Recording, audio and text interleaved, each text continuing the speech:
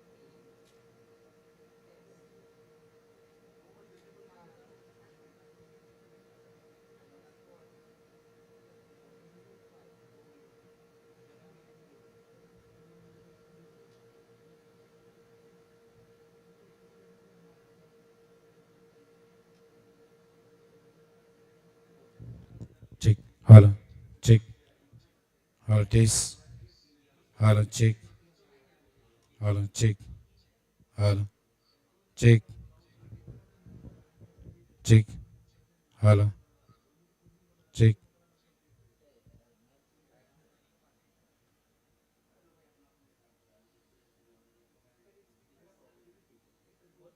check, hello,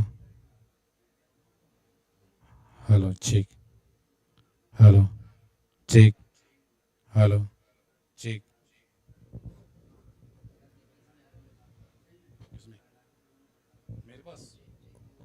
मेरे पास Check, check. Hello. Check one, two. Check one, two. Done. Good.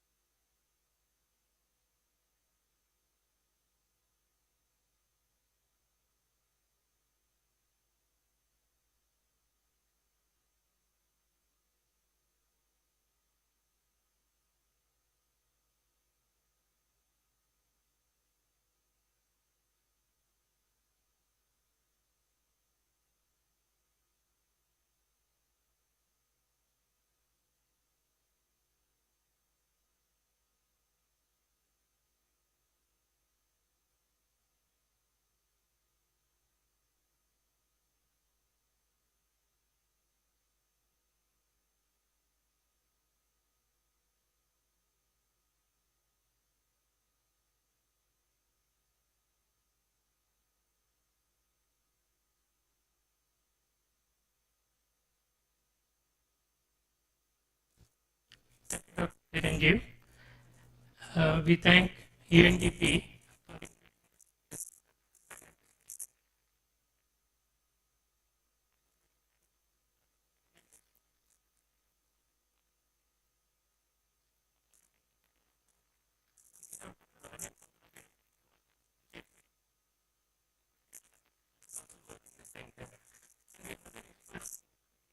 Well, patent will prove to be very useful. Over the past few decades,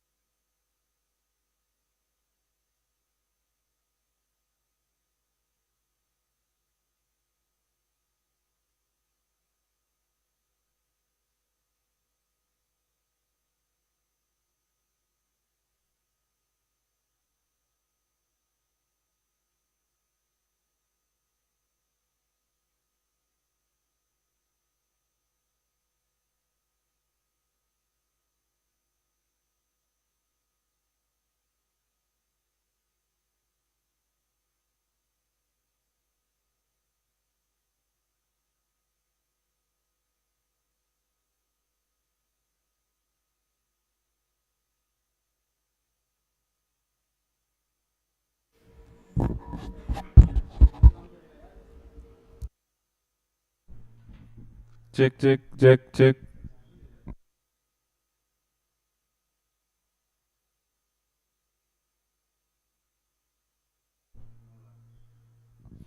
Check, check, check, check.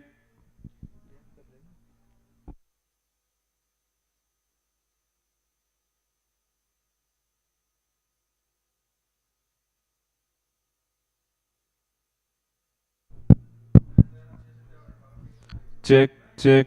Mic check.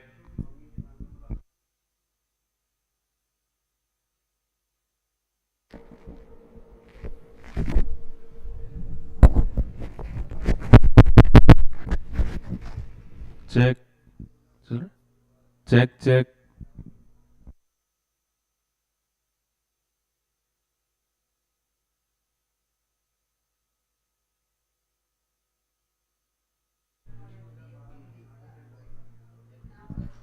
Check, check.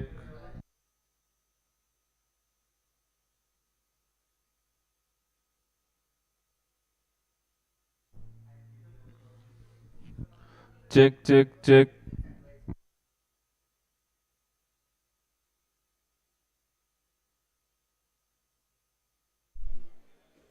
Check, check. Check, check. Check, check, check.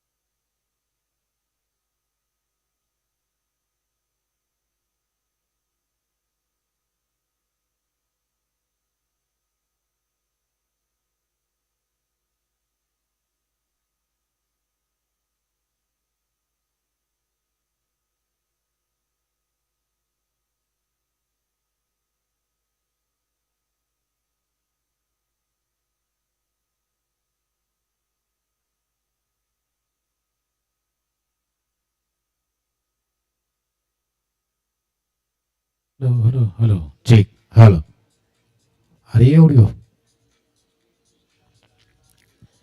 ठीक है okay tata bye bye hello check hello test one hello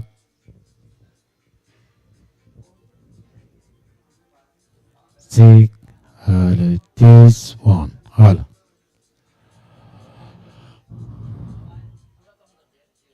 ज़्यादा है दूसरे वाले का check check one check test hello hello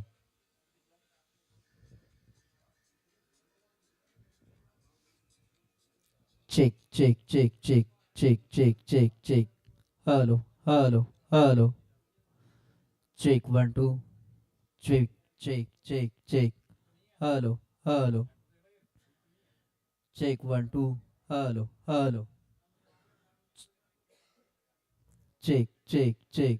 Hello, hello. Check 1 2. Hello. ठीक है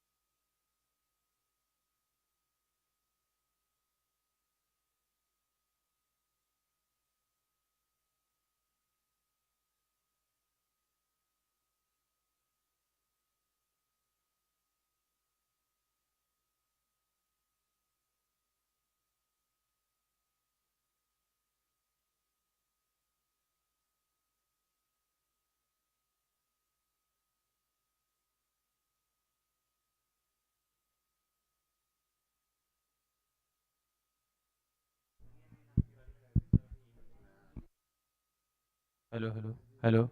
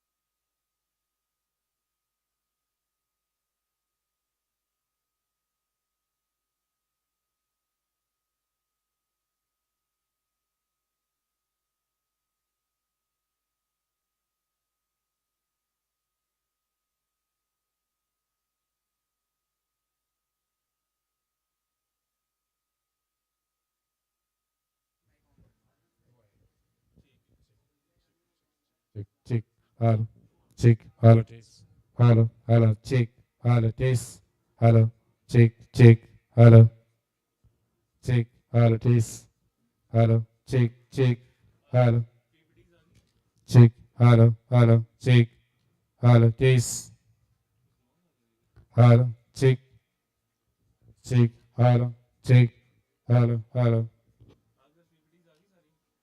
PPTs अभी सारी नहीं आई है.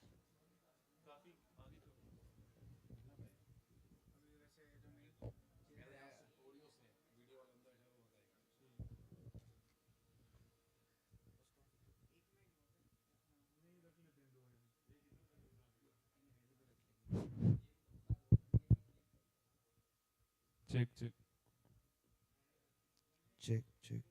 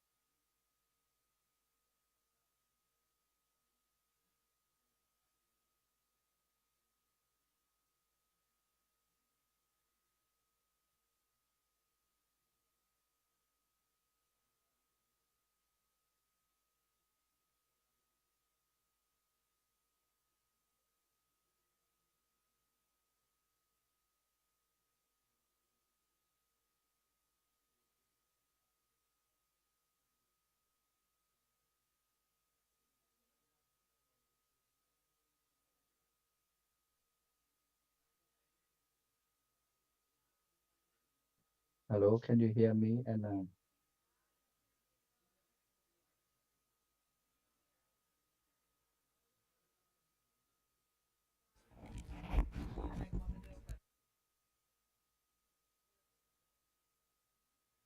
hello.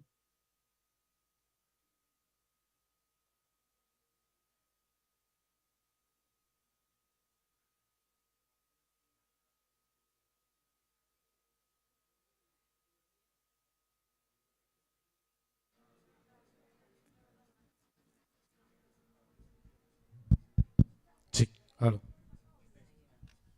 This one? Hi, Dr. Viraj. How are you? This is Lorena. Yes.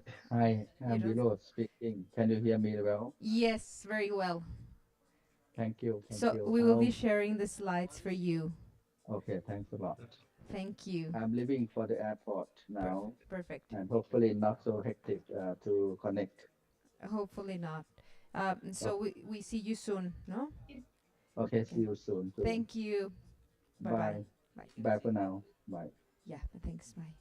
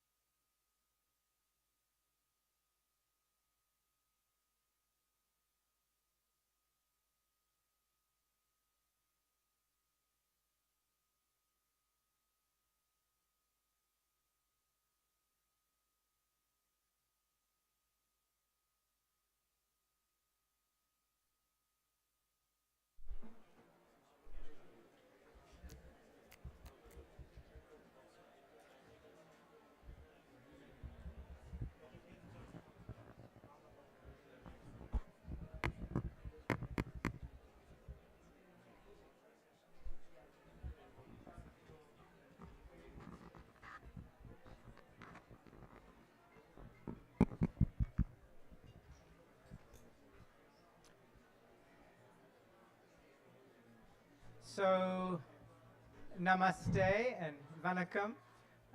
My name is Kumanan Rasanathan, and I'm the Executive Director of the Alliance for Health Policy and Systems Research.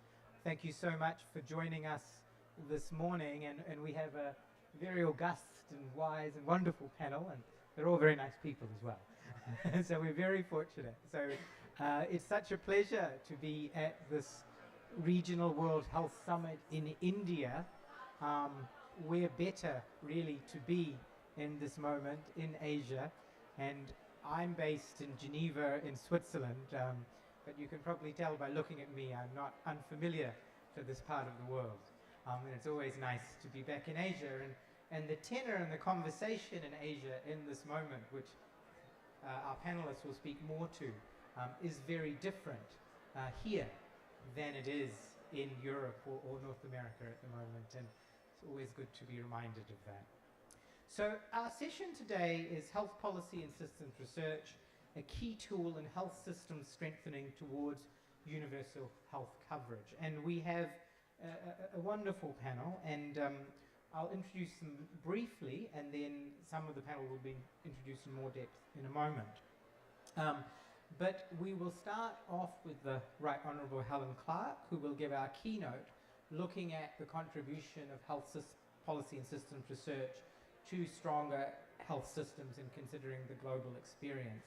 And I'll introduce you formally in a moment. We'll then have Dr. Viraj Tangcharon Satyam from Thailand. Unfortunately, Dr. Viraj could not join us, but he will be joining us online, and he will be speaking to his country's experience, such impressive experience on the use of health policy and systems research to advance universal health coverage. Then I will hand over to my colleague Dr. Zubin Shroff, also from the Alliance, who will moderate a panel on emergent challenges and the role of health policy and systems research. And on that panel, which he will introduce fully, we have Dr. Kaya Furtado from the Goa Institute of Management in India. Welcome. We have Dr. Tangimiri Rai Simbini from the University of Zimbabwe, and then we also have Rajani Ved, who many of you will know currently at the at the Gates Foundation, but formerly who has worked throughout the health sector in India, particularly around primary health care and the community level. And then to close us off, we have Dr. Soumya Swaminathan, who is currently the chair of the MS Swaminathan Foundation in Chennai, in India, in South India. As you can see, she's not here at the moment. She's currently just giving some remarks in a TB session, but she will be here shortly, and then she will close. So we have a really wonderful session to discuss the role of health policy and systems research. This field, India, is a real global lead and hub now. We have a very impressive health policy and systems research network in India, many of you here, and it's a field that has existed formally for about just over 30 years, although people have been doing similar work for much longer. And we now have people in over 100 countries who do health policy and systems research. And yet, it's a relatively marginal field of inquiry. It's not so well understood or well known. Compared to biomedical research or clinical research, it's much less funded. And so, at this summit, which is about scaling solutions to achieve equity and universal health coverage, we feel, and of course I'm biased, that health policy and research and systems research has much to add, has much to contribute. And so we're thrilled that you could join us here today to hear from a panel from all over the world, from working at different levels of the state and government, from different partners in academia, to think about how we can realize the potential of health policy and systems research. And with that, it's one of my great pleasures in life these days that I often get to introduce the Right Honourable Helen Clark, the former Prime Minister of New Zealand, also a former Minister of Health, also the former Administrator of the United Nations Development Programme, recently the chair of the Independent Panel for Pandemic Preparedness and Response, and currently the chair of both the Alliance for Health Policy and Systems Research and the Partnership for Maternal, Newborn and Child Health, among many other things. And Helen is doesn't really sleep. She does a million things. So I'd like to hand over to you now, Helen, to speak to us on the contribution of health policy and systems research to stronger health systems and universal health coverage, reflecting on the global experience.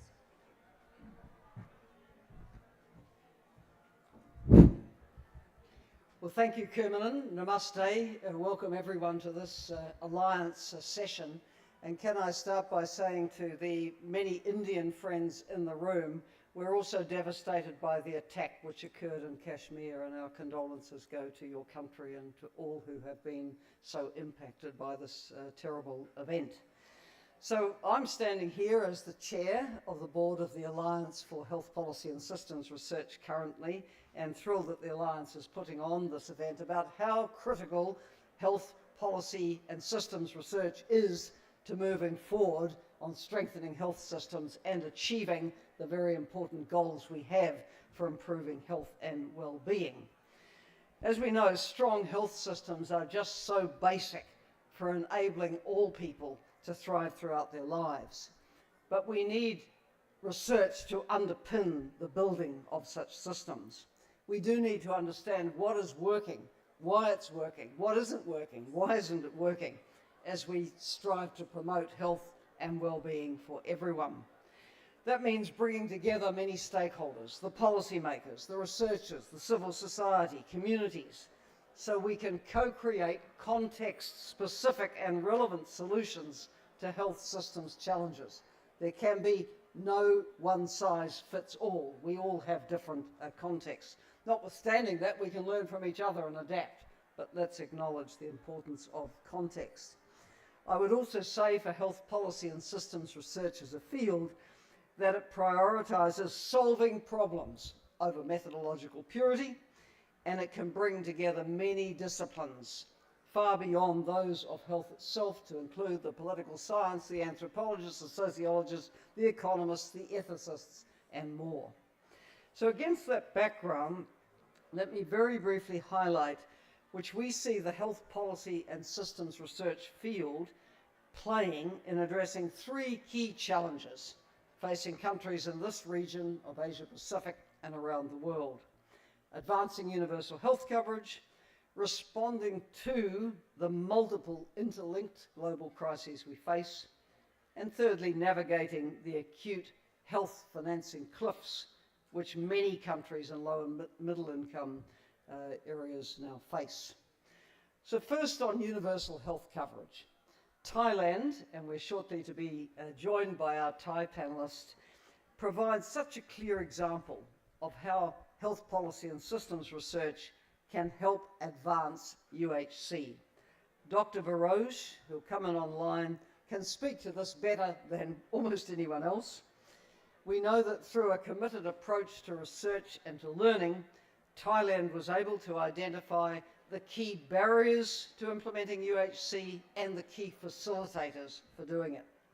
Research was behind the development of policies like the 30 baht scheme in the early 2000s, which then underpinned the subsequent universal coverage scheme. The policy did not emerge in a vacuum, and it hasn't remained static. Of course it was informed by politics. Let's acknowledge that UHC is actually very popular, and rightly so, especially with the many who would otherwise face poorer health and well-being and even catastrophic health expenditure. This is true from the UHC pioneers like New Zealand and Sweden in the 1930s to countries across regions today. But as well as being popular in Thailand, UHC's implementation has also been driven by extensive data and analytics about healthcare utilisation, about cost effectiveness, and about the social determinants of health. And this points to the value of long-term investments in local research capacity and institutions.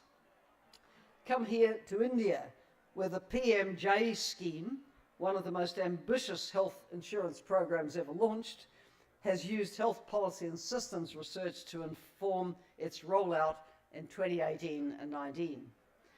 Both the Alliance and WHO were very pleased to support that effort, and the value of health policy and systems research was clear to the Government of India, and the implementing agency went on to establish its own research unit. Let me come now to the role of this field in the tumultuous times in which we're living. And we all know it's an era of so many crises, big social and geopolitical shifts and increasing risks. We see violent conflicts taking a heavy toll around the world. The COVID-19 pandemic has a very long tail, and the climate crisis is intensifying as too little action is taken to address it. We're also experiencing as a world very rapid urbanisation, major demographic shifts, soaring rates of non-communicable diseases, and digital disruption. While each of these challenges presents unique obstacles, they also share some common attributes in that coming up with solutions and answers does require engaging across sectors and also acknowledging that these crises disproportionately challenge and impact the most marginalised populations. If we took, for example, NCDs as one of these major challenges, historically the NCDs were framed as something high-income countries needed to worry about. No, not anymore. 77% of the deaths from NCDs are occurring in the low and middle-income countries. And the chronic nature of NCDs demands a different type of care, different health systems from those we've had. Preventing and addressing the underlying risk factors requires engaging across sectors far beyond health to finance, transport, trade, food and beverage, education. It also requires standing up to well-resourced commercial interests, which are purveyors of unhealthy products. As New Zealand's health minister in 1990, I introduced what was then the world's most progressive tobacco control legislation. And I know only too well how complex and politically charged making reforms like that can be. But health policy and systems research can make sense of the complexity we face in reforming. It can help develop solutions across the many sectors beyond health, and it can examine the role of power and interest groups in shaping policy agendas. My third area, this health financing cliff globally, and particularly for many of the LMICs. It's now been exacerbated by recent sudden reductions in support for global health by various high-income countries. Obviously, the US is top of mind, but it is far from the only one. While some countries in the Asia-Pacific region have been minimally affected, even largely unscathed, for others in this region and elsewhere, and especially in Africa, the impacts are catastrophic, with interruptions to service delivery and access to life-saving medicines, and dramatic reductions in the health workforce. The major global health agencies too, WHO, UNAIDS, Gavi, Global Fund, the impacts, spillover impacts, are extremely significant. What is happening underscores the need for increased domestic financing. Of course, this now has to be done in a rush, and money is scarce. Many of the countries most affected are heavily indebted. It's very hard to find the money right now. So we have to look at how we scale up spending in these difficult circumstances domestically, and also at the most efficient resource use. In Uganda, I'm told, the government is now mandating the integration across HIV/AIDS, TB, and other chronic care services to increase efficiency, because often vertical funding leads to silos and fewer efficiencies. So let's take the opportunity of crisis to get some integration done. There will need to be legal reforms to help facilitate rapid purchasing of drugs within regular procurement systems.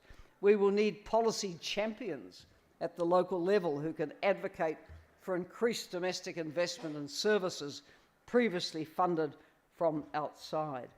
Again, health policy and systems research has an important role in helping to identify how to stretch limited resources and supports stakeholders to reconfigure health systems and keep the essential services going. And let me give a plug again for the very important Lancet 3.0 Commission report that was launched at the WHS in Berlin last October, which in effect was a best buys approach on how you would reduce premature preventable mortality by 50% by 2050. It came up with a range of interventions which would do this. Let's go back and look at what the best buys are to get to where we need to be. Over the past quarter century or so, as Kernan said, this field of health policy and systems research has grown a lot in the overall numbers of researchers, the range of topics being addressed, and we see that within the Alliance itself and what we are doing, and the sophistication of the research methods being employed. Increasingly, the field is focusing on impact and on the engagement of policymakers and communities as pathways to change, as was seen in the use of health policy and systems research to inform the PMJ health insurance scheme here in India.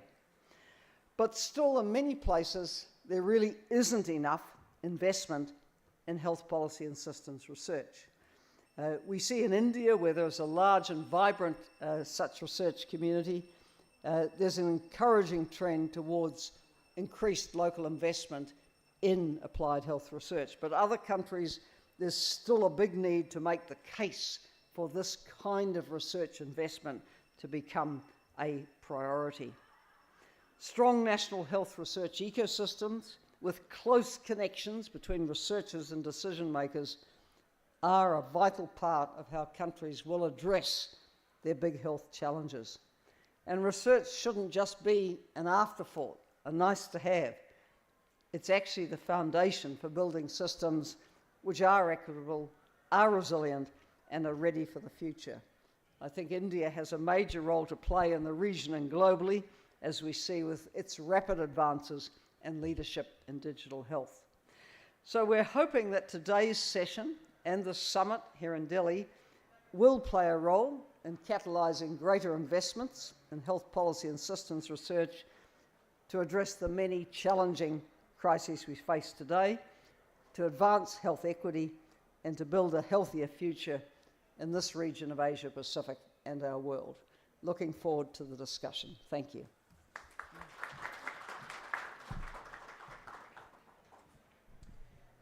Thanks so much, Helen, for really sort of setting the scene so comprehensively, surveying the multiple interlinked crises that we've now been talking about for many years. You've been talking about them for many years. But also highlighting how health policy and systems research can make a crucial contribution, but also showing that that's not just rhetoric, but that there are countries that have been moving with that, and the experiences of Thailand and India have much to teach us. So thank you so much. So we now move to one of those other country experiences, the experience of Thailand. And so it's my great pleasure again to introduce Dr. Viraj Tangcharon Satyan, and very nice to see you, Dr. Viraj. Dr. Viraj in our field needs no introduction, like most of the people on this panel, but he has been working on health policy and systems research all his career, and he has been the leading figure in the International Health Policy Program at the Ministry of Health in Thailand, which is an example of a country institution that does applied research to inform policy and practice. And Dr. Viraj's work and also the work of IHPP has been crucial to informing the rapid advancement towards universal health coverage in Thailand, not always in the easiest political situation. So there's much to learn, and Dr. Viraj is going to speak to us on that. Thank you for joining us. I should also say that Dr. Viraj has recently, in the last few years, been chairing the pandemic treaty process, which has not been very easy. And so we owe you our thanks for helping to steward that. And finally, that looks like it's reaching some happier resolution and ending towards the World Health Assembly. So I know you couldn't join us in person, Dr. Viraj, but please, over to you, and thank you. And we look forward to hearing from you about Thailand's experience with health policy and systems research. Thank you, Kumanan, for the introduction, and thank you, colleague, for the invitation. I'd like to talk about what Thailand invests and sustain HPSR capacity and what challenge we are facing during the last 20 years. Next slide, please.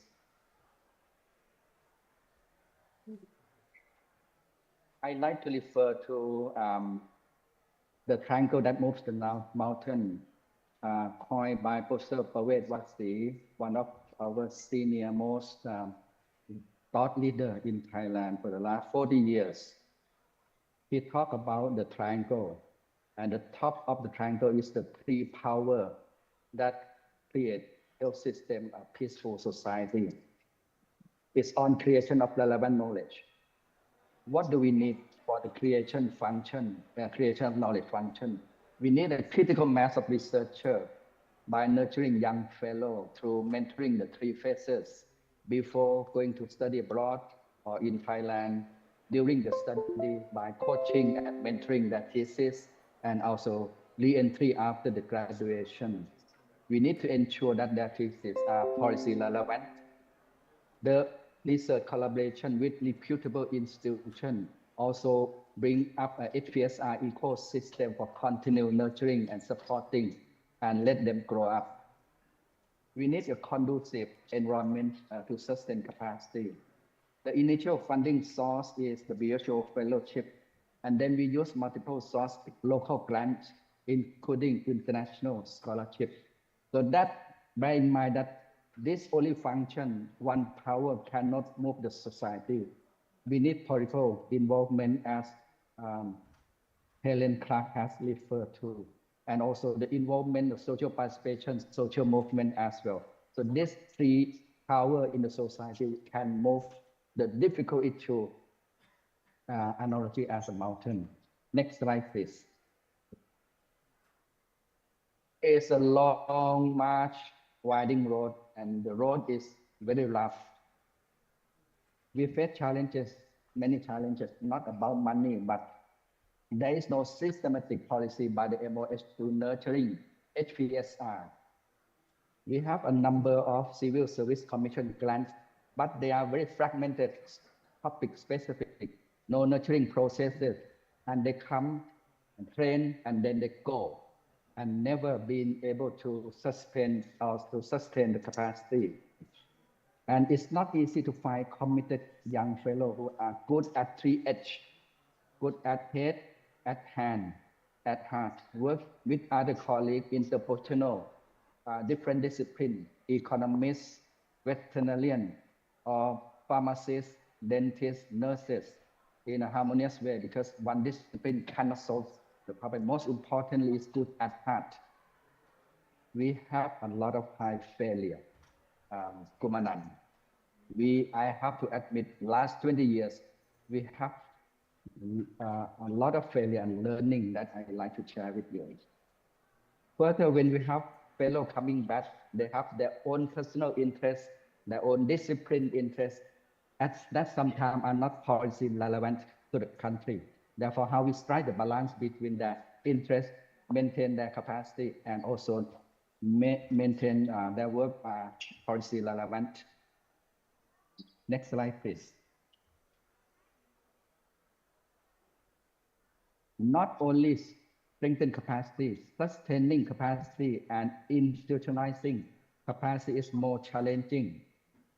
In the last 20 years, we trained through supporting training of 53 PhD and 19 master, most 100% retention in Thailand.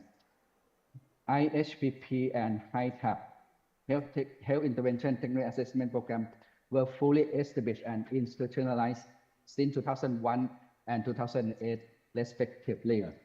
Both are independent non-profit foundations with effective governance mechanisms. We have strong collaboration with national and international agencies that strengthen the ecosystem of HPSR. IHPP and HITAP Foundation, in the past years until last year, we maintain arm-length relationship with MOH and policymaker. What does it mean by arm-length relationship? It means not too distant to be irrelevant policy.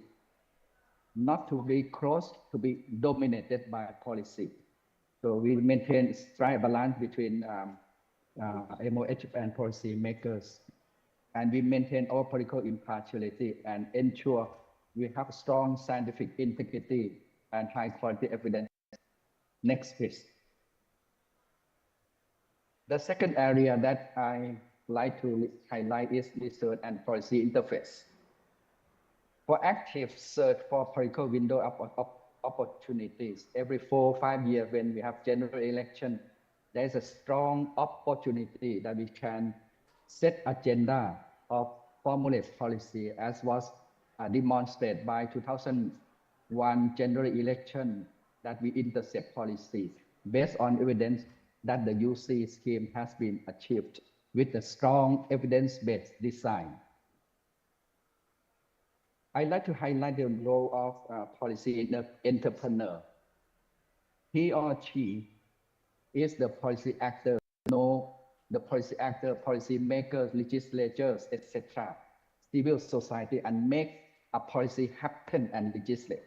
They link between evidence and policy decision. And we have quite a few, not many, but they are the definitive stakeholder to make policy happen. These are the key current legally endorsed key policy decision platform.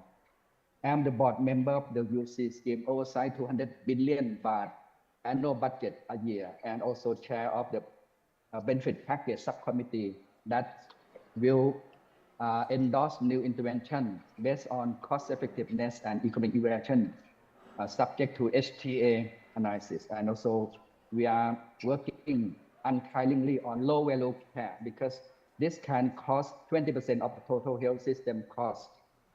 If we cut and minimize the low value care, we can do a lot of efficiencies. Working group on epidemic of C-section up to 53% national average, which is very unreasonable high, and also unnecessary coronary angiography and high mortality and complication from angiography. So these are low value care and create a lot of costs to the system. AMR National Committee will endorse and move AMR policy. We work with national statistics, etc.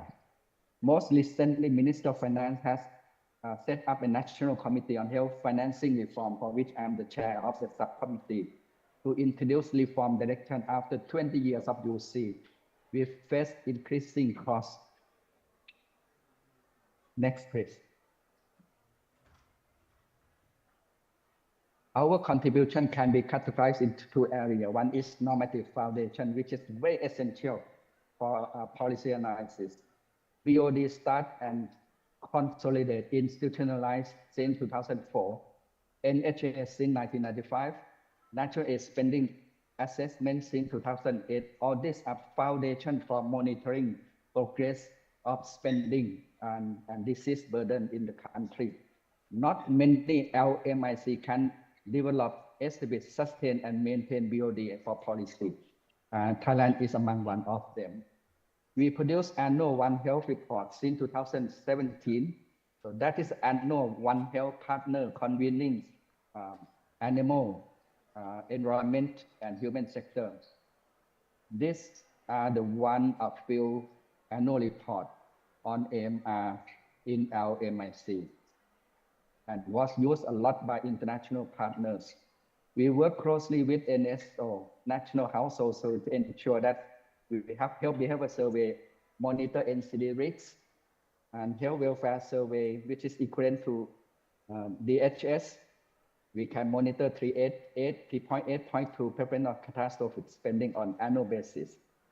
And also special module on AMR, on unmet healthcare needs, on wealth index, and also UN Convention for Rights of Persons with Disability. We monitor every 2 years, every 3 years, and also older person survey. The second area is policy-oriented research. We contribute significantly to the design of UC scheme. Universal ART, we produce $300 per person per year for ART.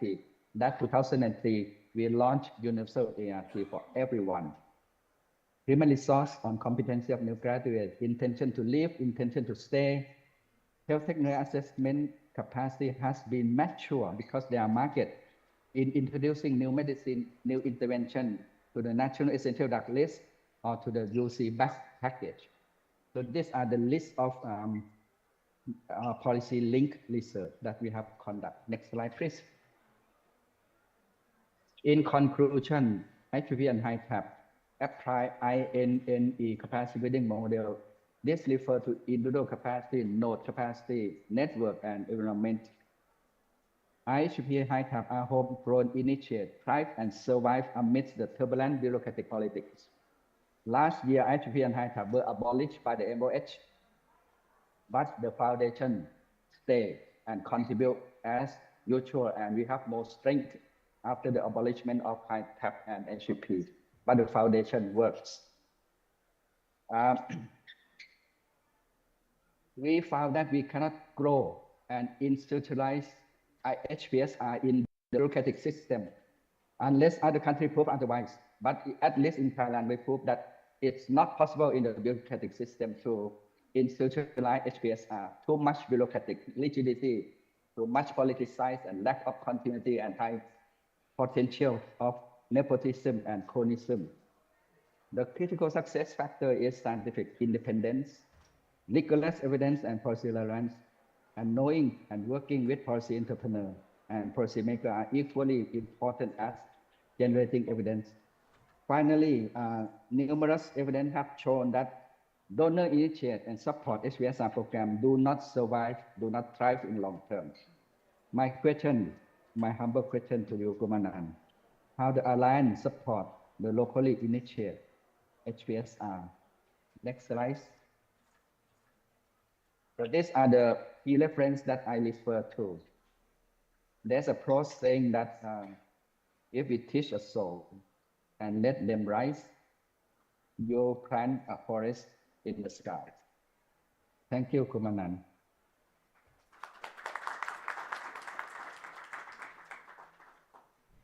Thank you so much, Dr. Viraj, for that sort of tour de force review of the Thai experience. And I know you get tired. We always, with countries in the region, say, how can we do this? We say, oh, look at Thailand. But I always appreciate the honesty you have.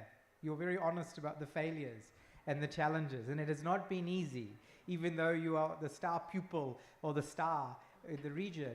It has not been easy, and you have continuing challenges. So thank you so much. I know you have a plane to catch, which is why you couldn't be here, and that you will need to leave shortly. But I will answer your question briefly, and then I hope I will see you again soon and we can discuss in greater depth.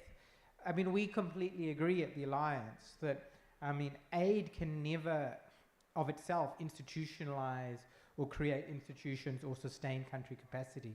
Countries lead and progress because of their own people, right? And your experience, it very much shows that, and I have seen that myself going to Thailand over the last 20 years.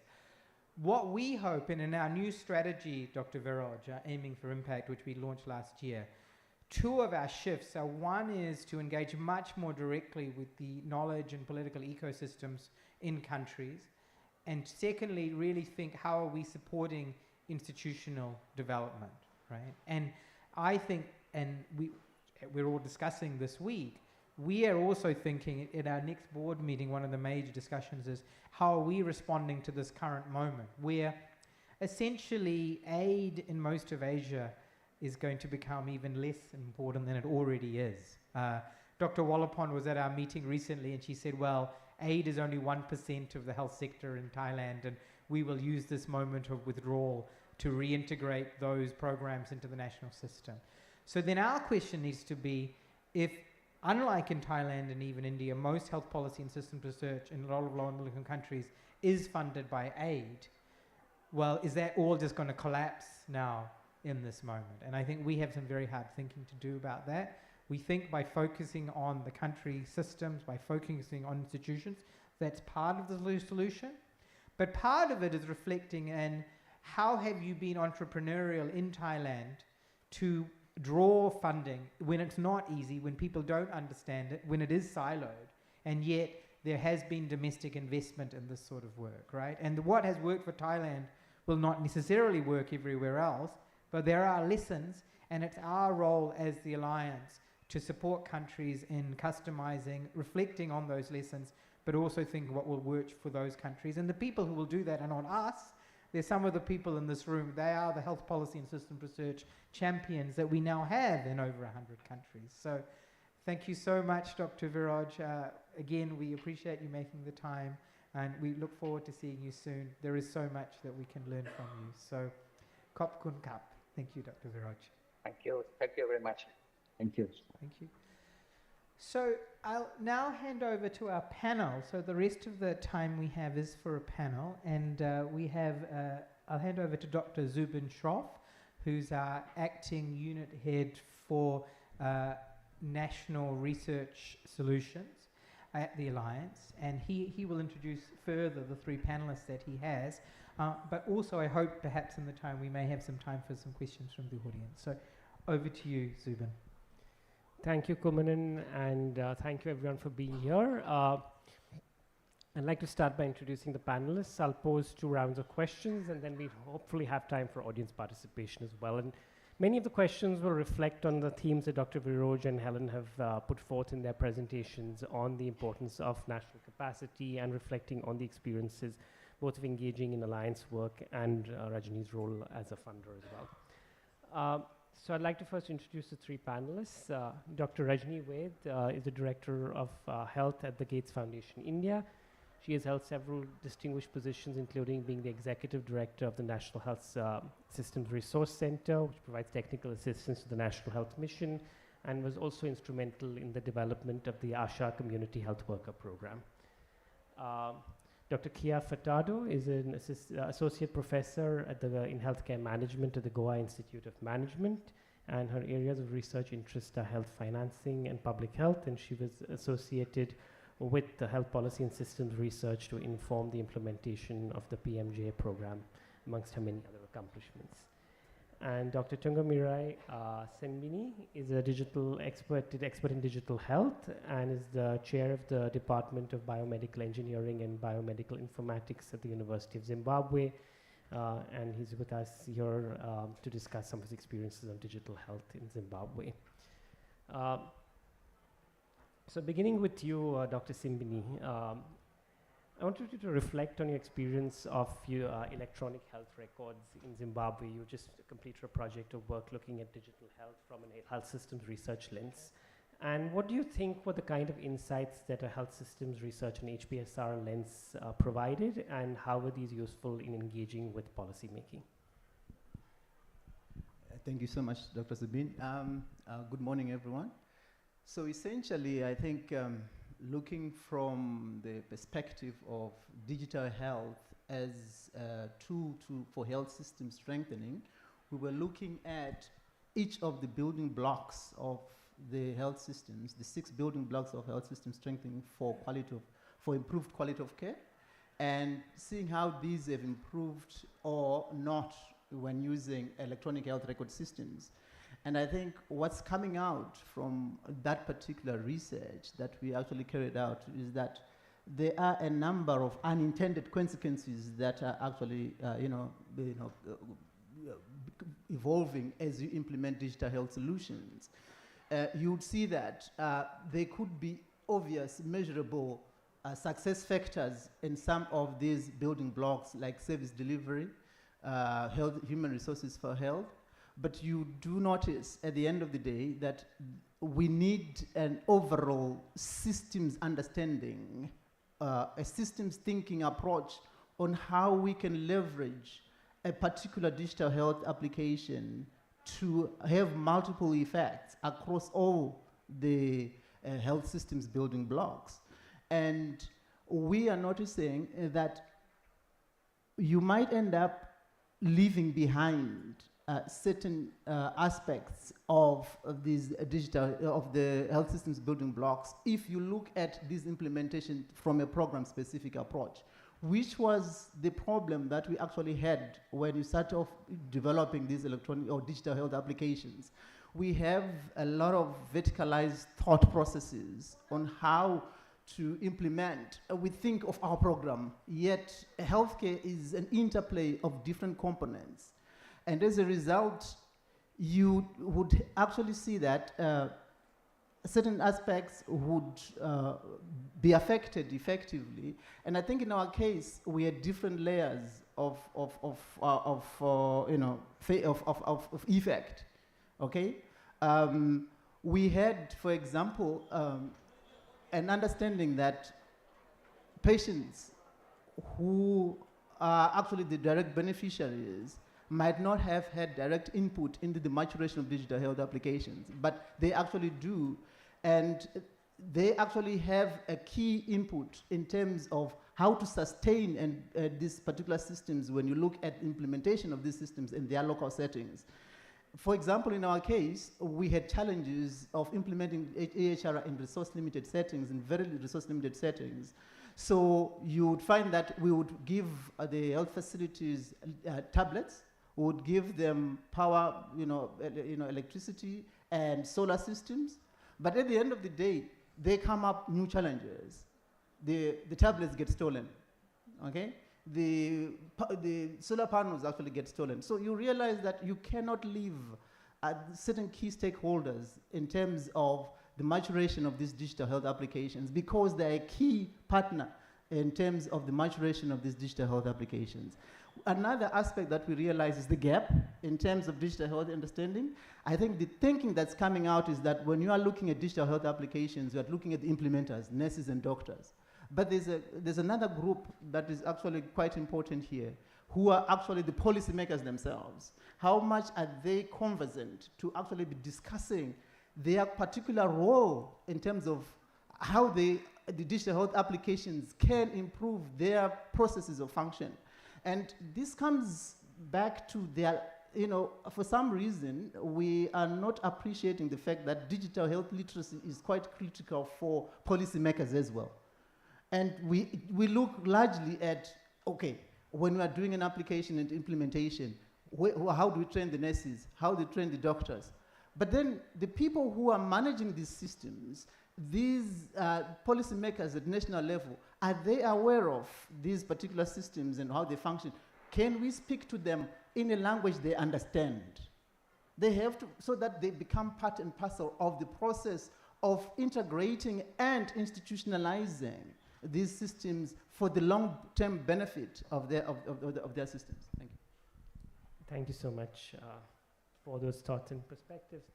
So coming to you, Kia, what do you think needs to be done to better support researchers working in the area of health systems research, communicate and engage with policymakers? And by this I mean both training as well as sort of incentive structures that exist in academic institutions. Thanks, Zubin, and good morning to everyone, and thank you for having me on the panel.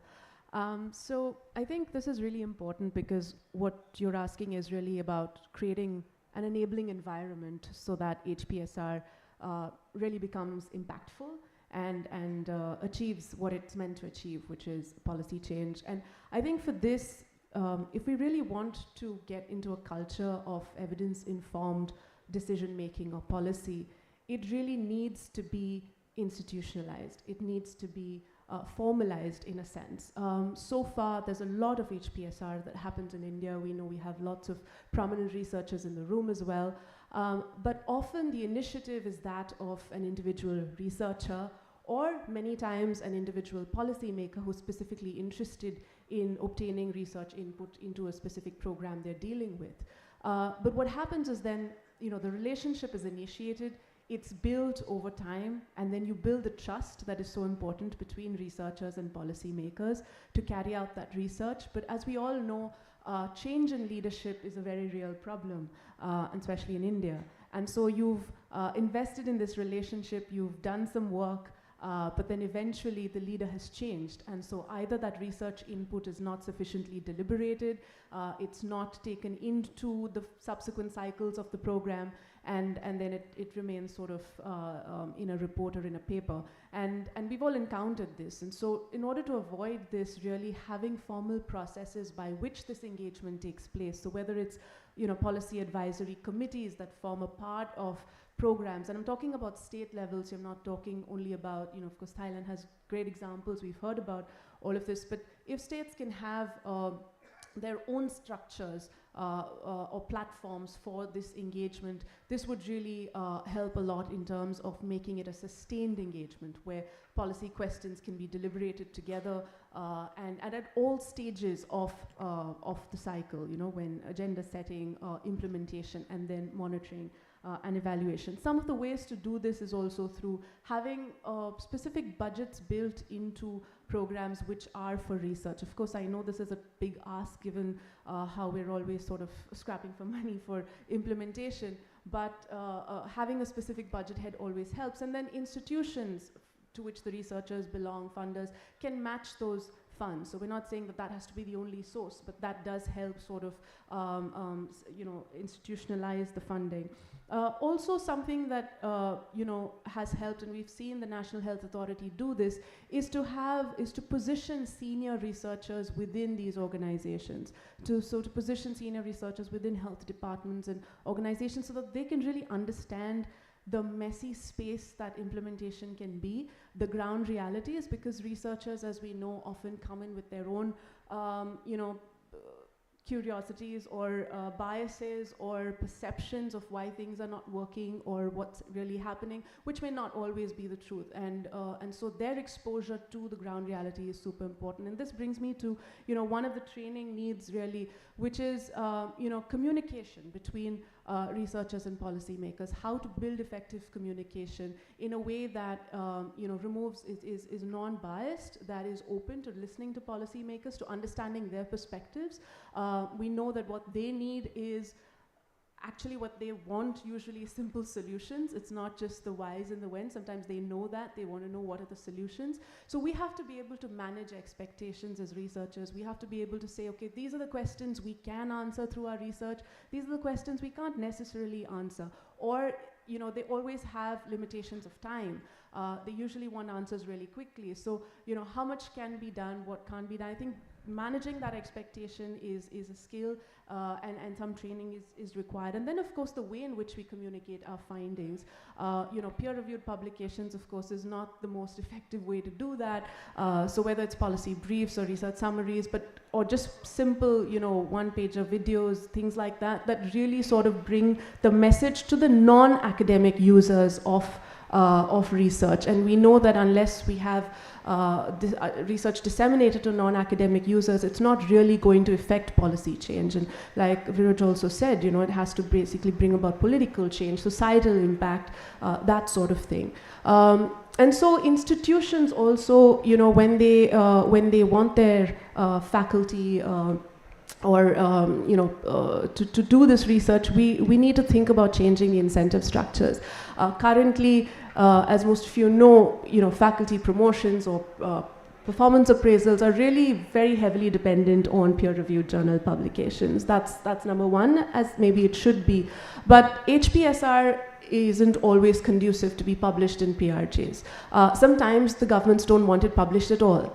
They just want the information to be shared with them. And so these considerations must be a part of how institutions think about their appraisal systems, how they, the metrics that they develop. So we're talking about impactful research, societal impact, and so developing context-specific metrics that can evaluate useful research, practical research, which characterizes HPSR, and using this to rank faculty, rank institutions. I think these are things that can really sort of help motivate young researchers, faculty, and academia to conduct HPSR. I'll pause there. Thank you so much, Kay. I reflect on many of the ways that you yourself have used in engaging with policymakers in India and how that's actually helped. Coming to Dr. Rajni, so my first question to you is, you've been a pioneer in community engagement and primary healthcare in India. What do you think is the added value of HPSR in strengthening PHC and using PHC as a lever for UHC? Thank you, Zubin. Good morning, everybody. And I'd like to thank the Alliance for inviting me to be on this panel. In 2018, the Government of India launched primary healthcare reforms, and it marked a significant paradigm shift moving from selective to primary health care. And while the government had, designed this shift in a way by adding additional human resources, additional financing, medicines, drugs, it was actually a great textbook kind of approach to making this transition. But you think about a federal structure that has 35 states and union territories, and how do you translate this, because this is a largely federally funded program, into the last mile where the action really is.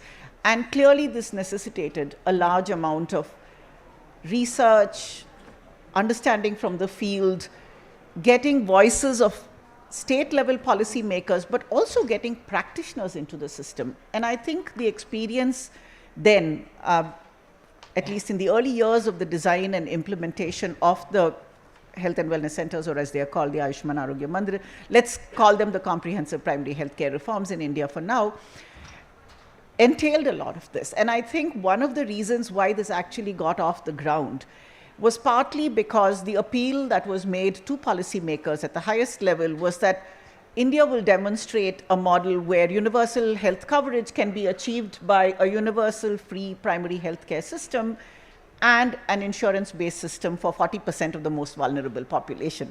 So when people say Ayushman Bharat today, in their minds it's always the PMJ. And we always struggle to say, but no, this is a program that looks at primary healthcare that is universal, free, accessible, by making all of these new reforms happen and adding on for the poorest of the poor. So in design, this was really an excellent program. And of course, it has evolved since then. But the critical need for health policy and systems research, I just cannot overemphasize. Many of the people, the institutions that were involved in this process used HPSR, maybe not explicitly articulated in terms of, research publications coming out, and this is how we did it. But let me assure you, having been part of this process, and I think Dr. Agnani is in the room, if I'm not mistaken, yes, co-conspirator and fellow traveler. He used to be the Joint Secretary Policy in the ministry when this was being designed. Also comes from the state of Madhya Pradesh where, he made much of this happen. And therefore, the translation of findings on the ground may not have been, as Kea said, peer-reviewed publications, but in actual terms of learning from the field that informed this policy. I'd like to say that HPSR needs to have a health system strengthening effect, which is when it gets taken seriously by policymakers.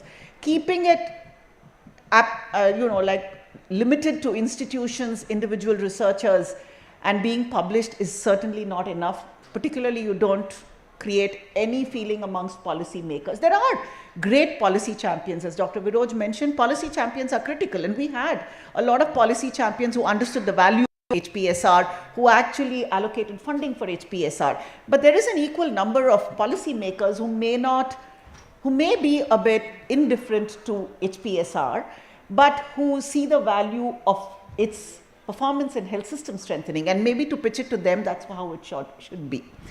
I think, difficult though it is, the case for embedded researcher practitioners is never more high than it is today. We've had COVID coming shortly after the PHC reforms. We've had this onslaught of digital technologies and digital health coming in. And as Professor Simbini said, clearly he talked about the people on the ground understanding it, but not policymakers. In our case, it's policymakers pushing digital health down, but our practitioners and frontline workers and providers not understanding its value, because it undoubtedly has a value. The road to it may be long, but there is a value. Unless we do HPSR looking at these areas and informing continually, we're not going to see the success we want in the next few years. Also, and another area is urban primary healthcare. Clearly in India, urban primary healthcare, we need multiple models and we need studying these models. We really need to know what works in different contexts. This is a huge and diverse country, and urban primary healthcare, without which we're never going to get to universal health coverage, is another area where HPSR is key. Also wanted to say, we talk about policymakers, and maybe in people's minds, policymakers, practitioners are all in one big group, but they are not really in one group. Policymakers make decisions, have access to financing, but practitioners inform policymakers. And in this country, which is federal in nature, we have state governments, we have district leaders who are practitioners, and I think that chain is often broken in HPSR because we address a certain, and I was actually at a meeting yesterday where we're looking at primary healthcare being the lever for universal health coverage in India. And the ambition to reach policymakers and decision makers is so high that you forget the pathway in between, because you're doing your research on the ground, but you're not able to actually link it to the policymakers who will not appreciate the work on the ground, because research is limited, it's finite in its capacity to actually address multiple scale issues. But that embedding practitioners into research is really critical, or at least acknowledging them. Just a couple more things. HPSR has to take a political economy lens. I think we saw that in Dr. Viroju's presentation. Without understanding politics and the messiness of policy making, then HPSR just remains as one nice study that was done and not shared. And therefore, who does the HPSR? Who actually presents it, even to practitioners? Because practitioners live out political economy and politics in their day-to-day work. And therefore, unless that's taken, it's hard to go forward. And my final comment on this is going to be that sometimes, and I say this with all humility, knowing that we're all friends in this room, is that the rigor of HPSR is perceived to be less than the biomedical research. And I think this becomes a methodological issue, but it's also important that practitioners of health policy and systems research understand that it's as rigorous as a randomized control trial. Two key informant interviews do not make HPSR. Anecdotal evidence does not make HPSR. But bring it all together, and that's the value of HPSR. So I'll stop. Thank you, Rajani. Thank you all panelists for very comprehensive answers. We'd like to open it to the audience for discussion, participation. So if there are any questions from the audience, could you please introduce yourself and then ask your question, and we'll come with the mic.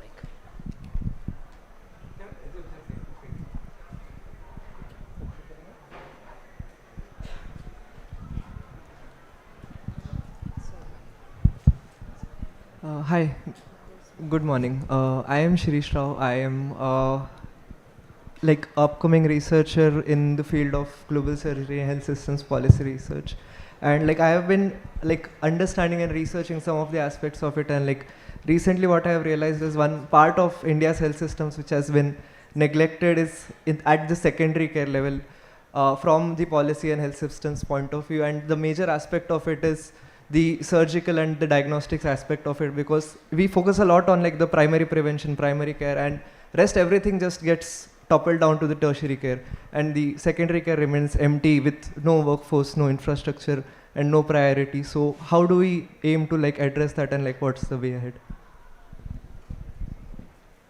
Any other questions? And if you could also mention who you'd like to pose the question.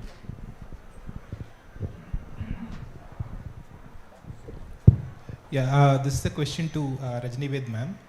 So I was part of the HPSR training cohort that was done by Professor Devadasan, and I was in the second cohort.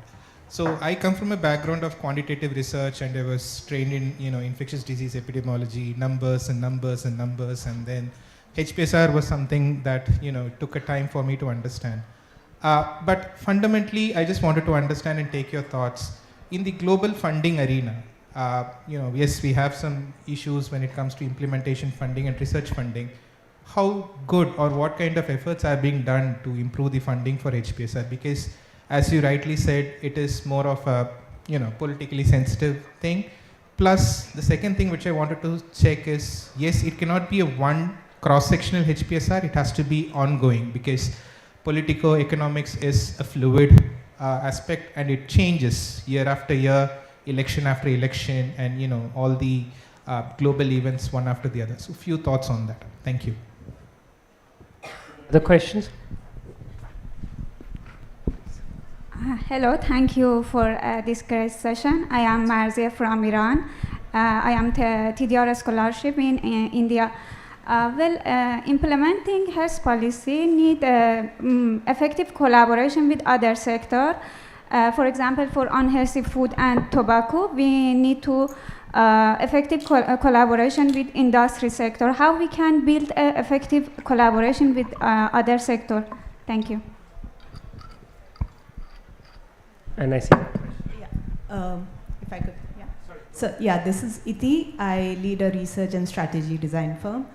My question is around, when we are looking at the global south and when we are looking at policy or we are looking at health systems, our needs are very different than, Eurocentric needs. Our understanding of privacy, of just understanding digital health at a ground level are very different. So when we are doing systems research and, when global institutions, nodal institutions like, the Alliance are leading it, what are the perspectives that are very relevant for Global South that we can set standards for Global South that would be different from more European standards? So just, yeah, thanks for it. Should I go? Yeah. Good morning. I am Dr. Gita Smita. I am a health systems researcher, HPSR researcher, and an academic as well. So I would like to address the question to Dr. Rajni Ved mostly, and I would also appreciate other insights. So ma'am, I would like to understand how to inbuilt HPSR methods and research to strengthen health systems by continuously monitoring and evaluating it, which we I have seen that kind of continuous surveillance and monitoring not happening as much right now, and how we could do that to further help out our health systems in India. So I think we've got a lot of questions. Thank you. Yeah, so the first two questions, so Rajni, I think the question on, just another question in building HPSR, as well as the question on investment in HPSR. And then Helen to the multi-sector question and the digital health question. So I'll take that question first, because it was clearest in my head. About how do you embed HPSR into routine functioning. The Alliance came with a theory about learning health systems, and I think that's really the kind of the end goal for all of us. We must create learning health systems to the point that every medical officer in a primary health center is questioning, right? It's not just about scribbling the prescription and letting it go, but it's because they are in charge. A primary health center medical officer is in charge of a population of 30, often more, and they are implementing all kinds of programs. They are responding to policy. And unless we create that, and that's why my plea that HPSR encompass practitioners as well. When we start to do that, and the value of monitoring, today the value of monitoring is very much directed to the state level, to the central level. It's not something that is used, and that is in a sense, questioning the data is also research, right? It may not be, I wouldn't call it health policy systems research, but it is also, questioning is in a sense a way of research. So that capacity needs to be built. And there are multiple institutions in this country who are trying to do this. I think there is fragmentation, and we are a big country. There are, we need to but channel it and make sure that everybody, every practitioner in the field, every policymaker, every decision maker has a chance to interact with these institutions and researchers on an ongoing basis. And that's really the responsibility, I think in India at least, given that government is so important, is the responsibility of government and parastatals in the country to do this, including academic and research organizations who benefit from government support. So I think that's the way. It's a long haul, but it's got to be done. The other question, yes, sure. The other question about funding. On the funding. Part of it I responded to here. It is the responsibility of governments to invest in these systems, right? At this stage in India, we have come to a place, much needs to be done, I know. There's lots of inequities, and there's lots of health systems improvements that need to be done. But we are in a place where we can allocate some resources, and it's being done. We have, as I said, we have ICMR, we have DHR, we have the National Institute of Epidemiology. And if somebody actually sat and landscaped this, which is something that needs to be done, is what are the institutions, where are the lacunae, and we should pull in corporate, private Indian philanthropy into this, right? To me, Indian philanthropy has moved from supporting civil society organizations to actually becoming implementing organizations. Maybe they need to take a step back and say, how do they fund the development of HPSR in this country as well? I think that's going to be something that we have to move forward to. International funding forms very little of India's funding support, right? And it should be that way. Thank you, Rajni. Thank you for those perspectives. Helen, it would be great to hear your perspectives on enabling multi-sectoral action. We had a question about multi-sectoral action. Well, it's often said that what determines health status is very largely determined outside the health system. So multi-sectoral is just a no-brainer, isn't it? Because often we see the health system just picking up the cost burden from all the other failed policies, whether it's the policies that drive multi-dimensional poverty, whether it's the incapacity or unwillingness to regulate the disastrous products like the bad foods full of sugar, fat and salt, it's the failure to regulate tobacco or alcohol. The health system picks up the cost. So if we who are, really so interested in health and well-being don't get it that we have to engage right across the sectors that drive the bad policies and practices, then we'll always just be at the ambulance at the bottom of the cliff trying to fix up the problems that are being created by sick-making policies in other parts. I think the pandemic also showed us just how critical multi-sectoral approaches were, because again, the health was on the receiving end of the burden of it, but we learned that our schoolrooms weren't properly ventilated, that a lot of the things we were doing were not safe in the context of a pandemic, that we needed input across treasuries, our tourism sectors, our airports, just everyone needed to be at the party to make good policy. So I think the role of this field in really bringing together fields to get a holistic look at what will improve health and well-being and support health systems is so critical. I just want to add one point, and that is, as a former health minister, you just look for evidence. What can I do that will make a difference here? The WHO was so important to us in telling us what we could be doing. We need guidance. We need evidence. I mean, unfortunately, with some of these populist governments we see appointed around the world now, you get people who are just not interested in evidence. But believe me, most ministers, they want to do the right thing, but they want to know what it is. And I think that speaks to the point one of you made about the need to be able to speak in layperson's terms, so that the public can understand, the minister can understand, and communicate in a way that says, if we do that, this is what we can expect will happen. And then people will get the gist of it. Thanks. Thank you. Dr. Simbini, just your perspectives on digital health, and particularly about the sort of how do you actually contextualize in the role of HPSR in that? Thank you. I think, adding on to that, on how we can develop global South standards on DHIAs. And I think there are different layers to this subject of standards. They can be technological standards, but they can also be implementation or policy level. When you're looking at systems thinking, for example, in terms of digital health applications, you're really looking at how do we, what sort of frameworks are in place to allow for the all-inclusive process of incorporating the different components of that particular system, which in this case is largely an enterprise architecture sort of approach, which is a framework to how we can look at all the different bits and pieces, bringing them together to function as one, that the whole is larger than the sum of parts. And it's a maturity model. I think we are learning in this Global South some of these other aspects of how we can bring these different health systems building blocks to function as one.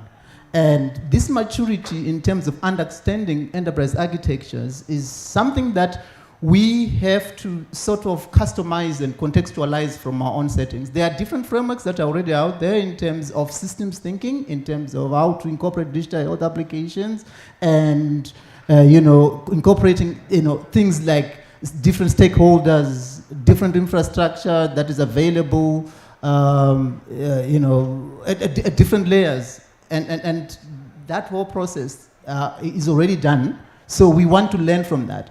And then we have technological standards, where we are looking at all these, fire and all these other standards. We are learning, and we would really do need to adapt them within our context, but we are not reinventing. But I totally agree. We do need standards that are more appropriate to our context, but we have to build upon what is already existing and change those systems towards our context. And it's still a big need.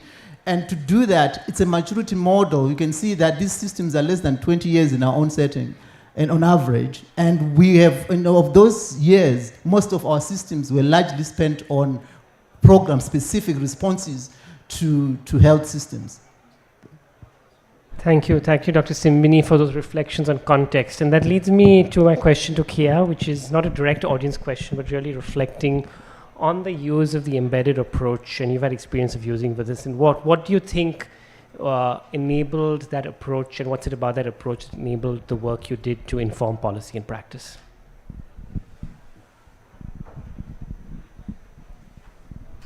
Thanks, Zubin. Yeah, so the embedded approach, is really, in my opinion, the most effective one.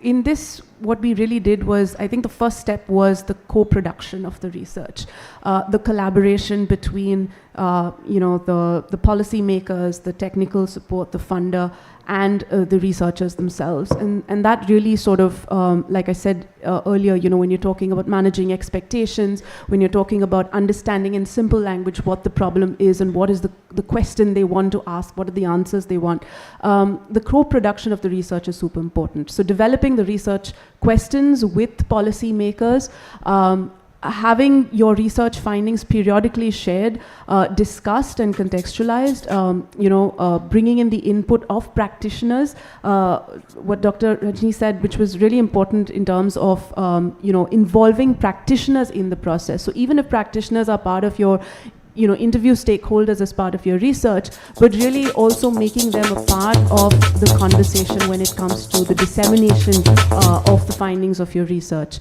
So that entire cycle becomes super important. And what we were lucky to have at the time was the involvement of senior leadership in this entire process. And so the investment of the senior leadership, the fact that it was done at the early stages of the program when there was still time,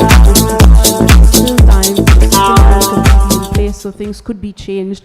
All of that made a big difference to the process, and having another important thing, I think, is the mentorship and the peer support that you get when you have, members of the alliance. So, as you know, Zubin, the involvement of the alliance. It's not just about funding aspects of it, but the technical support, the mentorship and the peer support, that you get to understand how other countries, other contexts have looked at these same questions, what their experiences have been, and what are some of the things you can look at which you haven't thought of possibly, other frameworks that you can use. And so I think all of these things really make a difference. But yes, embedding this into every program.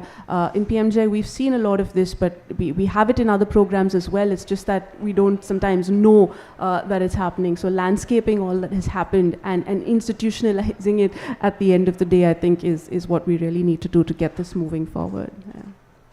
Thank you so much, Kia, and thank you to all the panelists for your interjections and for your answering the questions. And with that, I'd like to hand over to Kumaran. Great, thanks so much, Zubin, and that was a great panel discussion. And let's give our panelists a round of applause.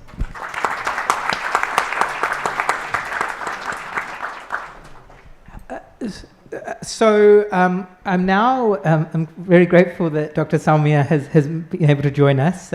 Like many of the panelists here, they're very popular over these 2 days and jumping from one session to another. But to help you, Dr. Salmia, before you give your statement, I'm just going to do what I would have done at the end. So I give you a quick overview to help you inform your comments, and then I'll introduce you formally.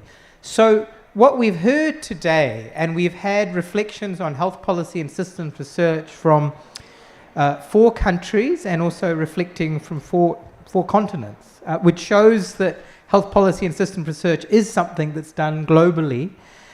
And yet, those reflections on the challenges, we've had a very honest conversation about the challenges of doing health policy and systems research.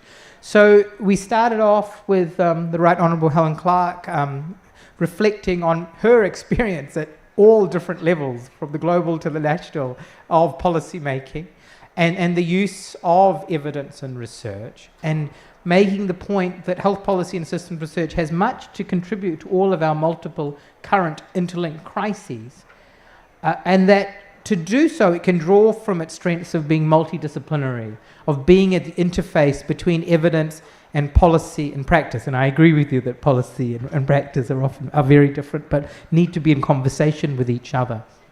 Also, reflecting on the need for local and national leadership, that there are countries, and you alluded to, Helen, the experience of India, of the experience of Thailand in doing so. And I think really you were making a call for us to get more out of this field for the crisis that we face today, and that there has been a contribution, but that contribution can be much greater. We then had Dr. Viraj join us online, really with an honest survey of his experience over the last 30 years in Thailand, of both building a health policy and systems research institution, the International Health Policy Program, but also considering how health policy and systems research has been able to contribute to it in Thailand.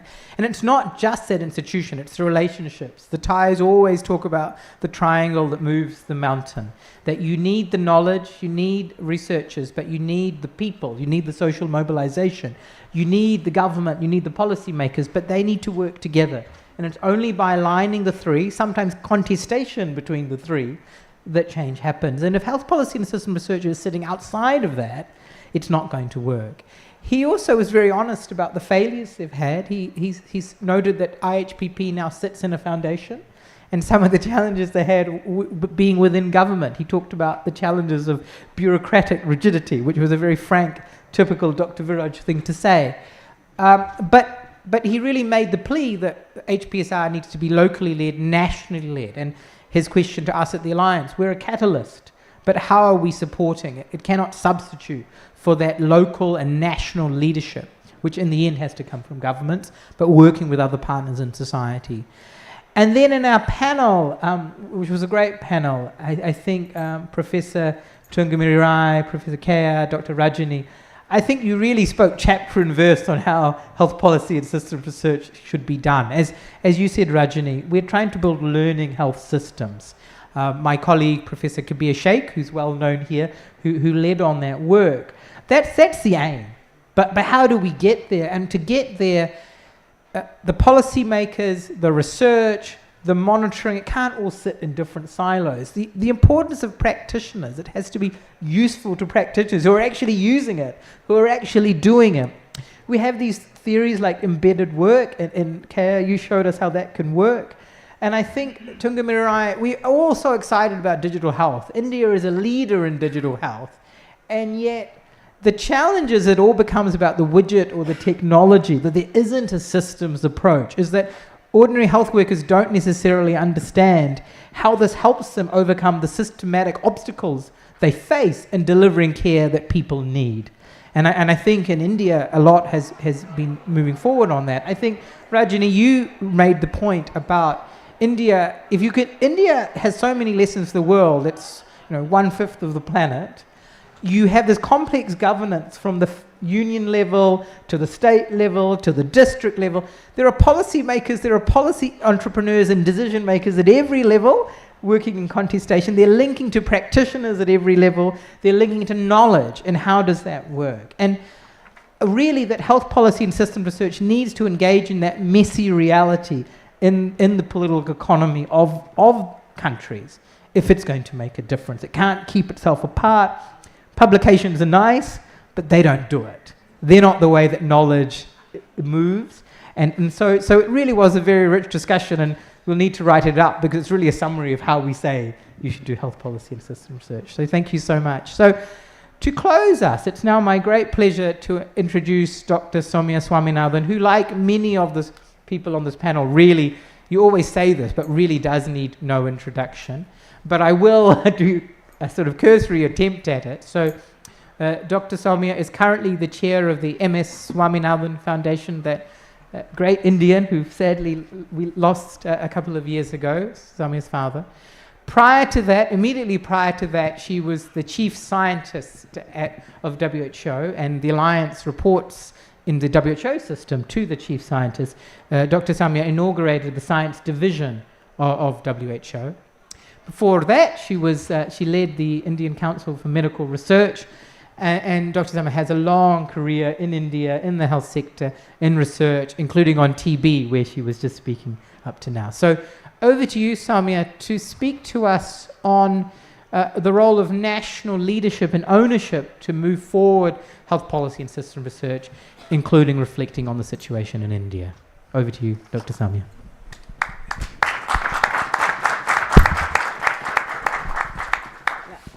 Thank you very much, Kumanan, and my apologies to everyone for having come late. Yes, I was at a TB session, just running at the same time.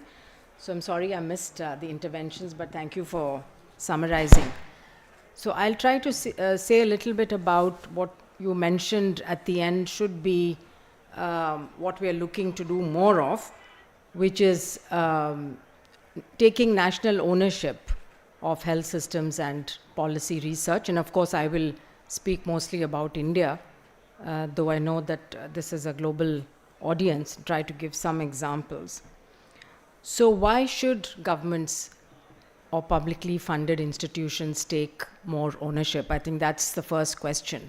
And there are several reasons for that. And from my own past history of having worked with ICMR for many, many years, I can say a few things about what sets apart publicly funded research institutes and why are they uniquely positioned to take forward, of course, in partnership with others, but certainly should take the leadership to deliver on an agenda of HSPR.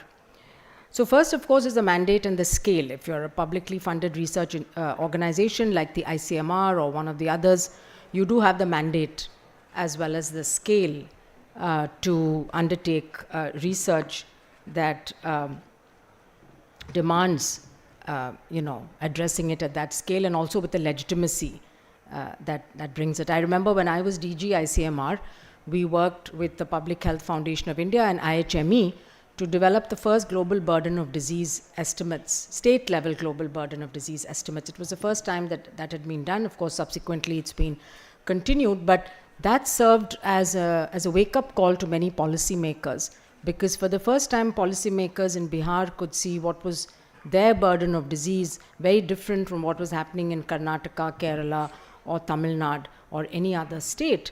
And that is very useful information for the policymakers as to where they should put their state health budgets.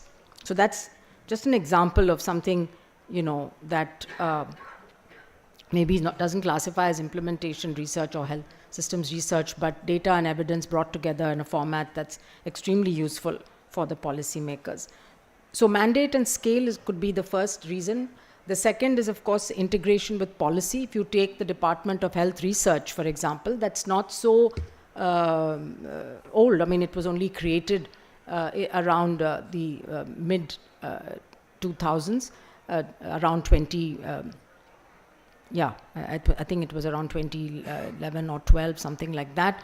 But what it's been able to do is set up systems for evidence-based guidelines, very importantly around health technology assessment.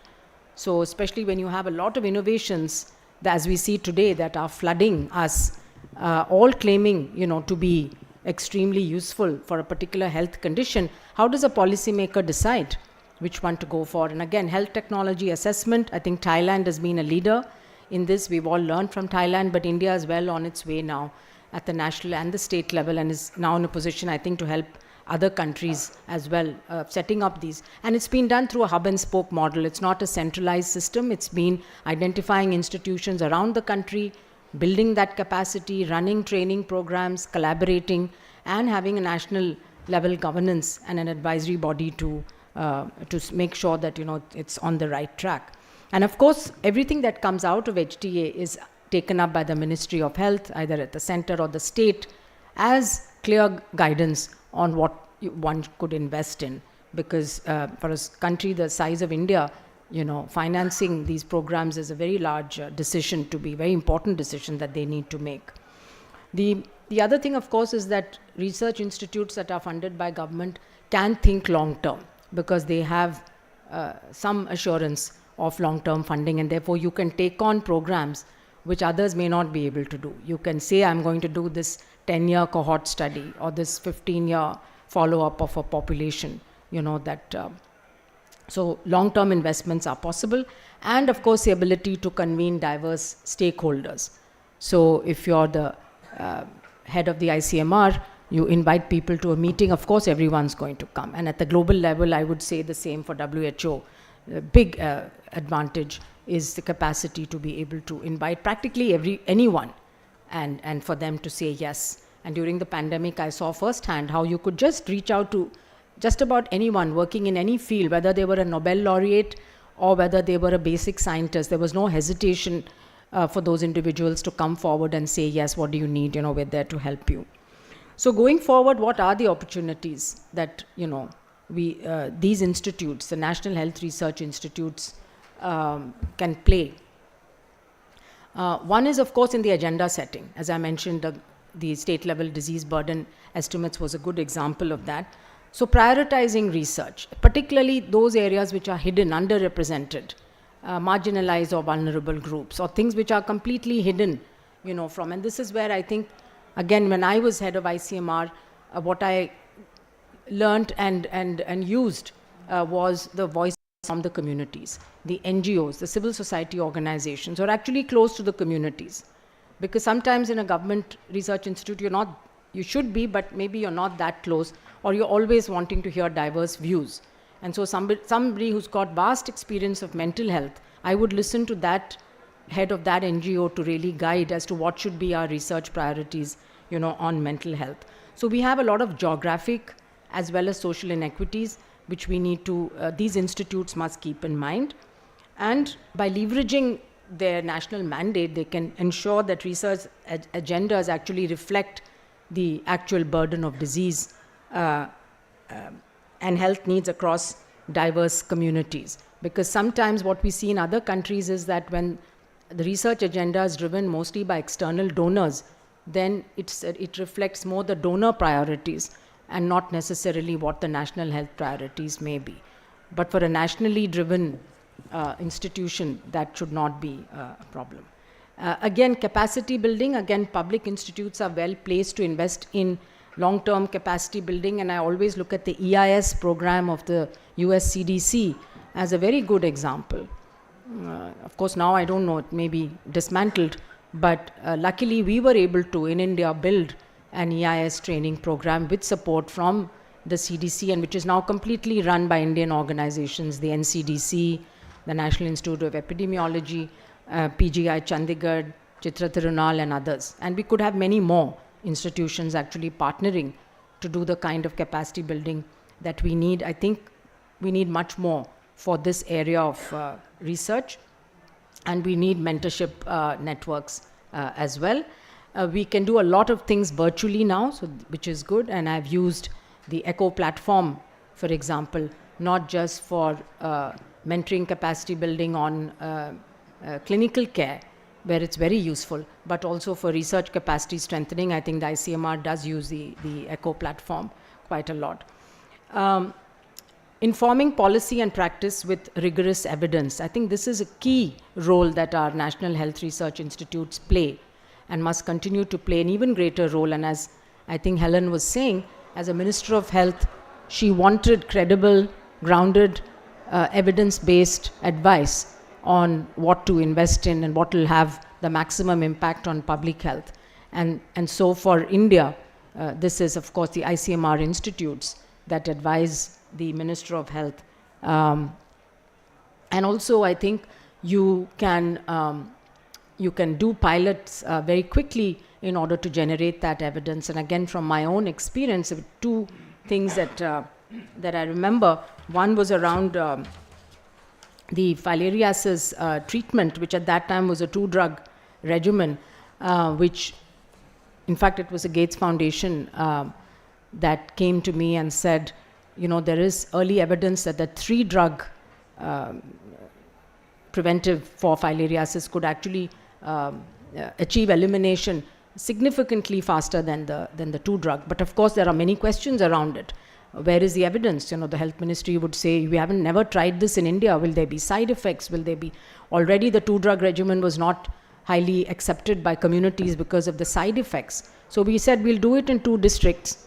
And so very quickly we rolled it out in 2 districts and showed that with the right kind of preparation, with the collector being involved, with nurses being available to deal with the side effects, which are temporary and minor, but still can cause panic in the population. So if you suddenly get high fever after taking a preventive drug, you're not going to want to, you know, the others around you are not going to want to take it.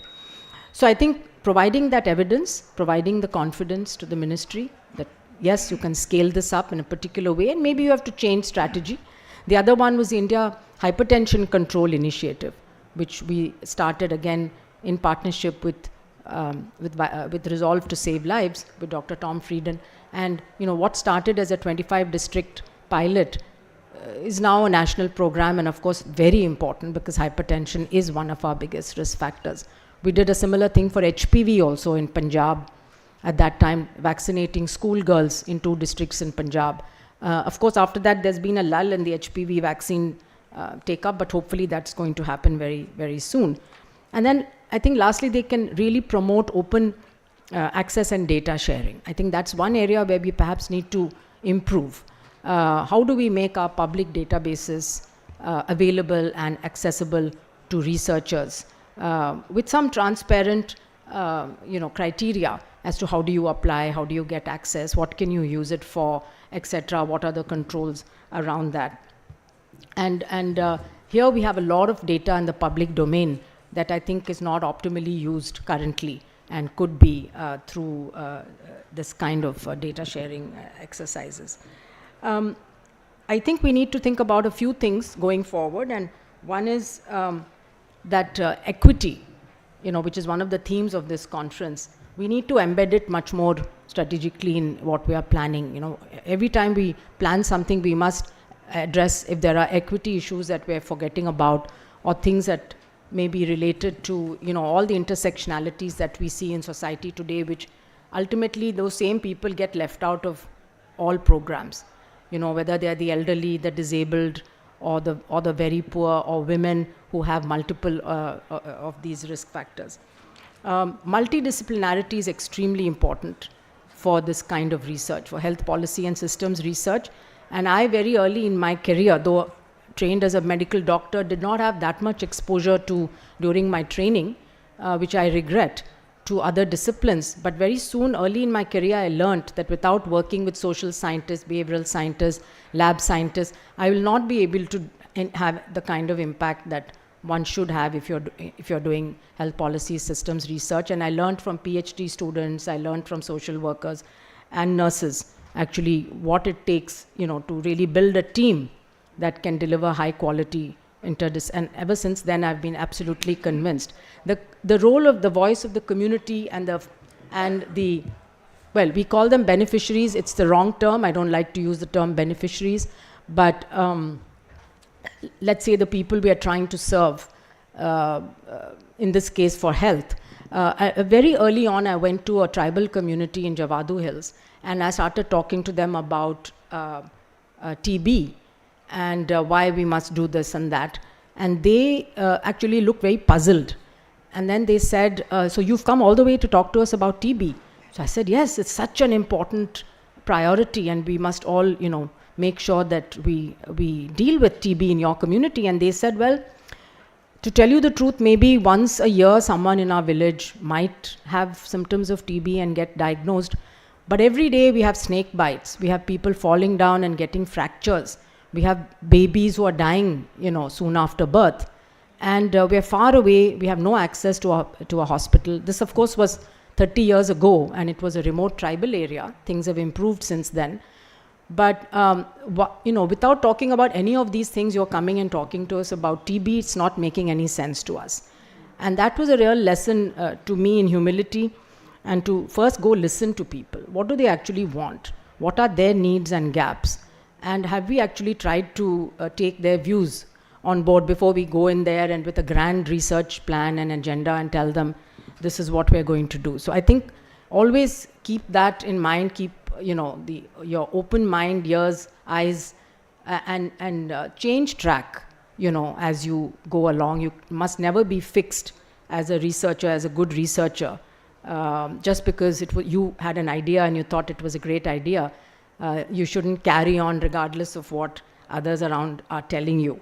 So I think the learning health system approach that Rajni mentioned and that the Alliance has championed is an excellent example. And I know in India, for example, that the National Health Mission often has these get-togethers where states are able to showcase their innovations, because one state may have done something which everyone else can learn from.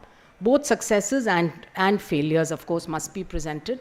We must understand also the challenges. One thing we do see is a bias in publication as well, where mostly positive results get published and negative results are often just ignored, left, or journals don't want, it's often much more difficult to publish negative results. But when we're sharing, we have to share both our successes as well as where we did not, our failures. And then, of course, so I think multi-sectorality, and that is very important, the community stakeholder engagement. And then how do you take your research results to policy translation? That's again a whole area which requires a lot of effort and a lot of, again, thinking and a coming together of not just the medical researchers or the health researchers, but also economists, ethicists. I think we saw during COVID that many things that countries used to do were not successful because they had not taken on board, all of the different views in society. So maybe I think we're running out of time. So I would just say that going forward, there's huge opportunities. In fact, there's even more need today than ever before, because there are so many things that need to get done, so many competing priorities, and we live in a very complex world and environment. What's true in one place, in India, for example, not necessarily the right solution in another state. And of course, when you look at countries, then you need your own information and context in order to make decisions. So yes, I think that ultimately I'll just end by saying that we need more health systems research. We also need to translate that into policy and practice. We need, again, I've seen in Thailand the way in which they involve the community through their national health, what is it called? Assemblies, exactly. So, starting with the lowest level, let's say the district, then the state, and then the national. The people come and set national health priorities. I think that for me is an excellent example of how researchers must listen to the community and of course also have those discussions. And then I think more focus on the data sharing and open science and democratization. I think people today using AI, using digital tools, I think it's possible to let people have access to a lot more information than was possible in the past. So better, more frequent, transparent, science-based communication and having a dialogue will also help to build trust in science, trust in research, and therefore more trust in the public health authorities. Thank you very much.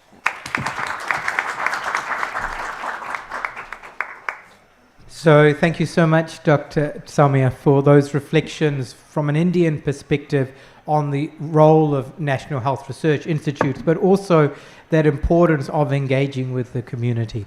At the Alliance, one of the questions before which wasn't answered was on what are the differences in an Indian view or an Asian view compared to sitting at the London School on Health Policy and Systems Research. I think we can be proud in this field that actually it's been built by people across the world. This is not just as important as Anne and people at the London School were. It's not just of the London School. And the Alliance has, we say in our strategy, in our new strategy, our core values are equity and social justice, gender equality, solidarity, and participation. And I think our job is to make those values real. And part of that is saying, well, where does knowledge lie? Who actually knows what needs to happen? What is our role in different levels, from being a prime minister to being a district community leader to being someone who just is trying to get health services for their family? we as a field say we can bring that knowledge together, bring that data together to inform changes in policy and practice. So on behalf of the Alliance, thank you to all our panelists today. So thank you, former Prime Minister Helen Clark. Thank you to Dr. Viraj for joining from Thailand. Thank you for Dr. Rajani, Professor Kaya, Professor Tungamirai. Thank you to Dr. Zubin and Dr. Lorena and my team. Thank you to NIMS and the World Health Summit and the organizers and all who've helped. And thank you again to you, Dr. Soumya. And thank you to all of you for joining us. We've cut into a little bit of your lunchtime, for which we apologize. But really, health policy and systems research has much to contribute, has much more to contribute, and India can really be a leader in the region and in the world. It already is, but much more is possible and much more is needed if we're going to address these very complex crises that we face, which unfortunately are only going to become more frequent and more challenging, and this field needs to play its part. So thank you so much to everyone.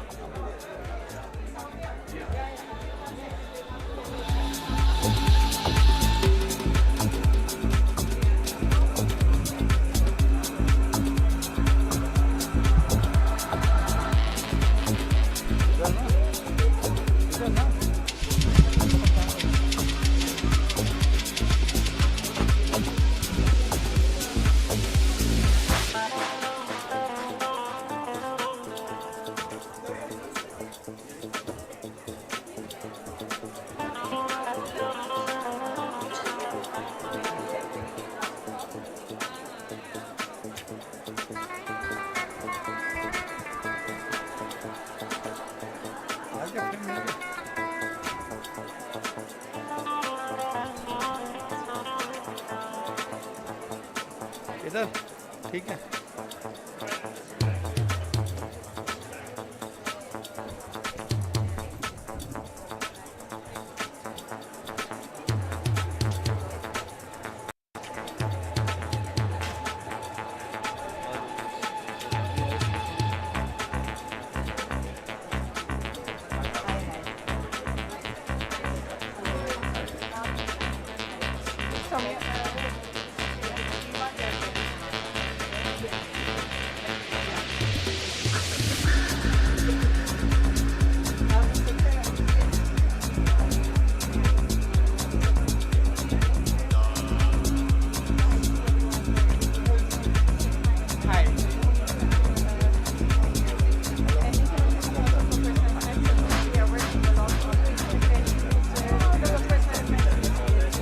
It's not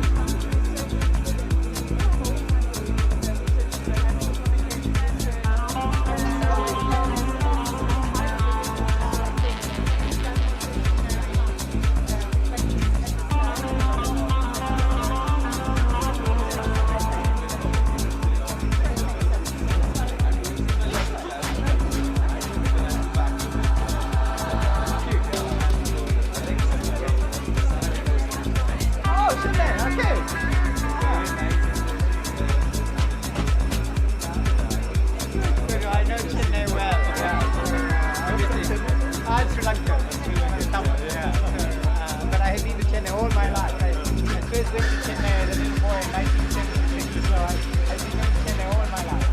And obviously, Dr. Samia is done finally a postgraduate in computer medicine. So we do come to WHO and also doing the field work later on.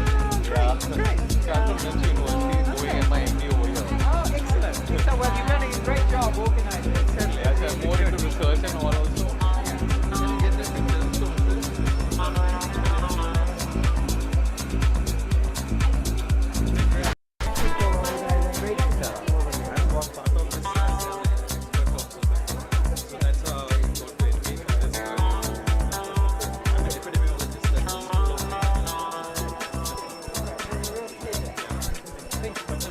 Hello. So I had certain questions to ask from Yes. But she will be around. Yes, she's here today and tomorrow. Yeah. Hello.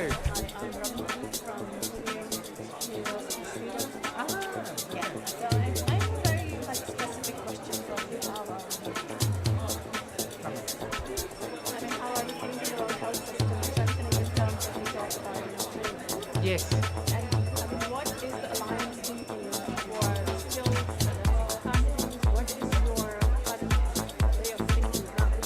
Because that's Umia orienting our. Oh, you're at Umia? Ah, you know Miguel and Anna Karin. Yeah, I used to come to Umia. They're my good friends. Yeah, I know because health systems companies are very much there. Yeah. So they're my old activist friends.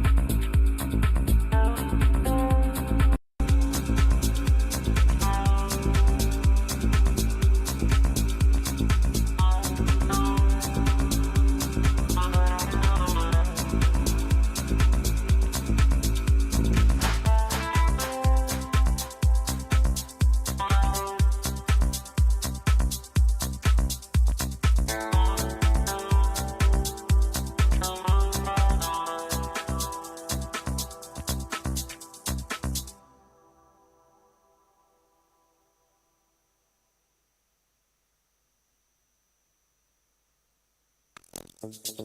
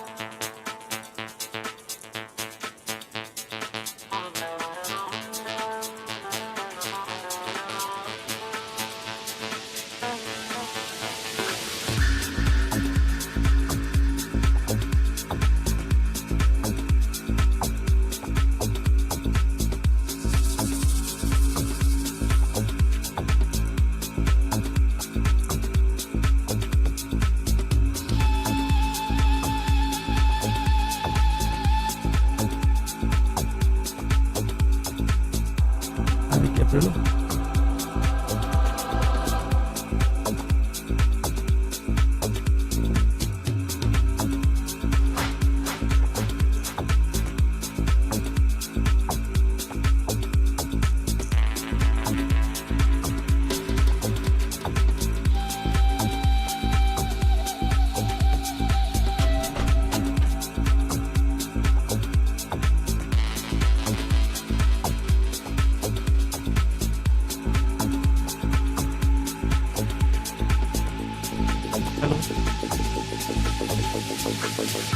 Hello, Gabriela, can you speak, sir?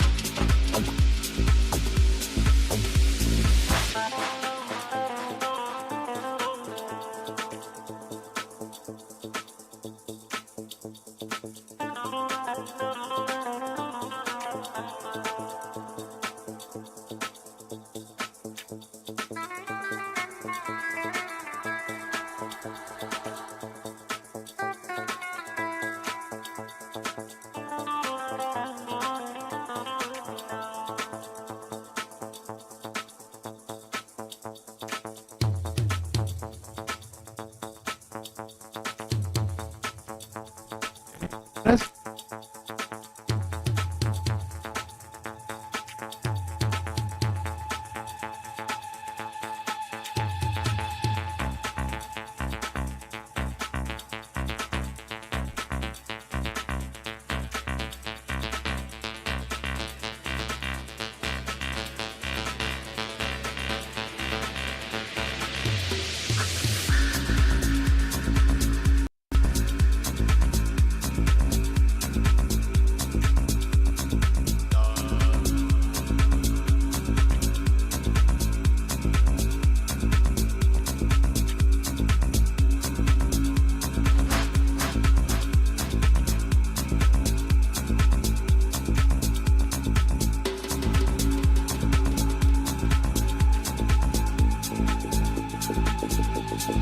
Can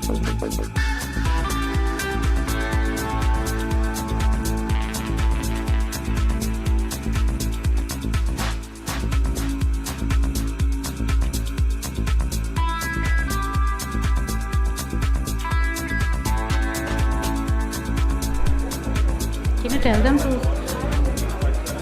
Excuse me, everyone. Can I please request everyone to get seated and we can start the session?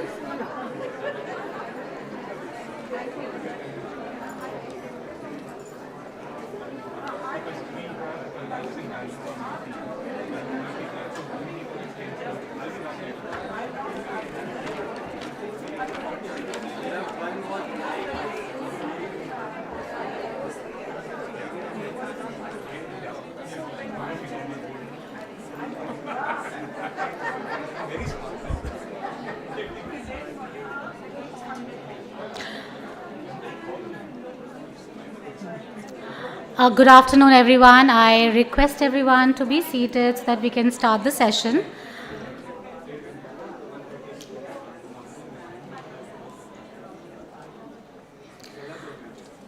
Thank you so much, and good afternoon once again, and welcome. First session after lunch. I hope I have everyone with me. So today's session, the plenary session, is Mission Born Healthy, Transforming Maternal and Newborn Care Through Integrated Intervention.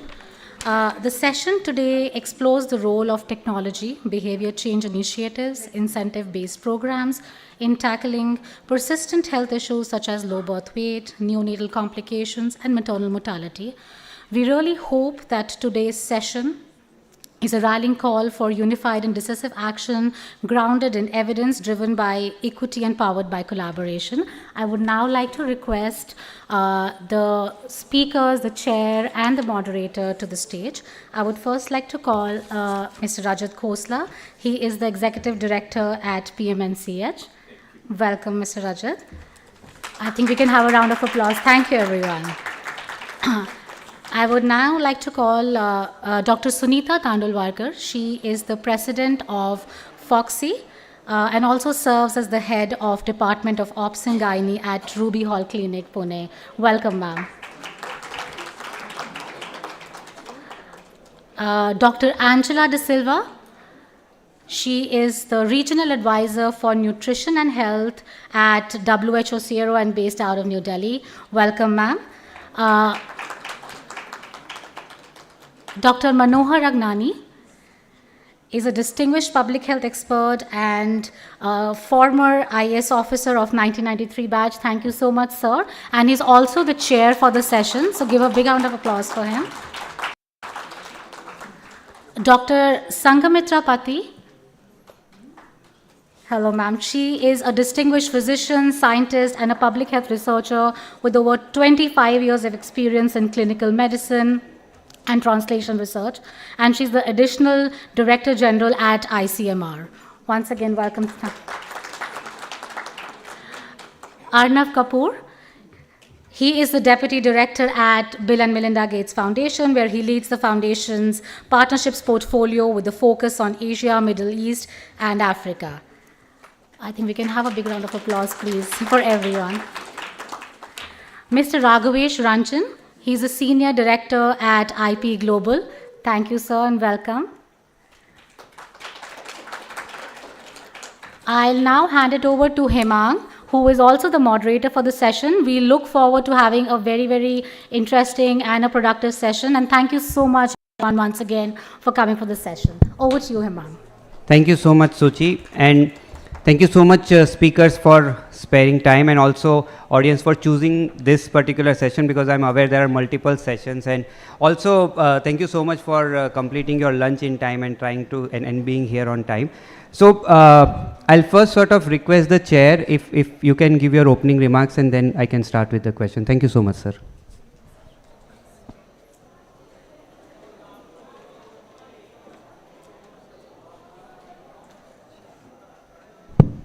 Thank you. Thank you, Hemang. So, a very important session on integrated innovations, and we have a rich panel. But being the chair for this session, I would like to give some opening remarks. Maternal mortality ratio and NMR and IMR, India has made significant progress in last decade, and I would attribute much of it to the introduction of the National Health Mission. So we have made significant progress, and our rate of decline has been faster than the global average. We are aware of that. Now, I would like to bring to one study for the discussion. Exemplar study, you are aware of that. They broadly divided Indian states into two broad categories. One were the states where you have a high MMR and MMR with low per capita income. That's one set of states. And second set of states is the reverse, where you have a low MMR, low NMR, and high per capita income. And most of the states were categorized in these two broad categories. Now what the findings are? Findings are that the states which have a high MMR and low per capita income, they are into the stage 3. I will come to the stage 3, which is basically when you have a MMR of 100 to 300 per 100,000 live births, and MMR more than in the range of 15 to 30.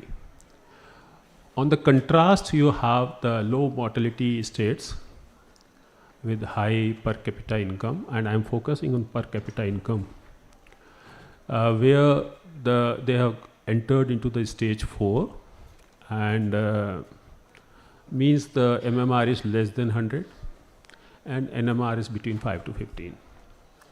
So now that's the contrast which we are talking, which we are going to discuss today.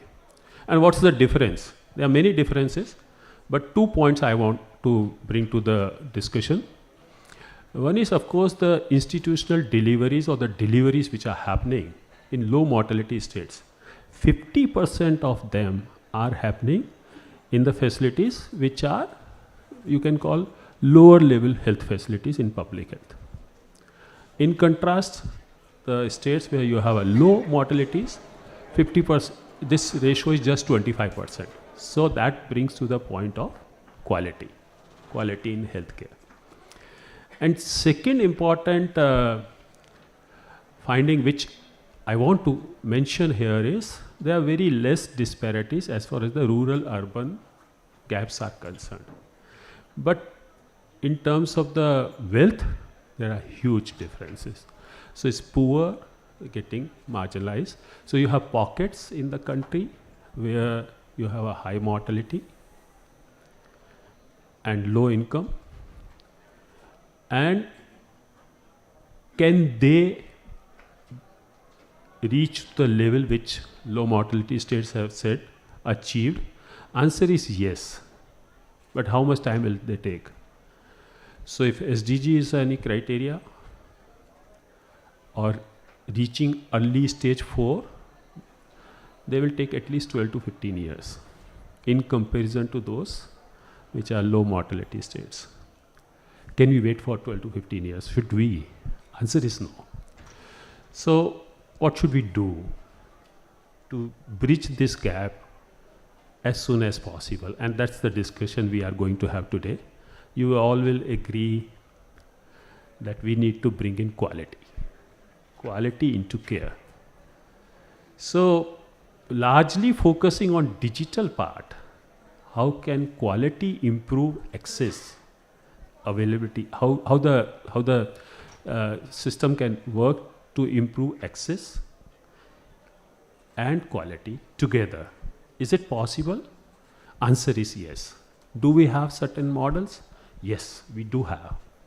We have done a study of not directly on maternal health, but improving access and availability in primary health care and linkages with the secondary care in Kolar district of Karnataka, where Tata Trust made a intervention, and it has worked successfully.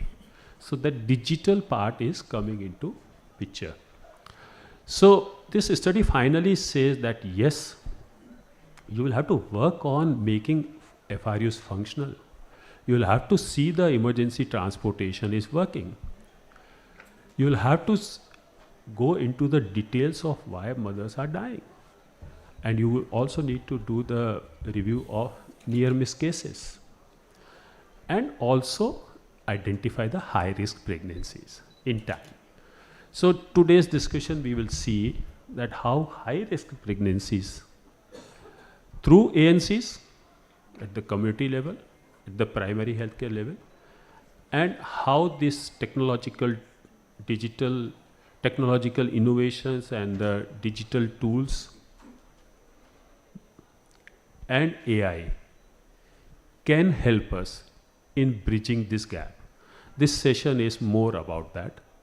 I know that we have a rich panel. I stop here and then I will request moderator to invite them. And then we would also like to have your views, your comments, your questions towards the end of the session. Thank you. Thank you so much, sir. And as sir was saying, like, India has made a lot of progress in last years in terms of reduction in maternal mortality, under 5 mortality. But as with most geographies, neonatal mortality is something which is a sticky indicator in most geographies, including India. And to a large extent, these drivers of neonatal mortality rest within the phenomenon of low birth weight. If a baby is born with less than 2,500 grams, that baby has 20 times more chances of dying during first 28 days. That baby has almost 70% more chances of suffering from undernutrition at 12 and 24 months. That baby has a more sort of probability of suffering from diabetes and hypertension later in life. And that baby also suffers from neurocognitive development, which takes a lot of additional effort to build those neural networks if a baby is born with low birth weight. So as sir has rightly pointed out, we have a rich panel, and we'll try and explore what are the global evidence and best practices to avoid, to ensure that children are born healthy, they stay healthy. What are some of the national strategies on maternal anemia and maternal nutrition, and what is it that can be done to improve maternal nutrition? Because essentially the issue of low birth weight is an issue that needs to be tackled at the level of pregnant women. What are those digital innovations that can be tried, tested and scaled up across geographies? And what is it that different development partners, philanthropies, and what is the role of strategic partnerships? But before going to the panelists, I'll first request Dr. Rajat to help us with setting the overall context, and that will give us the global picture, that will give us some of the things that we should try and focus on, and then we'll move on to the other panelists. Over to you, Dr. Rajat.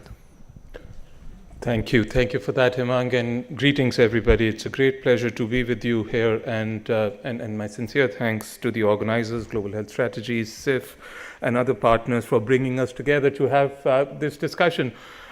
Colleagues, in the next few minutes and the slides that are available, what I will try and do is give you a global snapshot of the progress made and challenges that remain. But picking in from where the chair left, I think we do have to look at this quite closely, because the progress that we are trying to talk about is actually very fragile and plateaued in many spaces. And we do need to look at some of the causes and reasons behind that, and what the data tells us. So to begin with, when we do look at the last 2 decades and the progress that has been reported since 2000, we do find that there has been progress made. There is approximately 40% reduction in maternal mortality since 2000. And then we also look at neonatals that have decreased with about 44%. And first time since we have been recording data on maternal mortality, we find that we are reporting, the Interagency Working Group on Maternal Mortality, that there is not a single country which is labeled as high risk or high mortality country, which is a big win, that there is no such country that is in the extremely high mortality category.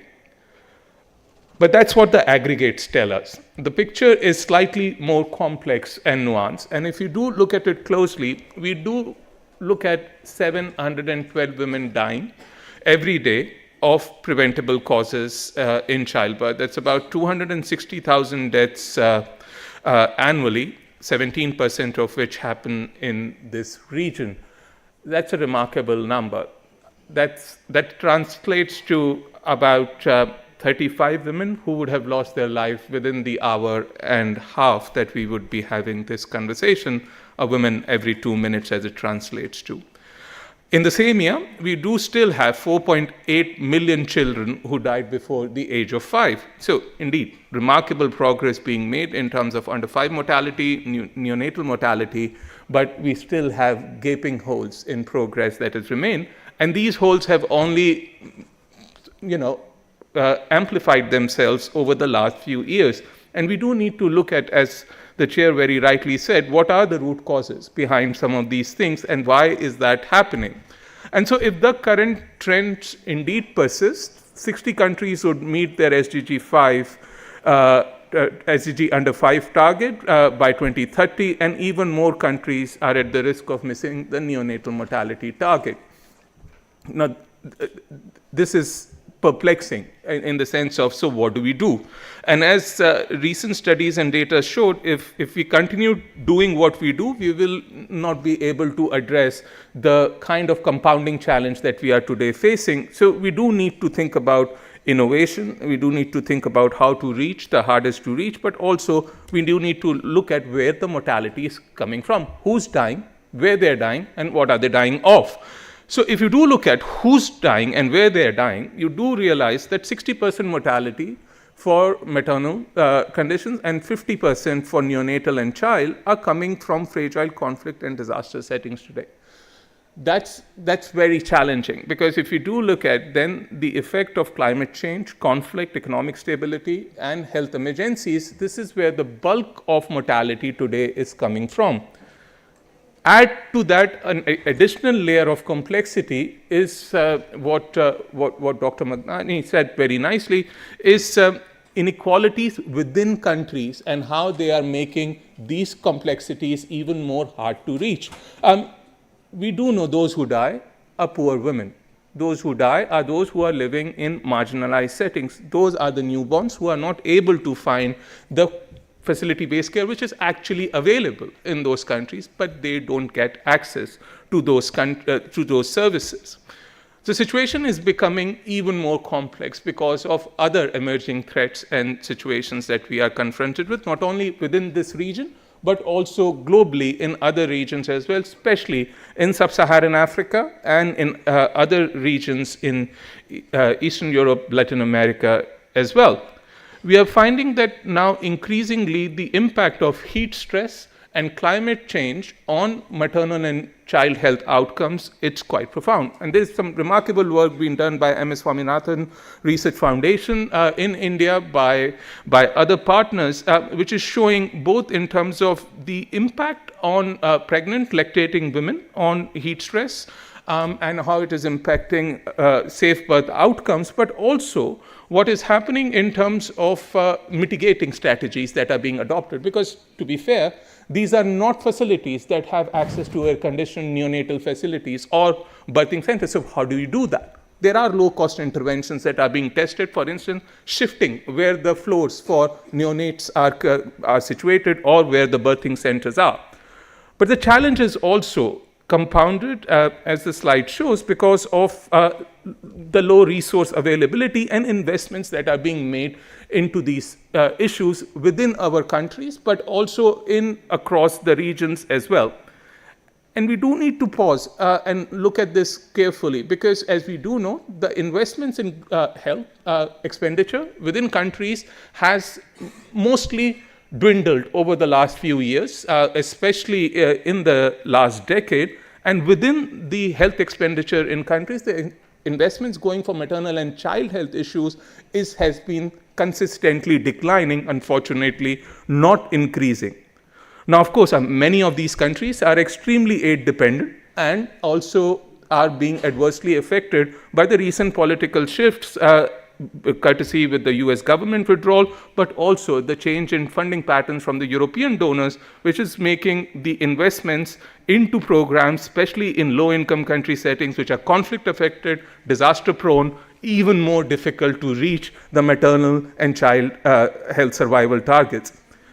It is also important to go and look at the root causes, as the chair reminded us to look at, because when you do look at the root causes, you do find often that a bulk of mortality is also coming from countries where we do have restricted policies when it comes to sexual and reproductive health, when we don't have commodities related to contraception available, or for that matter, in terms of access to information, education about sexual and reproductive health. We do need to renew our commitment, and we do need to focus on equity and invest strongly in building health systems, putting women, children, newborns at the center. But I don't want to sound like repeating a cliche right now. What does it mean? Because we do have challenges that are happening in terms of, how do we scale up health workforce in these resource-constrained settings and in terms of challenging policy environments, but also access to supply chains, which ensure that commodities, diagnostics are indeed available for those desperately in need of these situations, and how do we reach them more effectively.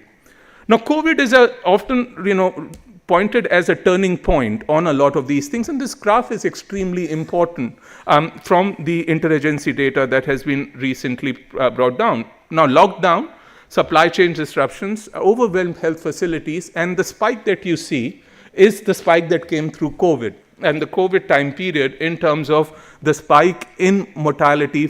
And if you compare the data from 2016 to the data that was released last year to the data that came 3 weeks ago, you find that spike is where the COVID-19 happened, which should not have happened. We should have been better prepared for women, children, and newborns, but we were not. Sadly enough, as we go through the geopolitical shift, the fiscal pressures, the withdrawal of aid, we are blindfoldedly walking towards that spike to repeat again. So the progress, the 40% that we just talked about, is in serious threat because of the kind of policy scenarios that we are now entering into. And many women are therefore forced to give birth at home without trained professionals, without access to institutional delivery, and the same for newborn and child health. So what can we do?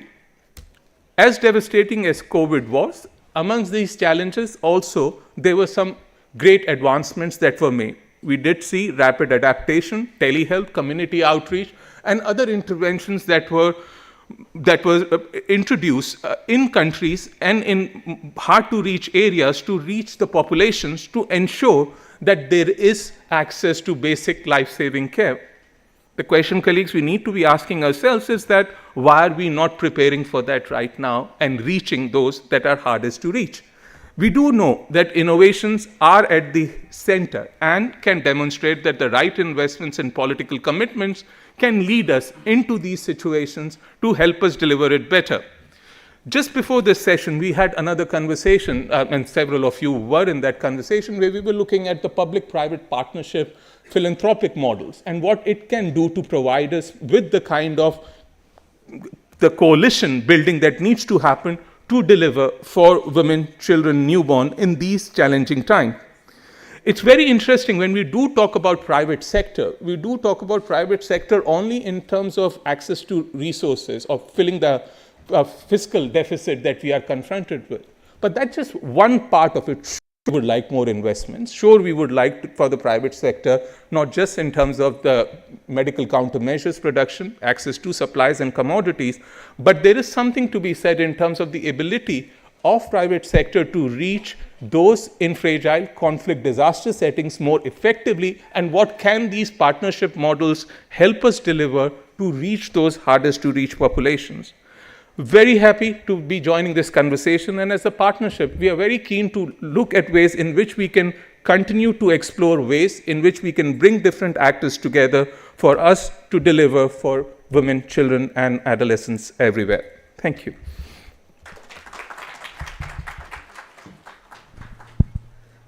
Thank you so much, Dr. Rajat, for talking about both in terms of what is it that we are seeing, but how is it that we can prepare ourselves, prepare the systems, and support the systems in a better way to address some of the changes that are happening globally as well as what we are seeing in India. And just picking that point in terms of innovations, so the role of development partners to a large extent is if we are able to demonstrate models which are innovative models, which can uphold equity, models which can provide results in a short frame of time, can lead to impact, and then engage with the government if those can be scaled up basis the results and impact. So looking at one of those models, Raghavesh, it will be great if you can talk about what has been your experience with respect to implementation of Cash Plus program in Rajasthan. How, what are your learnings in terms of improvement in maternal nutrition, and what are the key learnings that can help not just Rajasthan but other states in India and potentially other countries also? Thanks, Hemang. The work we were doing in Rajasthan was about seeing if cash and behavioral interventions together can lead to accelerated reduction in low birth weight and wasting outcomes. So that was the, if I have to convert an implementation program into a research question, that was what we were pursuing as an organization. Now, results first. So the program, of course, matured over a period of time. I'll come to the specific interventions later, but the results that we have achieved at this point of time, which is still under publication, has shown remarkable reductions in low birth weight, and that too among the most marginalized tribal groups who are around the southern Rajasthan, Udaipur Sambhag division that we know, and also among the Saharia community, which is towards the Baran district in the state of Rajasthan. Now, what does remarkable mean? Just to give you a sense, that if we look at the reductions in the low birth weight across the country between the two NFHSs, 4 and 5, you will see that it has remained almost stagnant, right? In some states, in fact, it increased, right? And that too in some of the states which are considered to be economically well off, okay? Now, from that perspective, we saw a 20% reduction over a period of 3 years in the incidence of low birth weight among the tribal indigenous groups. Now, coming to what worked, because that is something where the lesson lies, you know. Since 2017, you know, when we started off this particular program, there was, I will say, a lot of discussion around what is called cash, which has now achieved what I will say a huge bounce and leap in terms of the political interest, also in terms of development actors looking at possibilities of cash transforming lives of people, all those kind of things. And then came what we know is the Pradhan Mantri Matri Vandan Yojana. There are a lot of criticisms you must be reading, but that's where the opportunity lies, which Rajasthan model proves. So the first learning is that cash during pregnancy is the most important driver of the low birth weight outcomes. Incidentally, PMMVY first time parity provides cash during, for the first time pregnant women provides cash during pregnancy, but that's not the case for the second time pregnant women after the scheme was expanded to cover second time women, because they were only incentivizing those women who deliver baby girls, which means the cash transfer will happen post delivery.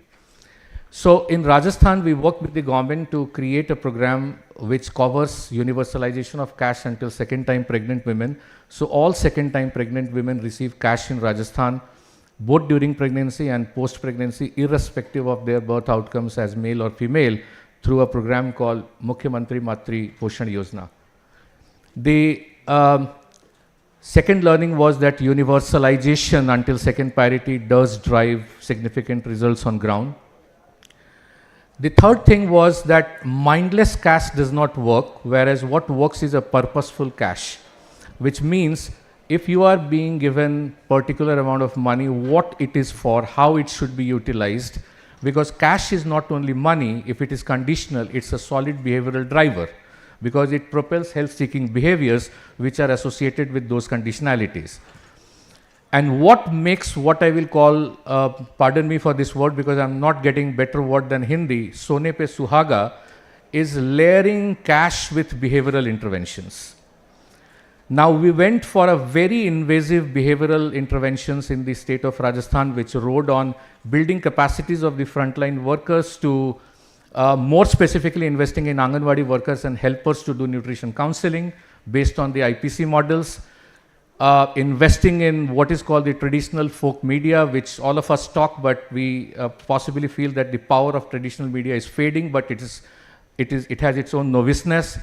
riding on digital and contextual cash behavioral interventions focused more on men and mothers-in-law worked brilliantly well in case of Rajasthan. And finally, what I will say in terms of the key takeaway is the focus on results. Now, what we institutionalized was a solid review mechanism which ran from the chief minister level until the collector's level to review not only cash, but also see what cash is actually leading to. Are people receiving cash, using cash to buy food?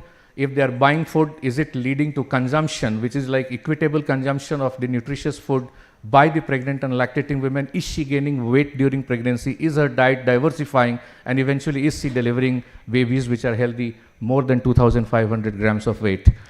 And this institutionalization of review and tracking mechanism has in fact led to what I will repeat and say, 4 times accelerated reduction in the low birth weight, and that too among the pregnant and lactating women from the indigenous tribes. I'll pause there. Thank you so much for this question, Hemang.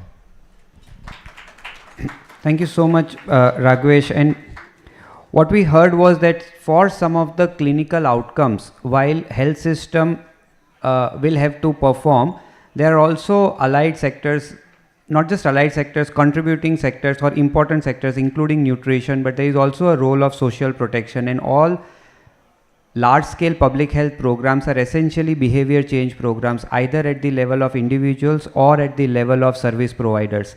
And it takes quite an effort. It takes a village to change the behavior of individuals, and it takes an effort of an entire nation to change the behavior of the village. But that is something that we have seen in some of the tribal districts, some of the tribal villages, that this particular program has been implemented.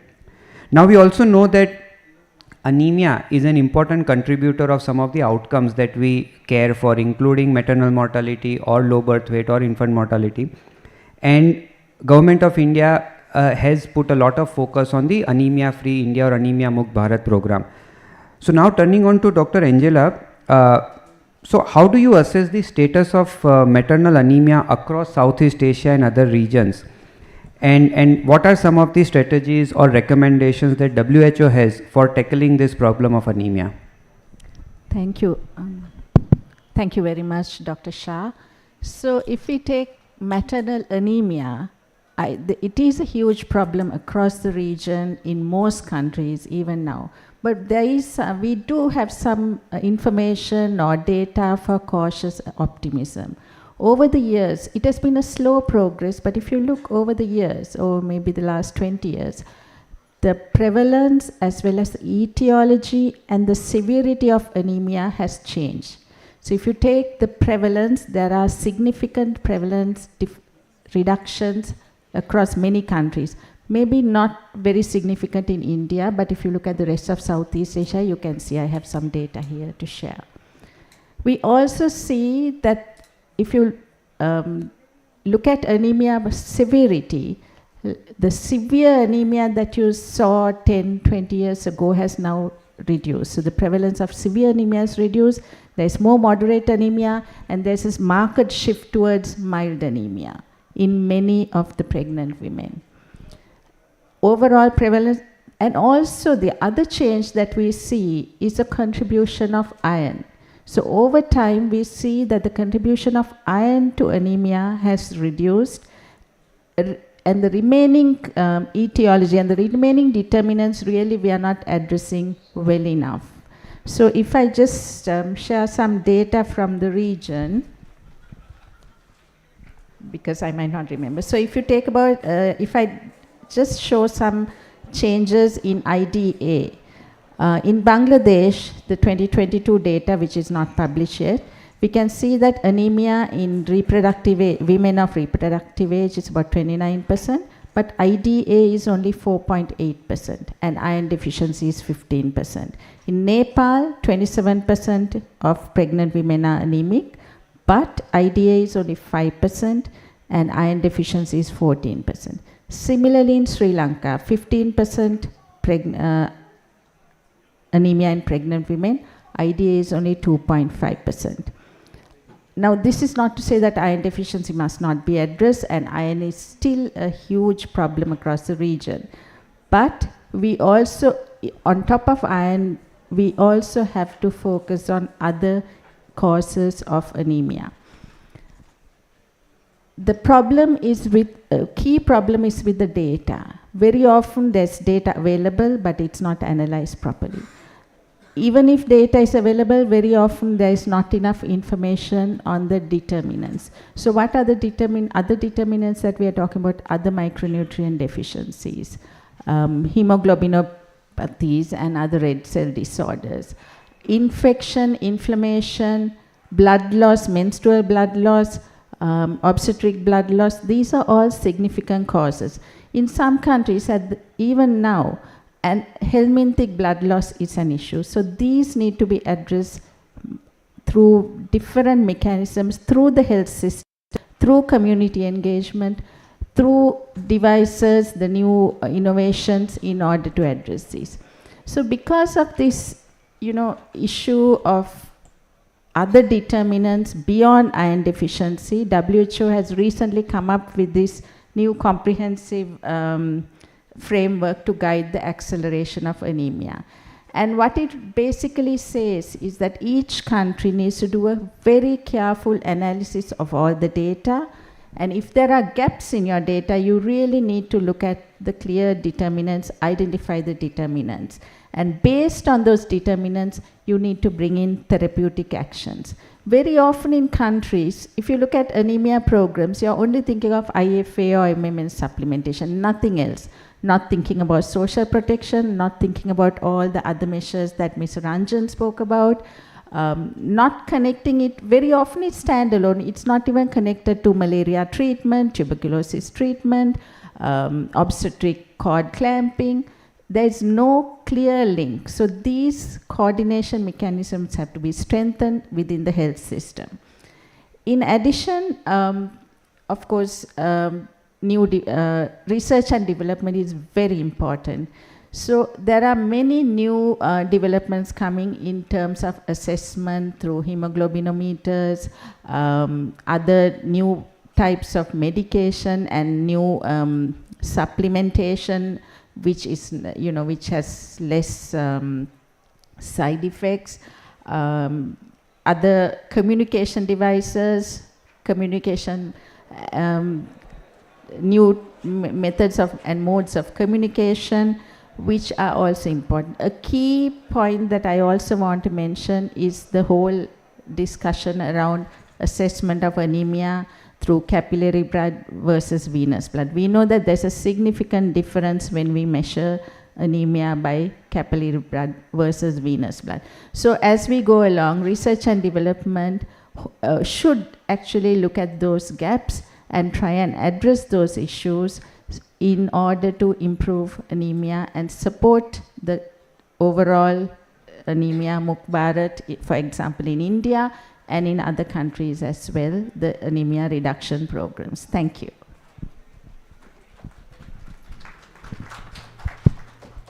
Thank you so much, Dr. Angela. And as you have rightly sort of spoken about need for additional research and development, and while there are commonalities across geographies, there might be differences in a large country like India. And if anemia is a problem in India, we'll have to also generate evidence and research from India to solve for the problem. And then there are, as you rightly pointed out, there are newer interventions in terms of prevention, there are newer interventions for screening and diagnosis, and there are newer interventions with respect to treatment. And we also have Dr. Sunita with us, who, as many of you know, is the president of FOXI, and FOXI is one of the largest professional body of obstetricians, not just in India but globally. So Dr. Sunita, in your extensive clinical experience as a private practitioner, what is it that you are seeing in terms of prevalence of anemia in your patients, and some of the newer interventions in terms of screening as well as in treatment, including newer drugs such as IV iron, single dose IV iron? What are your sort of views, both in terms of what you are seeing changing trends in anemia as well as the screening and treatment of anemia? Thank you, Hemang. Thank you. Good afternoon, everyone. I'm so happy to see all are awake. and enjoying the discussion over here. I work in a private sector, tertiary center, Ruby Hall, but unfortunately, I still say that around 50% of the women still are anemic if I consider the hemoglobin below 12 gram at the time of conception. There are a couple of still the patients even in a urban such a metro city, highly sophisticated, but they are unaware that they have a sickle cell. Only why their hemoglobin is 9 gram and they are pregnant, you do the HB electrophoresis and then you come out that they are thal minor and then they are checking the husband. So this situation, whether urban or rural, unfortunately anemia is very prevalent. What has changed in our practice drastically, what now if you see 86, I have entered into OBGYN. So it's nearly 40 years. The drastic change has happened is the injectable iron, the FCM. Now the evidences have also come and 14 to 16 weeks giving injectable iron, I feel 2-3 important things. One, I don't have to rely on a patient, her compliance that she's taking.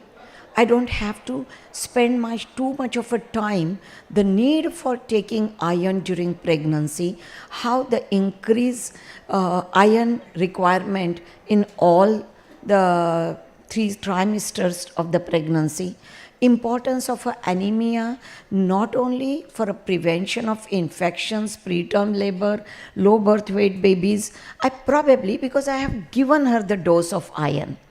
But also it has improved into the neonatal iron levels. So we do at 16 weeks 1 injectable iron and around 28 to 30 weeks, even if hemoglobin is good, we do have checkup of a serum iron and ferritin level. Hemoglobin may be, even if you consider the dilution which happens maximum at 28 weeks and hemoglobin is 12.2 or 12.3, still I would like to check. And if the iron levels have gone down or a ferritin, we give a second iron dose also for her. And that also helps us to see the neonatal iron level are good. So the immunity and every part of it has changed. So that has a tremendous change. Now when we were studying, it was a government hospital. And now we are in a private sector. What has changed in government hospital now also is the injectable iron in few states has come up. The government is coming out with the guidelines of it. Many Indian publishers have done a huge job, including KLE Hospital, Dr. Gaudar and all. And multicentric studies in Indian government hospitals across the zone has not only helped all of us, but helped the government to do the policy decision. Only the problem was the cost of a FCM when we talk about applying routinely.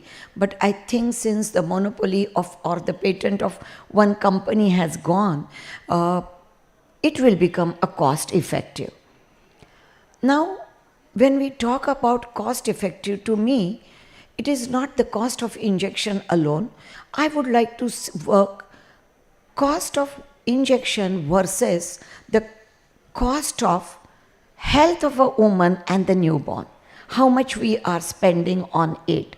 So 2,500 becomes a very small amount compared to not only her nutritional status, not only her capacity for her immunity, fighting at the time of a labor, because if 13 gram hemoglobin at the time of labor, even if she bleeds 300 cc, it will still remain 11.5 or so.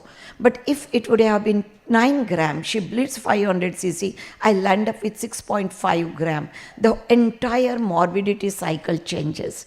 So we cannot consider just the cost of the FCM or the iron versus the entire spectrum of the maternal or intrapartum or the postpartum health, including the lactation. Lactation is such an important role for the nutrition of the baby. So when we say about the 1000 days of babies till the second birth of a baby, the diet which mother is giving nearly for 16 months or so plays a very important role in this. Means I feel proud what we were 40 years ago, giving those small tablets. I don't even know how much was real, the content of it, and the folic acid, and the tablet which we used to give in government hospital in one paper packet. And the lady we used to just instruct, see to it that you keep at a higher level so that the kid don't pop up those chocolates. And now the health sector, what has happened in the government hospital is huge. And I think we need to congratulate not only the government, not only the Foxy, not only those all organizations like Steve, Bill Gates and everyone, but our own mindset has changed towards the health. That is important, and we should feel proud that 86% reduction in MMR is a huge India has done, and we are really moving forward to become an example for the world. And I think, Hemang, we both are going to do it, India for the world in FIGO. That will really set 5 years down the line. I think 2030, we will be much ahead with that. No, thank you so much, ma'am. And it's very encouraging to see the technical expertise of Foxy helping to think through what additional can be done with respect to public health programs, because oftentimes we see that there is great amount of expertise in private sector, and that expertise to a large extent is needed by public sector. But as chair also has spoken about like what are the kind of platforms that can be leveraged or curated so that the expertise of private sector, the public sector can gain from the expertise of private sector. So I think, you know, Hemang, Foxy always believed in improving the maternal health, whether the public sector or the private sector. But the government moving more on a public sector, Foxy was demanding for years together public-private partnership. And probably the government also has realized, and they are coming forward for it. But remember one thing, Foxy, every gynecologist, 46,000 gynecologists, day in and out are working 24/7 for the maternal or the woman health for that matter. We own the responsibility. We don't say that the government is not providing us any facility, even for PPH or even for the availability of carbitocin for that matter. We don't sit and cry only blaming the government. We also become proactive. We start finding the cases which are high-risk pregnancies, which may be high-risk because of anemia, blood pressure, diabetes, parity, nutritional status, or high risk at the time of delivery, maybe because they are prone for PPH. There are multiple pregnancies, over-distended uterus, parity, hydramnios, excessive fluid. So we become proactive. Now we don't say, oh, government has not given us this. Even in a public sector, we all the Foxians work very hard in whatever conditions, in whatever situation. It may be then the early transfer to the tertiary center. So I think now Foxy is recognized at the government level also is very important, and I'm thankful to all of you to do so many projects with the Foxy of respectful maternal care, what we talk about. Thank you so much, ma'am.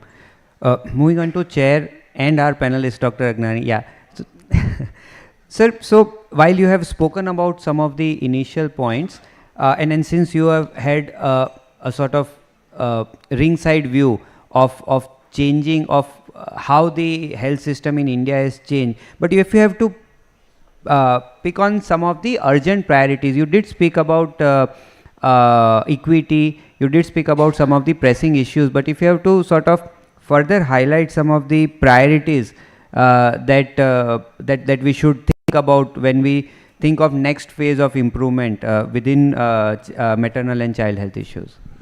So thank you, but I think I have answered this question. To repeat, see, basically, let's understand that there is a disparity.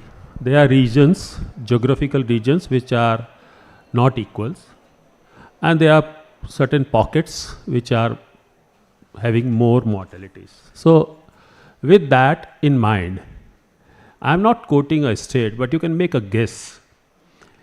Indian state, a very high IMR and high NMR and high maternal mortality ratio.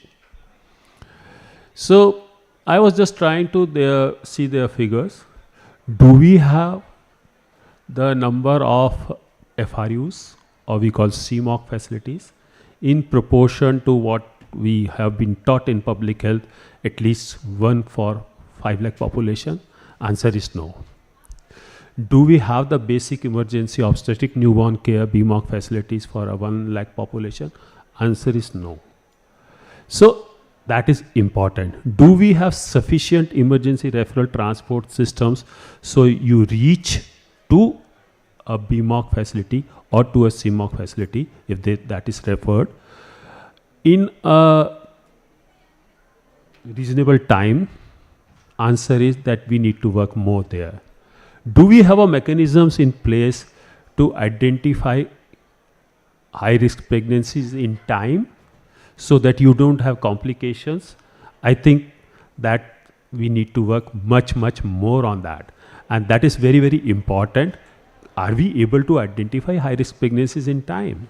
So what we are discussing right now is how to manage them. Can we not have a situation when you do not have those high risk pregnancies, at least not the complications, or at least we make 25% reductions in high risk pregnancies? Having a teaching role now, I see the maternal death reviews are being done sincerely or honestly. Are we taking some clues from those reviews, or are we trying to understand from the near miss cases? What are the learnings? Do we have ANCs being done properly? Because the gap in terms of the numbers as far as ANC is concerned, that is almost the same. But then why these differences? So the classical 3 delays which we were taught in public health, that holds even today true. Do we have those number of FR? And the system's performance will be very important for that. So are these technological innovations or digital data tools or AIs going to help us in, as Rajat said, making our primary health care very comprehensive and identifying those risks immediately? Do we have the human resource capacities built up at the primary healthcare level in the arm clinics, the community health officers or others? I am referring to Indian situation. Are they equipped with these technologies and tools? Do we have those data sets available to identify, yes, based on the data of that particular pregnant woman or socio-demographic availability or her markers, there is a probability of her getting into high risk more? There are solutions available. Do we have mechanisms to make linkages? As Rajat said, the COVID has given one thing good is the teleconsultations. We are a country which has a highest uses for the data, and we have done great work. Smartphones are available, people are, and the younger population is actually into this. Teleconsultation is also being availed by them. So do we have those technologies or tools or AI being used by the primary healthcare team to identify the high risk pregnancies or make a referral linkages with the secondary level care? There are tools and technologies available. So to answer to your question, I would say that we need to work on these areas simultaneously. We just can't say the technology alone will help us. We need to make our systems responsive and more comprehensive primary healthcare it is, with the linkages with the secondary system, better it is. Thank you.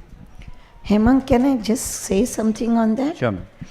Okay, so, sir, I totally agree. And the entire, whether the government or the Foxy, everyone's focus is always identifying high risk pregnancy.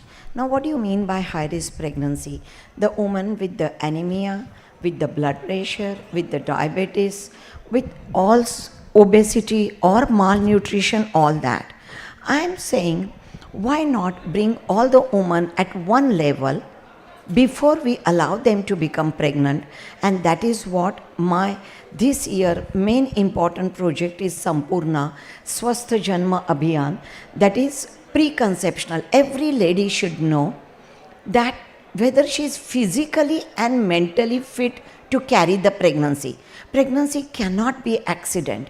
Pregnancy is you are taking your body which has to undergo so many changes, the physiological changes of a load on the pregnancy. She may be pre-pregnancy 10.5, 11 gram. By the time she reaches, she may be 8 gram. So why are we not thinking the missing link in all our projects is we all start working only when the lady has become pregnant. Find out whether she is high risk, find out whether she is anemic, find out whether she has all factors which can lead her to blood pressure, find out whether she is positive with the markers. We are working so aggressively only when the train has started. Why are we not thinking before whether this train is really fueled well, capable of traveling 9 months, because the very important person who is passenger in that is a live person, the baby. So when we talk about the woman empowerment, when to plan your pregnancy, whether your physically and mental health is equally important, whether you are fit to carry this pregnancy. If the present what thinking is going on, and we are glad that we have reached to 80, but if we have to go below 70, we have to come out with something different, out of the box project. I do understand improvement on the peripheral health level, the availability of the doctor, accessibility, visit of the patient to the doctor is also very important. Even minimum 3 visits doesn't happen in most of the peripheral region. But at the same time, everyone should start thinking the pregnancy has to be pre-planned. It should be a planned pregnancy. The lady should be very healthy. Undernutrition should be managed. Obesity should be taken care of. She should not be prone with the anemia or any micronutritional deficiencies. And then our incidence of anemia in pregnancy, blood pressure in pregnancy, diabetes in pregnancy, our incidence of PPH and our incidence of neonatal morbidities and mortalities will definitely come down. And I am sure among you know this and you will support, but I thought it's very important that everyone carries this food for thought of preconceptional care. Sure. No, completely agree, ma'am. So also, like, there is a lot of evidence which is now coming out, not just in India, but globally, on the need of preconception care. What should be the platform, what should be the interventions, at what time those interventions should be implemented, and what are the platforms. So coming now to Dr. Sanghamitra, you, as we know, when there is new research and new evidence, it takes a lot of time for the new research, new innovation, new evidence to come into policy and practice. So it will be great to hear from you what could be some of the barriers and facilitators for new evidence to get into program and policy. Okay, thank you, and thank you for raising a very important point, because I am representing the Apex Medical Research Organization of the country, that is Indian Council of Medical Research, and we do have a full department, that is Department of Health Research under Ministry of Health and Family Welfare. And the primary mandate with which DHR was established is that to support the Department of Health and Family Welfare, which is the implementation department, with timely evidence so that they can be incorporated and translated into action. So what happens whenever we look at any research or when we look at evidence, any evidence, there are 3 or 4 categories. I mean, one group of researchers, they constantly work on producing evidence or evidence generation, and another group, they work on translating those evidence into action points, be it innovations, be it devices, be it diagnostics, be it therapeutics. And of course, the most important, the critical group is that uptake of that evidence into policy and practice, because how much brilliant the research may be or its output may be, unless and until it is taken up by the program and policy, it is neither scalable nor sustainable. They become a one-time affair, and you must have seen very, robust clinical trials, controlled trials failing like anything because they were never taken up into practice. So but in between we are missing one group which is very critical, that is evidence synthesis. Because many a times we see that there could be some kind of evidence which is not only debatable but contradicting each other also. I mean, whether I was listening to ma'am, like for example, whether we should keep on supplementing with iron, or should we look at ferritin, or should we think something else. So in that way, synthesizing evidence is also equally important.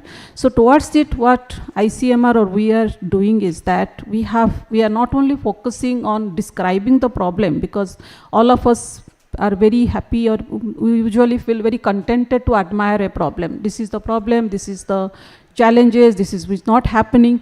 But at the same time now, what we are more focusing on developing solutions, and most importantly is how do we deliver these solutions in real world settings, what we call is a delivery research. So now most of the point you raised, what are the barriers and facilitators, is that most of the time we work on solutions without testing it in real world settings, and that is the critical barrier, I would say. When we suggest any intervention on any programmatic solution to the department without testing ourselves in a real world setting makes it definitely challenging. So what, looking at today's topic, that is particularly neonatal mortality and stillbirth, or having impact the mission born healthy.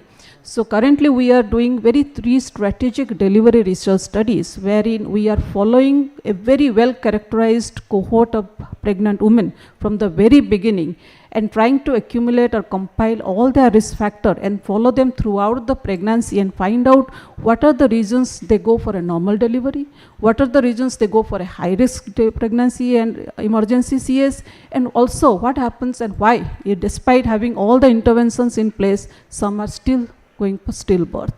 So because unless we follow the trajectory of whole pregnancy, and just doing a cross-sectional study or just doing one-point study will only can give us associations. It can never tell us what is the cause and what is the effect. Then second study, what we are doing is that single-digit neonatal mortality, what we are very rightly not termed it Sankalp. That is, we promise that India will have single-digit neonatal mortality. So this Sankalp project is currently being taken up in 10 sites, which are both high, medium, and low neonatal mortality, and compiling all the interventions that are proved to be effective through our systematic review and evidence synthesis. Nothing is anecdotal. All the proven interventions are being compiled into a bundle of interventions, and they are being tried and tested in different geographic, because very rightly sir has told that you cannot compare, for example, one state with another, because each state has its own cultural, geographical, and economic context. So therein what we are doing is 10 different contexts. We are testing this package of intervention and coming out with contextual and applicable model for that region, and providing that, we aim to provide that model to the local health system so they can try it, because it has been completely being done with the state health system. So second barrier is that without involving the program implementer from the very beginning, it is not prudent to give them a solution which they feel something which has come out of, which is not, the ownership becomes less because they have not been involved, because it is them who give us the research question. So I feel more interaction, more dialogues, more discussion with the program implementers and with the clinicians can actually strengthen or empower the researcher to find out the right question and the right time. I hope I have answered your question. And thank you so much, ma'am. I think delivery research, implementation science research is indeed a pioneering effort that ICMR is doing, and I'm not sure many sort of apex research bodies in other countries are focusing currently. So I think this will not just help India, but again, as we have been saying, there are practices in India which might be helpful for other low middle income countries also. But in India also, what we have seen is that there is a lot of research that happens in newer interventions, but this indeed is a pioneering effect which will help us to contextualize some of these interventions in local settings in different states and in different districts. Coming to Arnav, so Arnav, the Gates Foundation has been supporting a lot of newer interventions in maternal and newborn health, and working closely with the national government and state governments. So in your experience, what are the key enablers for a philanthropic initiative to successfully scale through government systems? What is it that you look for? How do you decide the problems to be solved? And what are some of the strategic decisions that you eventually sort of take, which helps in scaling some of those interventions? Sure. Thanks, Hemang. Thanks for that question, and thanks to everyone for coming after a lunch session, and thanks to GHS for hosting the session. I think a lot of points have been made by many of my co-panelists and also by Chair Sir. So I think just to clarify, so all of our work is in partnership, and with the government. So all of the priorities and all of the engagement that we do is aligned with the government of India's efforts, both at the Ministry of Health and Family Welfare at the department level and also with ICMR. So I think primarily, given that our modus operandi is to work closely with government, the first thing that we look at is to partner with the government, and we have the MOUs both at central level, also at state level, and also with ICMR on many of the interventions that we look for. I think first I must outline that India has made significant progress on MMR, IMR, NMR, and is an exemplar for the world. Our board was here for the first time actually in the Global South a month back, and the first time we held the meeting in Global South, and we chose India to do that primarily because of the innovations of the intervention and progress that's been made. Coming to the specific point, Imang, so we've been working on both supply side and demand side. I think on the supply side, aligned with the ministry's goals, we've been looking at strengthening FRUs, strengthening of Ayushman Arogya Mandirs at the primary healthcare level, working on supply chain, strengthening the supply chain, working with the UP government on setting up of a UP medical supply chain corporation. Also looking at a lot of innovations and digital interventions. So Chair Sir spoke about Tata's Kolar model. That's something which, if you will read, there is Mr. Chandra, who's the chairman of Tata Sons, has wrote a book called Digital Nation. They've tested this this model in Kolar, and we are partnering with the government of Assam and Tata Trust and Tata MD to pilot that model with the government of Assam in a district called Kamrup. Just to explain the model, it's there is a digital command and control center, and then there are care coordinators on the ground which are actually implementing and helping people take to the last mile. So it's not a purely digital model, it's a phygital model, you can say, where there is a digital nerve center where teleconsultations can happen, the care coordination and referral pathways are happening through the care coordinators on the ground. Other few examples of innovations which is again happening in partnership with ICMR. One is calibrated drape. So calibrated drape is a simple tool which just helps to outline how much blood loss has happened during pregnancy. So when it touches 500, because sometimes in the medical settings, as ma'am also noted, 300, we're trying to get it up to 300 and 250. Sometimes, in rural settings, the medical practitioners are not aware of how much blood loss has happened, and then, subsequently putting emergency care into operations. So that is a simple tool, which helps to outline how much blood loss has happened, and then for the practitioners to quickly change, their methodology and work on the, to work on the delivery. Second, FCM, I think ma'am spoke about FCM, which is a major, I think Government of India has taken out a policy where FCM is now in guidelines. Just to give a sense to everyone, the cost has actually come down from $50 to less than $5. And that's because it went off patent, and then the Government of India has also adopted it. And a lot of Indian companies are also manufacturing it now. With ICMR, we are also looking at some kind of Indian formulation of micronutrient supplementation that will help in reduction of anemia, and there are private organizations in the country and others who are also looking at how can we reduce the cost. Coming back to the point of, I think India is becoming that low cost innovation where India is implementing them on the ground, and then there is a lot of opportunity for us to take it to different parts of the world.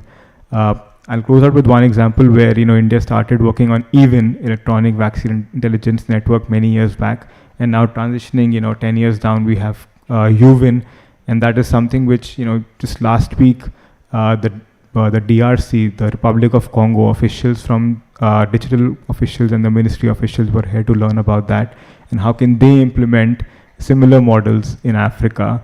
So you're seeing now, to the point that India's innovations are actually going to the globe, and the government is playing a major role in making that happen. The last, closing out, I mentioned a lot of supply interventions. I think on the demand side, it's also very critical for us to work on.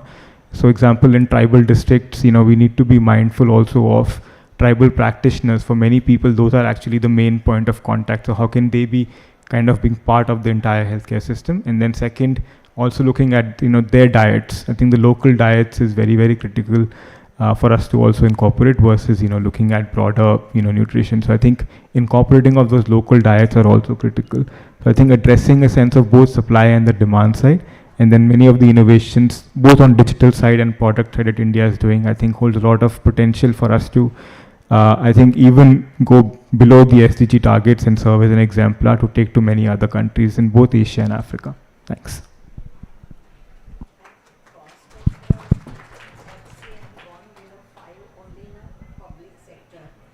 In a private sector, it is still high. Thank you so much, Arnav. Those were some of great examples.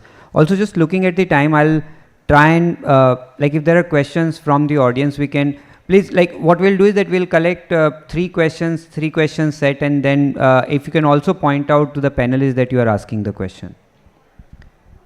Can we have few mics, please, there?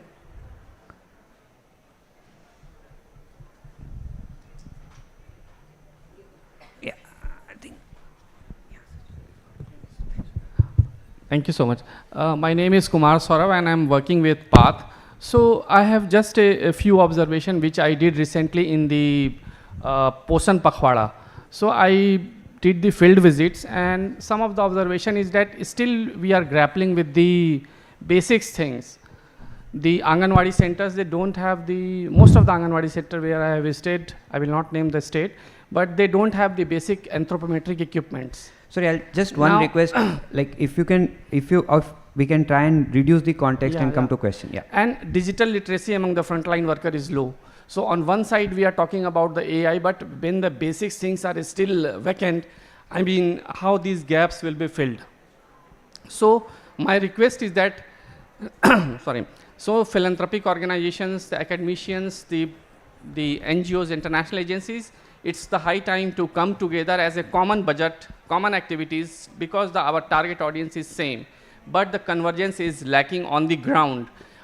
For anemia, for the anemia, 3 interventions are going, 3 agencies are working. One is working on fortification, supplementation, diversification, but they working in silos. Sure. Now, same is with the Potion Tracker is also is capturing. Can we come the to the question, please? So I am just requesting at this forum that it is the time when philanthropic organizations, the implementer needs to have some common budget with common activities on the ground. Sure. Thank you. Thank you. Yeah, sir. Yeah. So after hearing Dr. De Silva and Dr. Pati, my question is for Dr. Agnani. Specifically. About anemia in anemia among women, and particularly anemia in pregnant women, which is we talk about technologies, but one of the biggest elephant in the room at the moment in the country is that we don't have a good measure of hemoglobin testing at a community level, and certainly as a structural level we don't even try to find out the cause of anemia, and then we want to project and promote a conflation of anemia with iron deficiency, and then propose, whether it's ferrous FCM or iron sucrose or try to dustbin, oral tablets where we are giving when we know that giving iron to people who are not iron deficient, in fact, increases the side effects rates also. They don't tolerate it well. So I think what I'm proposing is that if as a measure of technology that we should put in the country at the moment, that can we check anemia accurately, which we don't have a single test at the moment. All these hemoglobinometers are, they don't pass muster, with me at least, and I wonder whether they do with you. And secondly, about the fact that can we at least have the women in this country have a chance to get their cause of anemia diagnosed before we recommend any of those things that we are talking about? Sure. We'll have one more question and then we can try and respond. Yeah. Thank you very much. My name is Jane Hurst from the George Institute for Global Health. My question is to Dr. Sunita. I'm also a fellow obstetrician. I very much welcome your call for more preconception care, but also just reflect on postnatal care and interconception care is also very neglected, and particularly for these women with high-risk pregnancy conditions. They're often, as soon as the baby arrives, all the attention goes onto the baby, and I just wonder how we can increase value on women's lives and also preventative care for the rest of their lives, but before, during and after pregnancy. Thank you. I agree with you that preconception and postpartum both are equally important. It's not only just the journey, but the preparation of the journey and the post journey when you have the baby, all is equally important. I think we have to take one step at a time and keep on working, especially in a country which has high population. Sir, though you have asked the question to Dr. Agnani, I would like to say one thing about it. When we find anemia, at least in a private sector, sir, it is possible. We always check the serum iron and ferritin. Iron deficiency is the most common, but we should not forget about the B12 deficiency and other things. Yes. 40% maybe. Yes. No, I hear you, sir. We can also, yeah. Point well taken, Dr. Yogesh. Point is that this non-invasive hemoglobinometer, I don't think that we have Indian evidence to say that it is perfect. So I am not jumping into that. I never said so. And regarding the causes of anemia, Shweta out ke chali gayi, so I was hoping that she would have given some more inputs on that. But recently I read that there are, because of the population migration, Yogesh, people are rural to urban migration from one cities to other. You need to just don't say that this particular thalassemias are into particular regions, so this you will get cases there only. You may get cases in other places also. That is one fact. Second is, of course, yes, as she said, the iron deficiency, anemia ke alawa, दूसरे causes को भी we need to identify on a great extent. And exactly how should we do that? That's the challenge. Today's topic is actually about the innovations. Can innovations help or assist in getting to the conclusion faster, or we have better mechanisms in place? So I totally agree with you. I hope I answered your question. Also, Dr. Yogesh, I think this need for better screening and better diagnosis is a felt need across multiple states, multiple countries. And I think there is a lot of work that multiple agencies are planning, but so that is a felt need. And I think WHO has also recently started this guidance development group, where an important component of this guidance development group is that what should be the screening criteria and diagnosis criteria within public health system. Any other questions? Yeah, please go ahead. Hello, I'm Avinash from Japaigo. I have a composite question on how to ensure quality of drugs, especially IFA and FCM, and it has 3 sub-questions to Dr. Agnani sir, to Dr. Sunita ma'am, and Dr. Sangmitra ma'am. First question to Dr. Agnani sir on this, how to ensure quality of drugs, especially IFA and FCM, is what policy level initiatives are required to ensure quality of drugs in public health system, especially FCM, as we are seeing it ranges from 3,500 rupees to less than 200 rupees, right, in various states. So is there any mechanisms being thought upon to ensure quality of drugs? And second question to Dr. Sunita ma'am would be how Foxy, with its vast reach and influence, can assure or strengthen the quality of drugs in public health system. My third question to Dr. Sangmitra ma'am would be, is there any agenda to ingrain the research with respect to quality of drugs into current public health schemes and system? Thank you, sir.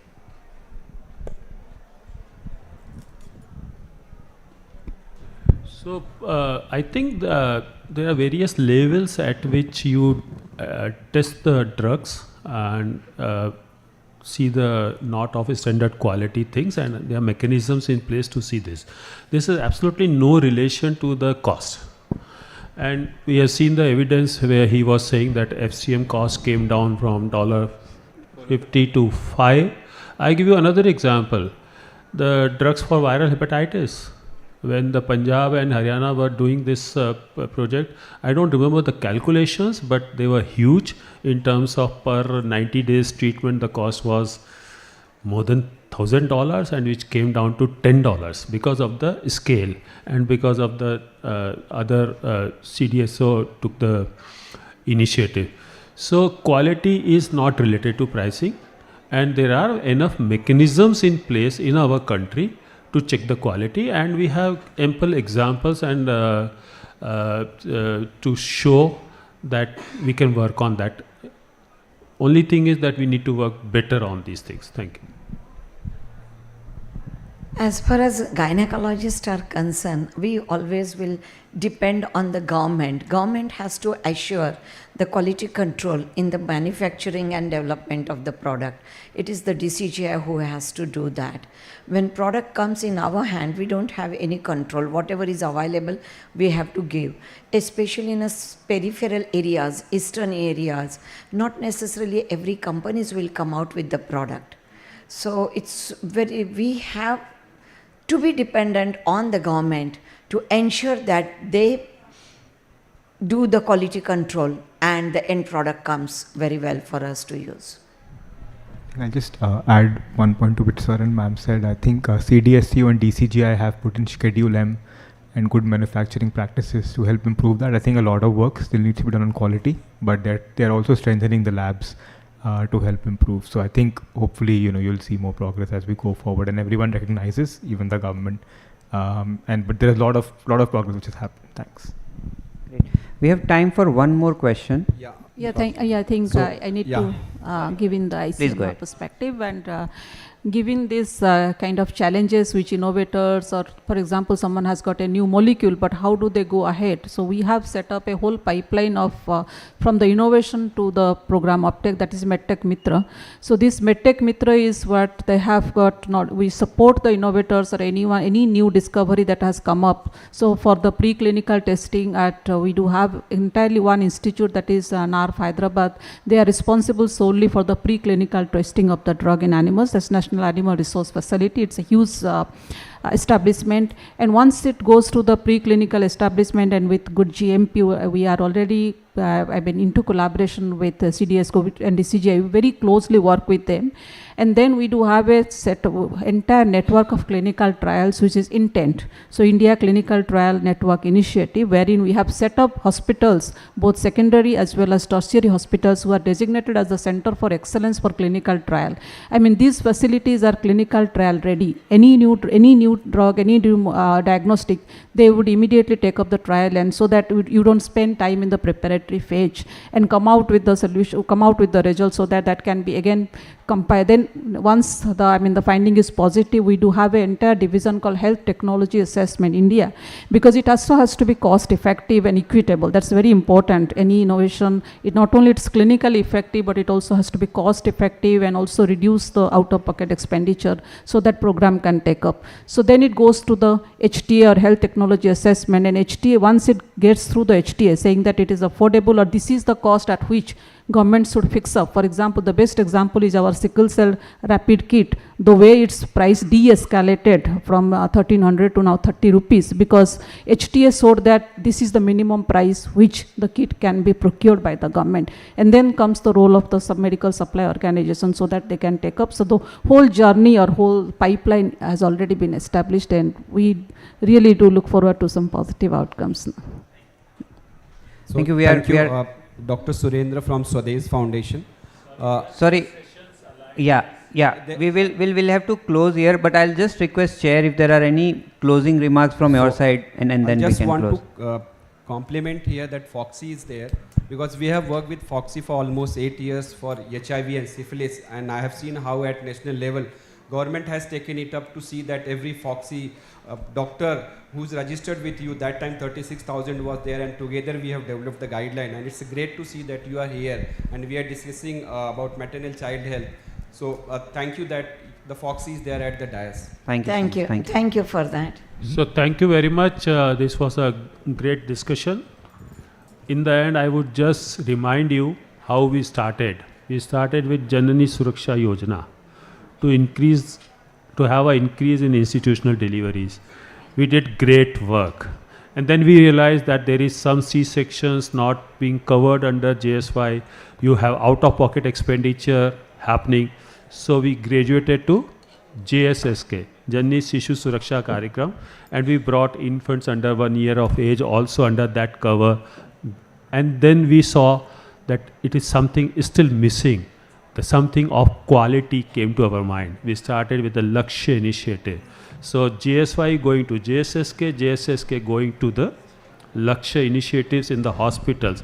And then we realized that it is a good time to actually introduce Suman initiative so that we can guarantee deliveries with dignity and respectful maternity care. With such things happening in our country, I'm sure the type of discussion which have been given the points to policymaker to consider, and there is enough evidence to show. I'm pretty sure that not only the low mortality states of the country, but the high mortality states will also achieve the SDG by the 2030. Thank you very much for your participation. It was a great learning.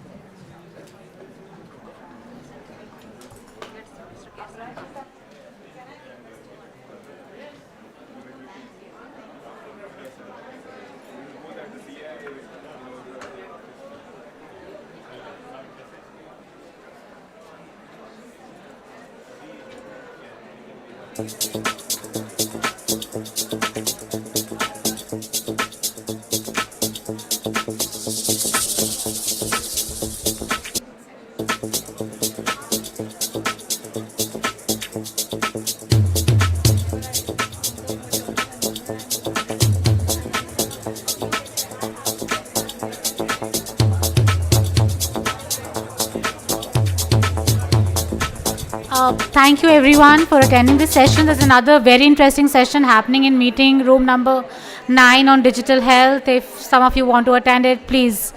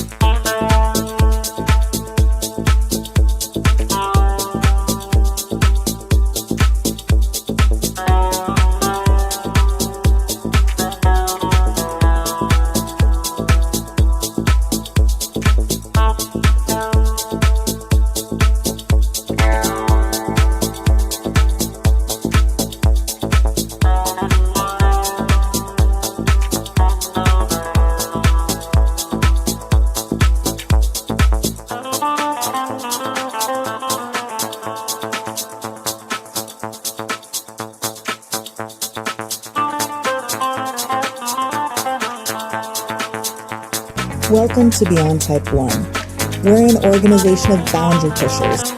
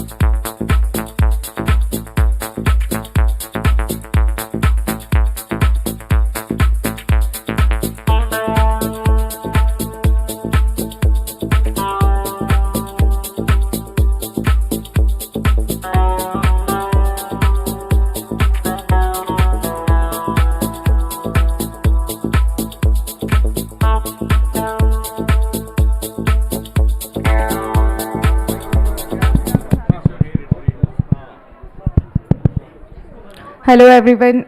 I kindly request everyone to please be seated. We'll be starting shortly.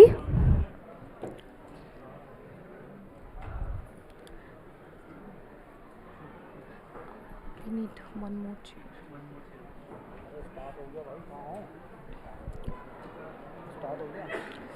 Namaste and a very warm welcome to everyone.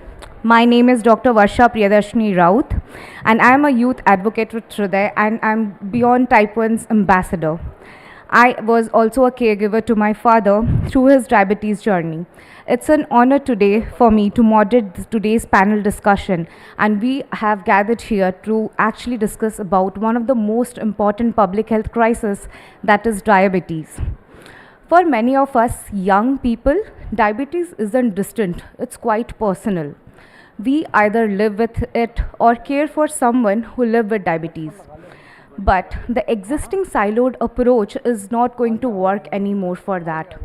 Today in the morning, I was attending one of the sessions from Public Health Foundation of India where Dr. Reddy rightly quoted, all the stakeholders, rather than asking the question that what can we do for you, should come together and ask, what can we do for you together?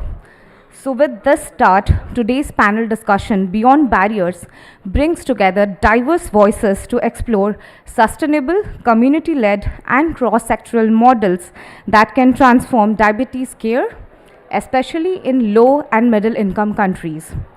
Maggie, do we have the videos on? We can get the videos played. Okay.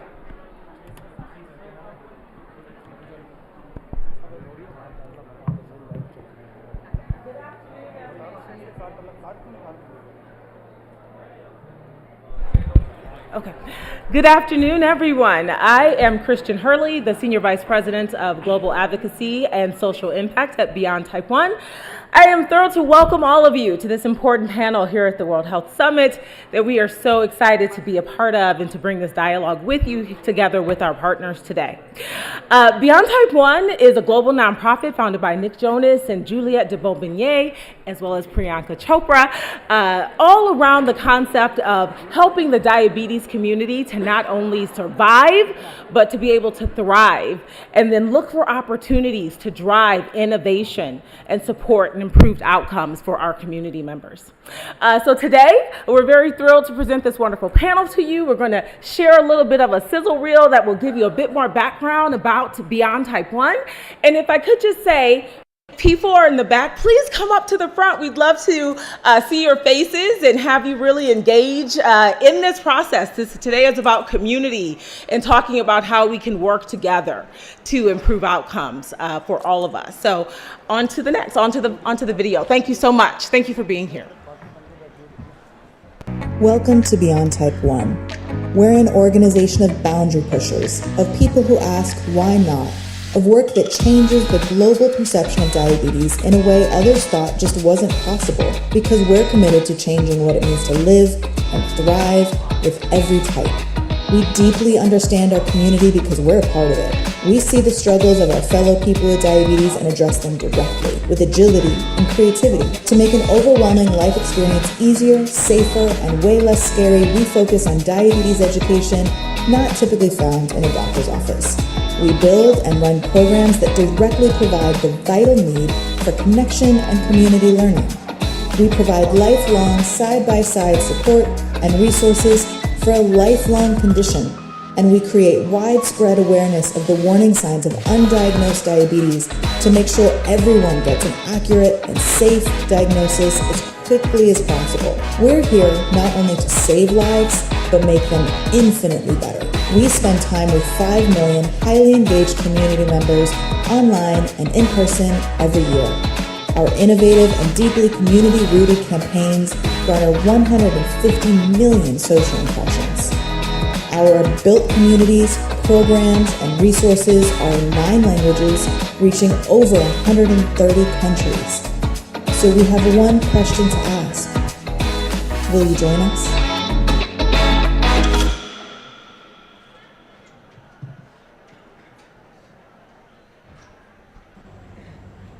Hello everyone, I'm Priyanka Chopra and a proud board member of Beyond Type 1.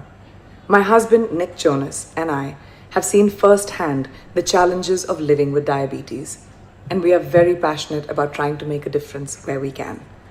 At Beyond Type 1, we believe in breaking down barriers so that no one loses their life to diabetes without reason. We're amplifying the voices of those living with diabetes, ensuring they are heard, valued, and at the center of the global conversation. We believe that real change happens when we come together. I'm so excited to welcome you all to being instigators of change beyond Type 1. Even from afar, I'm sending my best as you all engage in these very important discussions today. Thank you so much. A huge thanks to Priyanka for sharing such an inspiring video, highlighting the crucial need of awareness and accessibility for people living with diabetes. She is truly an inspiration. I would like to extend my thanks to Beyond Type 1, a global non-profit that empowers people with Type 1 and Type 2 diabetes to not just survive, but to thrive. Their commitment to centering lived experience in prevention and control of diabetes makes them a perfect partner for the discussion. I'd also like to extend my thanks to the co-organizer, Hriday, a civil society organization which has been working on prevention and control of non-communicable diseases for now over 3 decades. I would take a moment to introduce the powerhouse panel we have with us today. Princess Padmaja, founder, Friends of Mewar, a change maker living with Type 1 and redefining the diabetes advocacy. We have with us Hari Chandran, youth leader, cricketer, and Type 1 champion living with disability. Professor Nikhil Tandon, a giant and global authority on endocrinology, bridging science, policy, and public health. Mr. Saurabh Agarwal, Executive Vice President, Lupin Limited. Dr. Pradeep Joshi, Technical Officer, NCD's World Health Organization, Regional Office for Southeast Asia. Seema Srivastav, who leads the global advocacy for Beyond Type 1. And Sri Divakar Mittal, who leads the corporate affairs at Novo Nordisk. So before we start, let's ground ourselves in where we actually stand today. 101 million people in India live with diabetes. By 2045, 1 in 9 adults will have diabetes. Nearly around 96,000 children under 14 live with type 1 diabetes. And only 1 in 2 are diagnosed, and under 30% have consistent access to care. With such alarming statistics and with barriers to effective diabetes care like cost, stigma, lack of awareness, and insulin access, today we ask, how do we do better? And how do we actually come together to be the instigator of change and change this game in the diabetes community? With this note, my first question will be for Padmaja. Padmaja ji, as someone living with type 1 and advocating for change, how can meaningful involvement of young people as well as the people from the grassroots and the marginalized communities can actually change how the diabetes is being perceived in Indian communities. It would be great if you can highlight the amazing work which Friends of Mewar is doing. Over to you, Padmajaji. Thank you, Barsa, and good afternoon to all of you here. I know there's some amazing sessions going on, and to see you all here feels like a great sense of support for all of us with type 1 and all of those who are here to support the condition.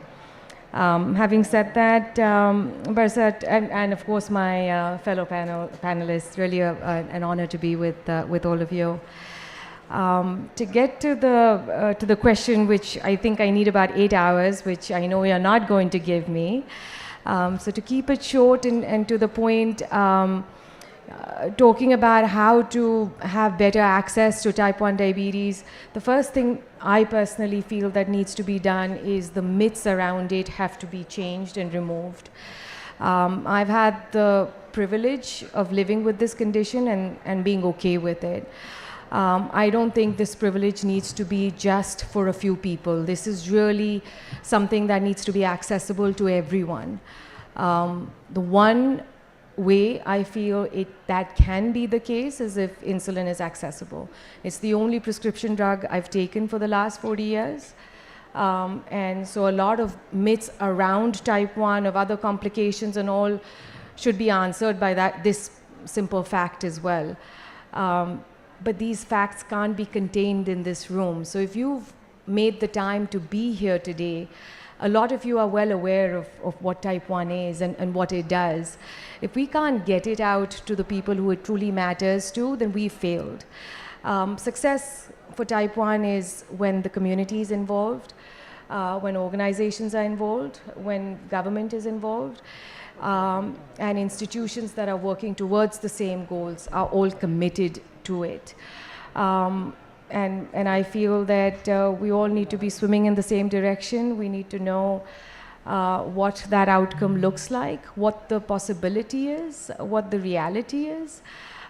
Even though India feels like a complex country, which it is, I know that this is a condition that does not need to have the sort of outcomes and the sort of stats that you mentioned. Insulin has been around for about 100 years.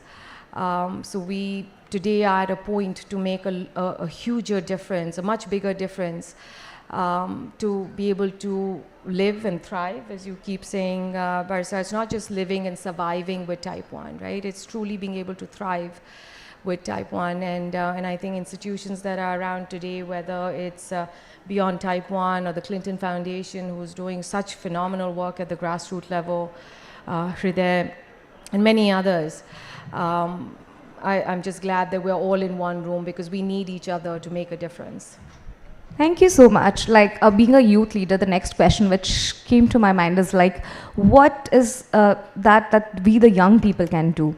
We are ready to take over this fight. We are ready to carry forward this banner of like how we can actually make the diabetes care more accessible, how we can actually fight the myths and the stigma which is currently existing with the disease. So I'd like to actually request you to share a message with the youth that what us, the young people, can do. Okay, I'm going to keep this one very short. We have to shatter the myths.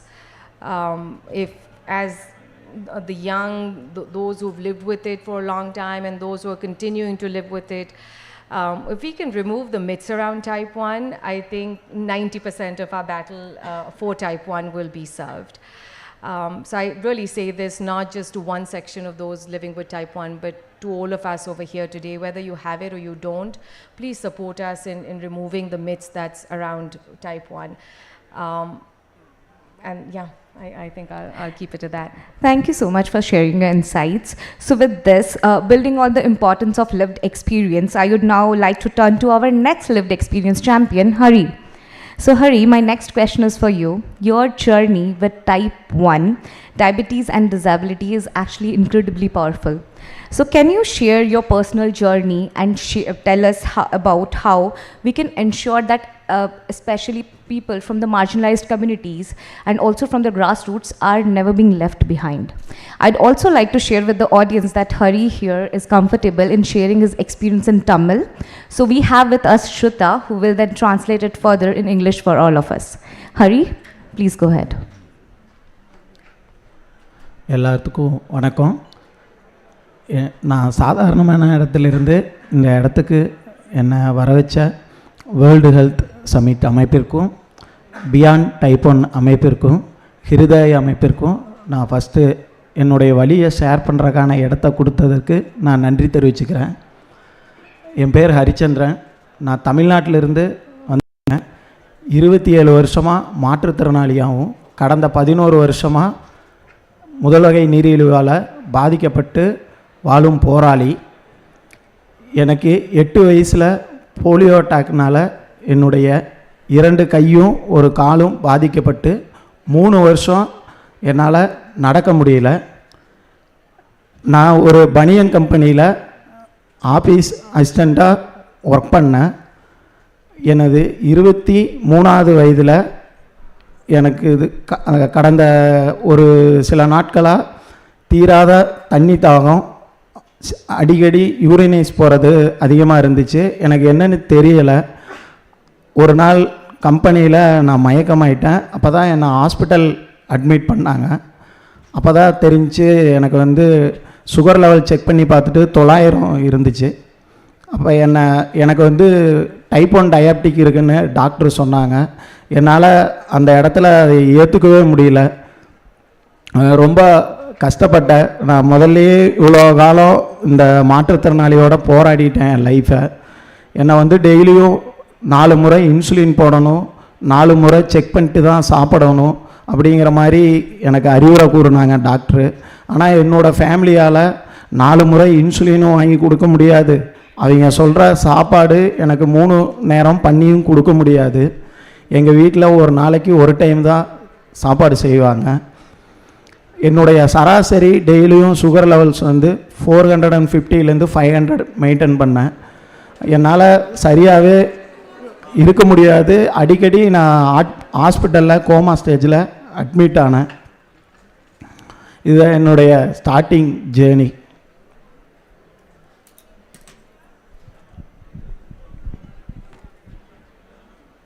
Thank you to, good afternoon everybody. Thank you to World Health Summit. I speak on behalf, my answer is now on behalf of Hari. I thank you all and to especially this platform, World Health Summit, Beyond Type 1 and Hriday, for giving me this opportunity to tell everybody my story on behalf of the entire community and myself. My name is Hari Chandran and I hail from Tamil Nadu. I have been differently abled for the past 26 years. And for the past 11 years, I have also been living with type 1 diabetes, a condition that has tested my strength but never my spirit. At the age of 8, polio affected my hands and legs, leaving me with limited mobility. For nearly 3 years, I struggled to even walk, yet I never gave up. By the time I turned 20, I had developed a deep passion for cricket. This love for the game led me to a proud moment in my life. I was selected to be a part of the differently abled state cricket team. Soon after, I started working as an office helper in a garment factory, and during my time there, I started to experience symptoms like frequent urination, intense thirst, fatigue, and episodes of dizziness. One day at work, I collapsed and I was rushed to the hospital. That is when the doctors checked my blood sugar levels, and I was told that I have been living with type 1 diabetes for the past 3 years without knowing it. I was 23 at this time. The doctors informed me that I would need to take insulin 3 to 4 times a day, along with strict dietary control to manage this condition. At this point, I had no knowledge of diabetes and I was overwhelmed, shocked and deeply demoralized by this diagnosis.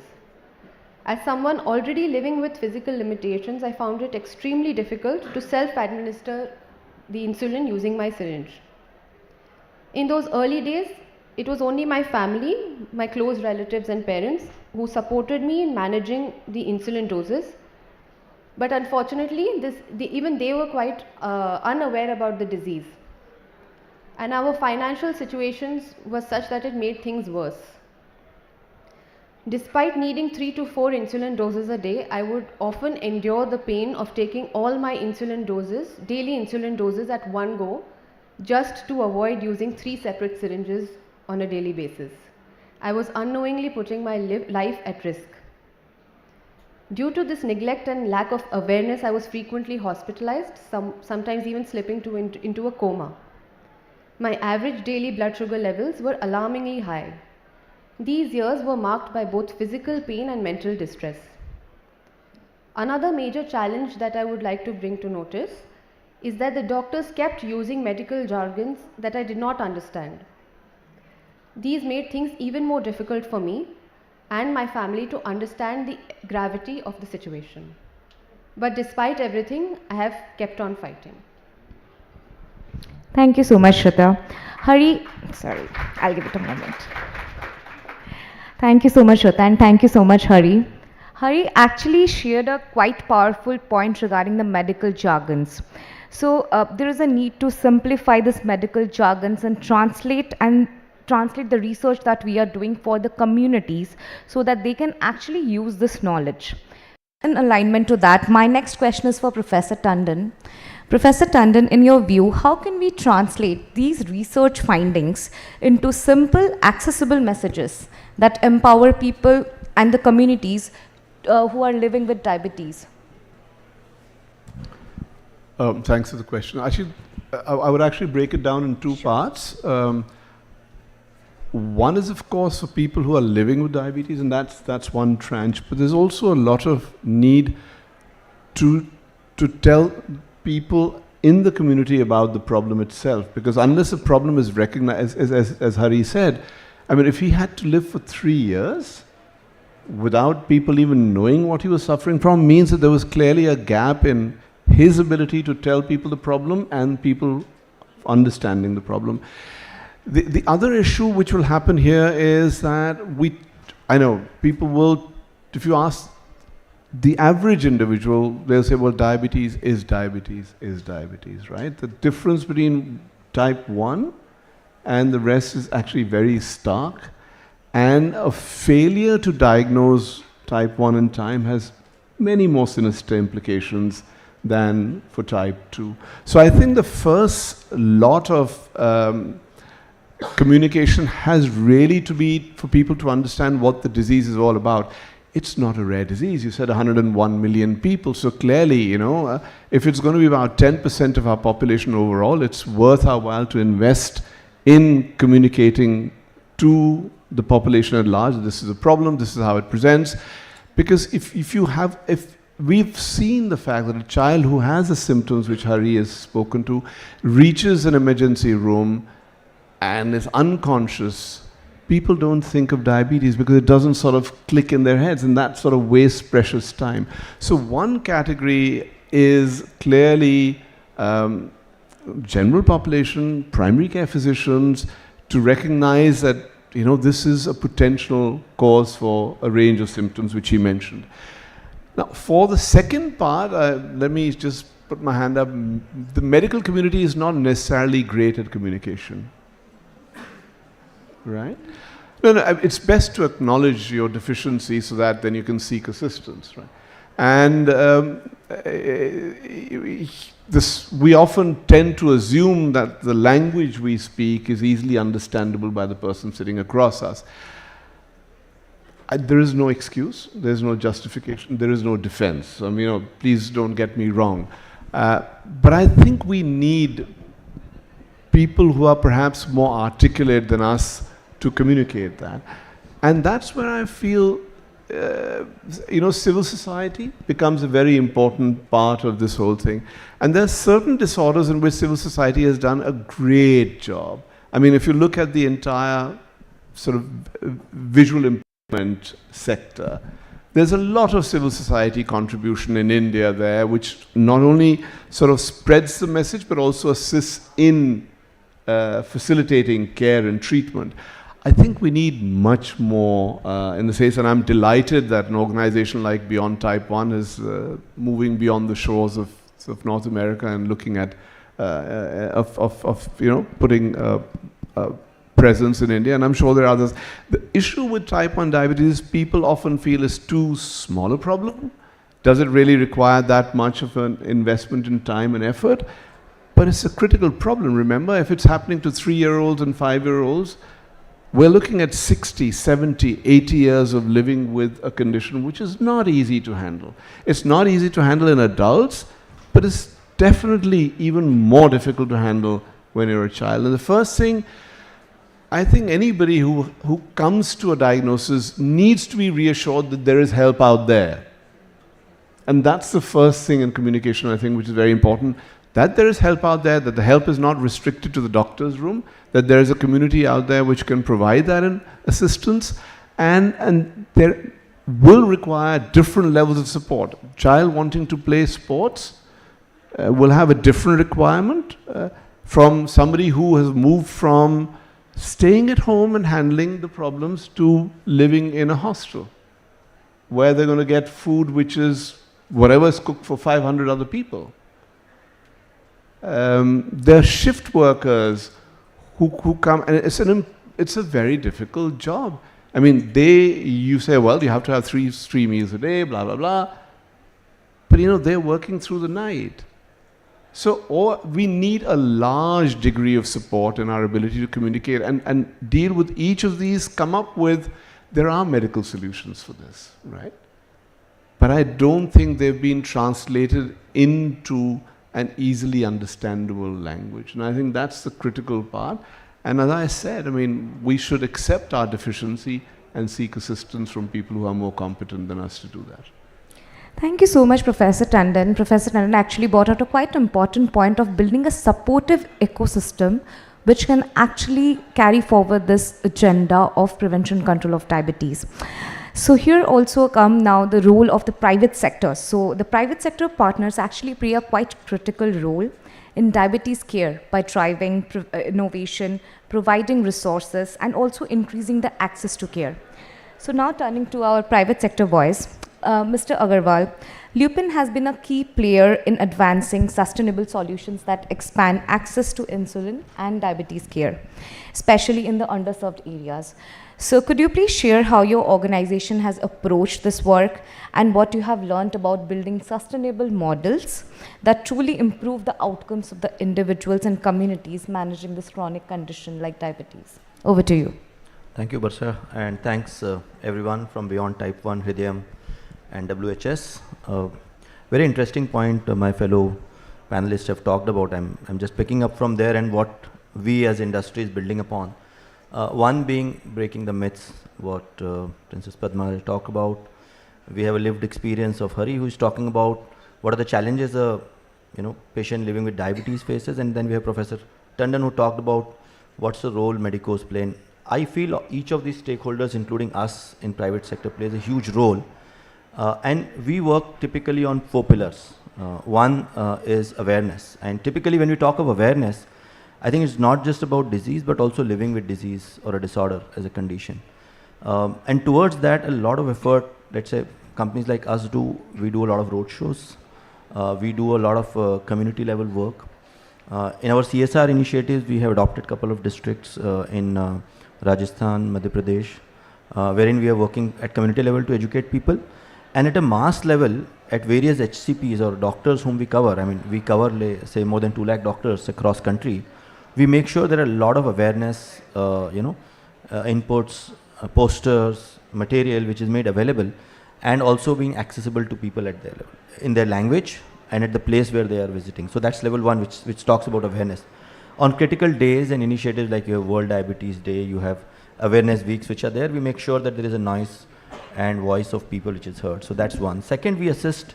Second pillar is a lot about diagnostics, and I feel the first level in early diagnosis, like what Hari mentioned, he was living with diabetes for 3 years and got diagnosed late.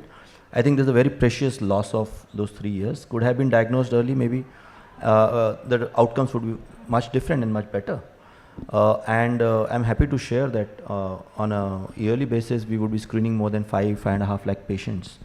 As we are talking today, end of the day, we would have already tested some 15,000 patients. So the whole idea being that as much diagnostics happen, it does help type 1, largely of course type 2 is what we find when we do such diagnostic, but even if one is identified over a week, we are still able to make a difference to that one patient whom we do.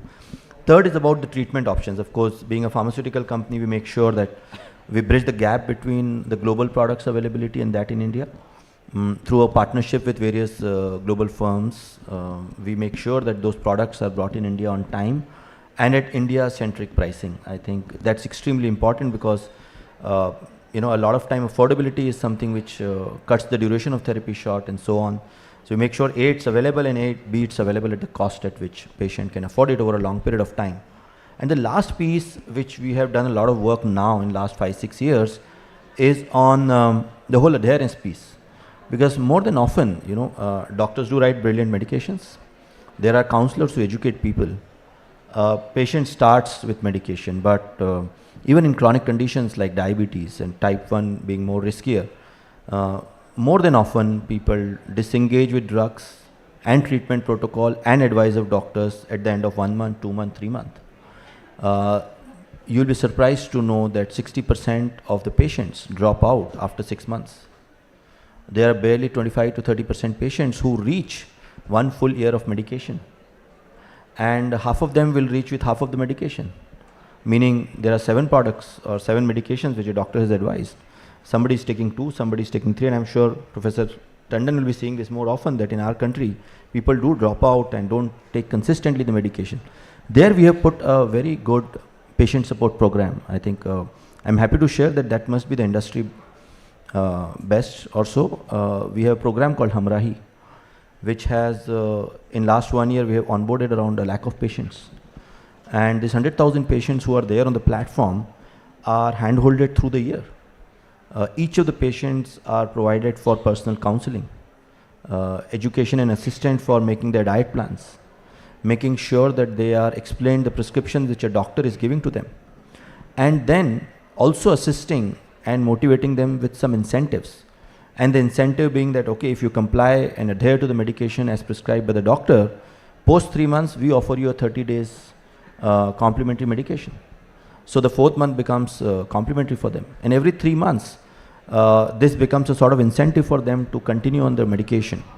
We're also happy to provide through our diagnostic firm a lot of diagnostic tests at a discounted or rebated price to them. And all of this is absolutely no cost. Plus in 20 Indian languages. So it's not just about people who can speak Hindi or English, but it's all about anybody at any state, any country, any part of the country in India is getting support of Hamrahi. And so far it's been brilliant, I would say, offtake. We're very happy that next year, as we start the April year now, we're looking at onboarding more than 5 lakh patients on this program.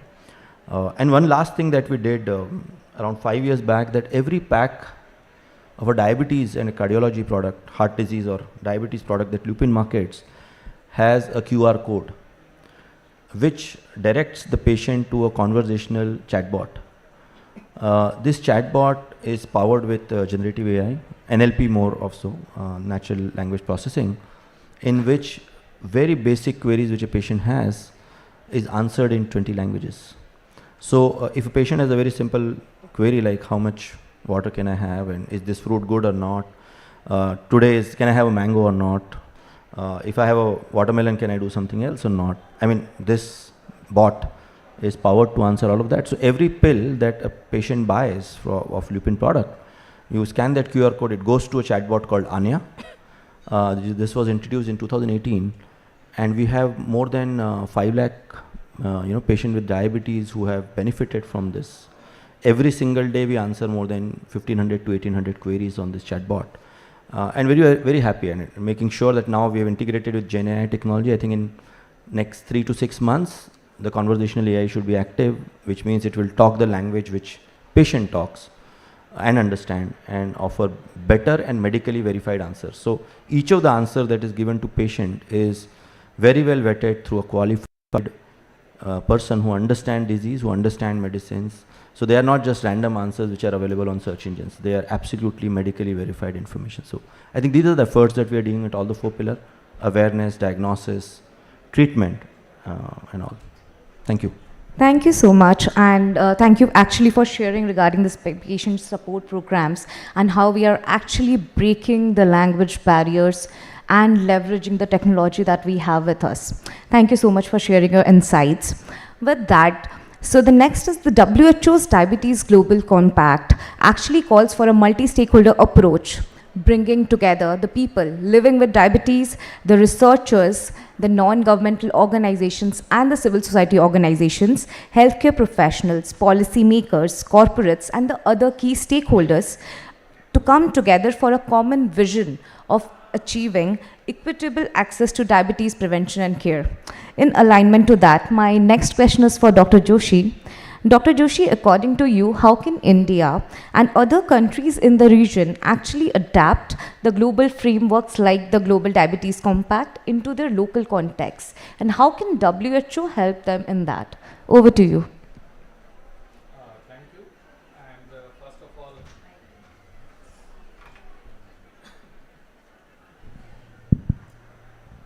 I think now you can hear.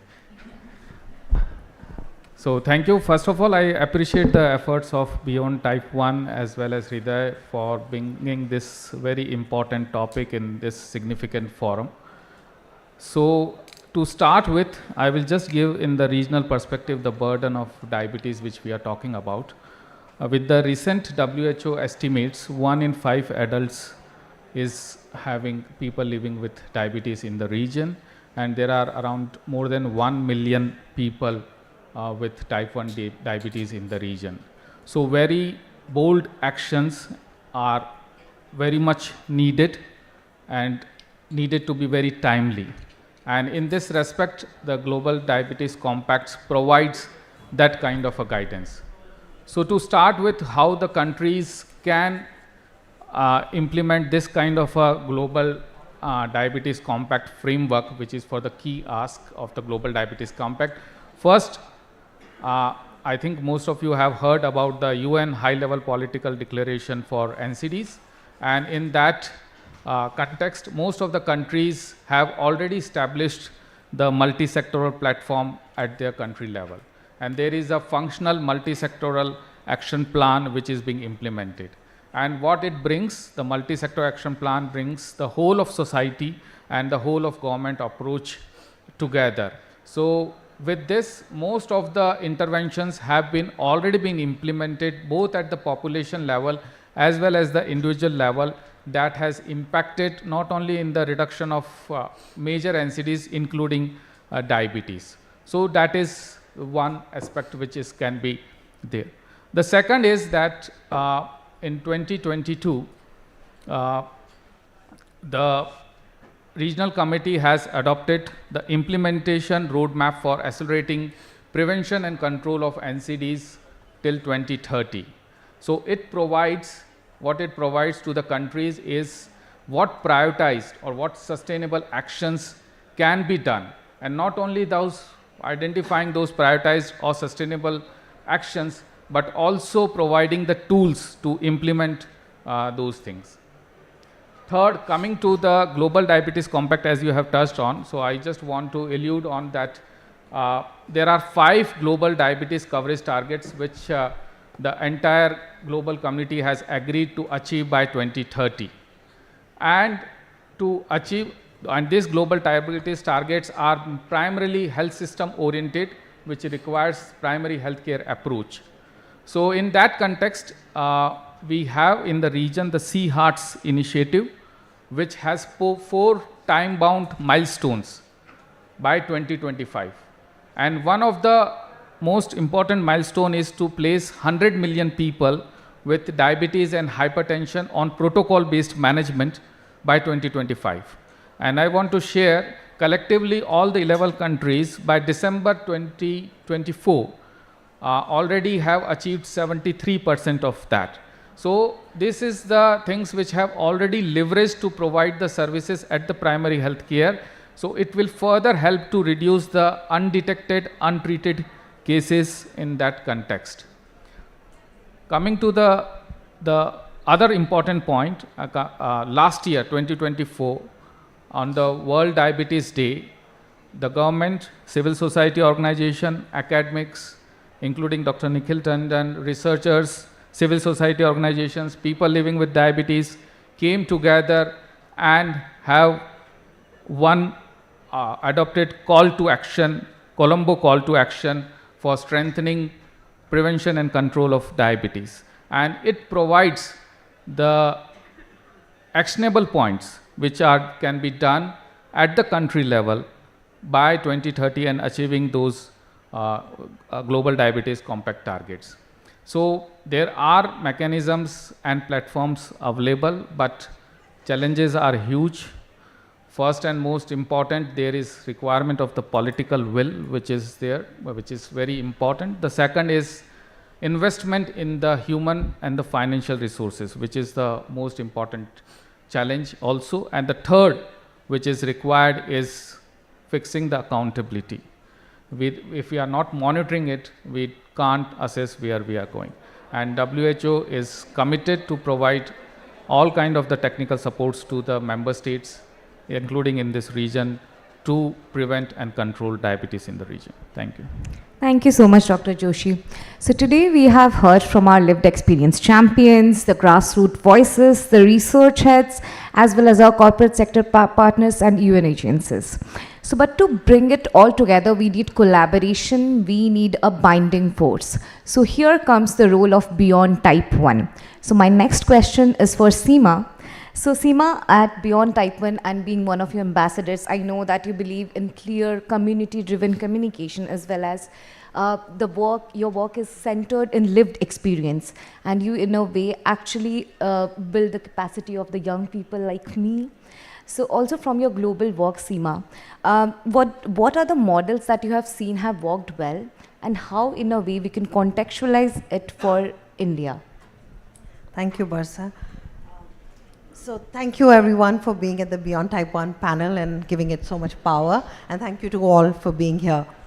So a model that I see from my work globally, and especially in the Global South, which has consistently worked, has been one that has been community-led storytelling, but that coupled with systems level engagement.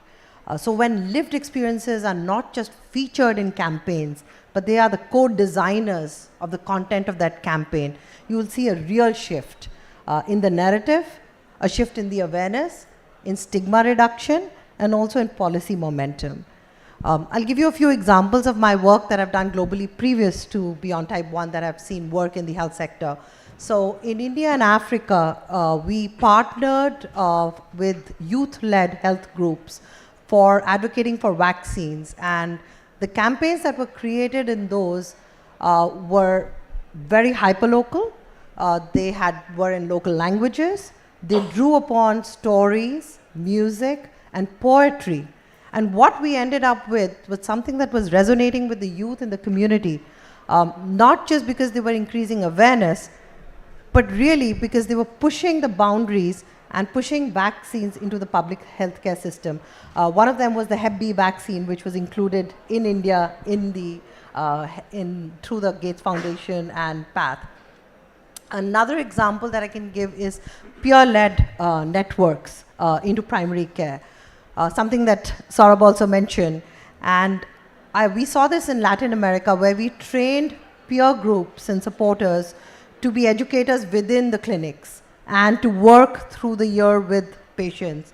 This really built the gap and the trust between the community and between care providers. So that's my two experiences from my work that we've done. How is Beyond Type 1 thinking of doing that in India? We know what we are best at, right? We don't want to drive policy and healthcare systems. We know that the government has extremely strong primary healthcare facilities. We're trying to there are enough multilateral agencies, and as you mentioned, corporate partners who are trying to get insulin. We have doctors and experts. But we do something that you asked Dr. Tandon. We simplify it. and we educate the community in very simple, young, and fresh ways. We partner with organizations like Hriday and Friends of Mewar, community-based organizations, doctors and medical experts, as well as lived advocates to lead this community action and their voice so that it is respectful to the culture and the community. We are also, that is the first thing that we are doing, and we will be designing toolkits which are very, very hyper-contextualized with the help of our partners for the local community activation.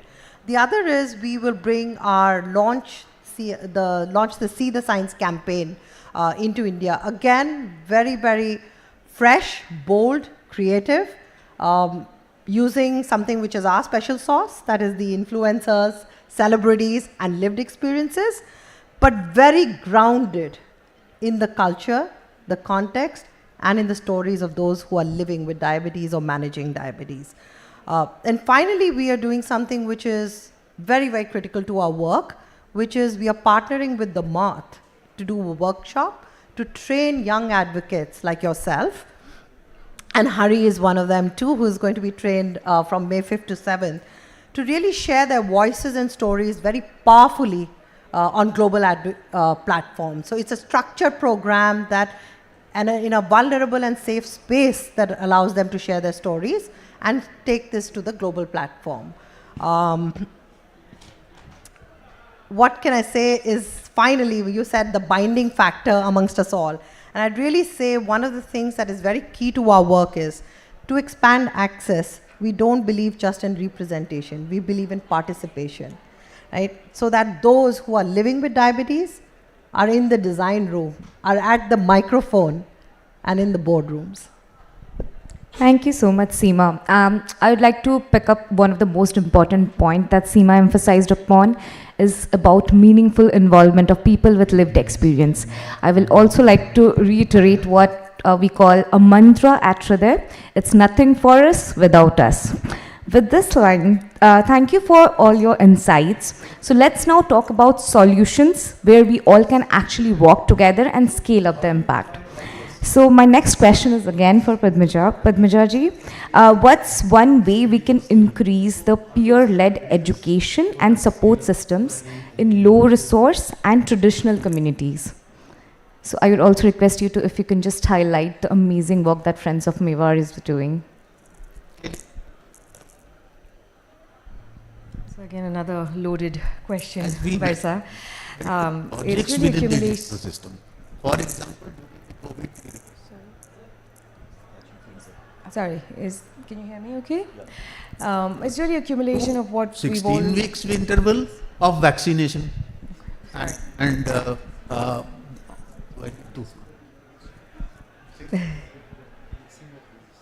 yeah, a couple of rooms. We're back here? Okay, back to T1D. It's really accumulation of what all of us have spoken about. I think we're all focusing on the fact that we're recognizing how important it is to have a diverse set of people working towards the same goal. So to your point, Barsa, if we want to increase this community-led peer participation, it can only happen if all of us here who are representing and have different roles in this type 1 diabetes spectrum can come together and empower each other. I don't think any of us are complete without the other. The good news is that we recognize that today. A few years ago, I have to speak to you honestly, I have another T1D champion friend of mine here, Jyotsna. A lot of us were not part of that diverse plate that was being put together. I think today, including us, those of us, Hari, myself, Jyotsna, I see here, with the lived experience element, has helped to do exactly that. It's helped to include and have a more community-based participation, which I think is very important. It's broken out of just the doctor-patient interactions. It needed to be brought about to have Lupin and Nova Notice and players of that magnitude also be included with those of us with lived experiences and government is what will help, I feel, lead the peer-to-peer community-based initiatives in a much more efficient, executable, and accountable manner. So I think it's putting all of what we've said together in simple terms. I think the fact that we have time for each other, the fact that those of us with lived experiences are being heard today after many, many years. I've lived with type 1 for 40 years, and I think it's only in the recent past that I feel my voice carries the weight to other players, and I want to thank those players to making us a part of your spectrum and making us feel heard and seen. So I think that's my sort of simple response to your very complicated question. Thank you so much, Princess Padmaja. So you actually make a quite very important point on making the environment actually more inclusive for people with lived experiences. On that note, my next question is for you, Hari. So Hari, how can we make sports and community activities more inclusive for people with diabetes, and why is this important in addressing the stigma surrounding the situation? எனக்கு first வந்து type ஒன்னா என்னென்னு தெரியல, சர்க்கரைனா என்னென்னு தெரியல.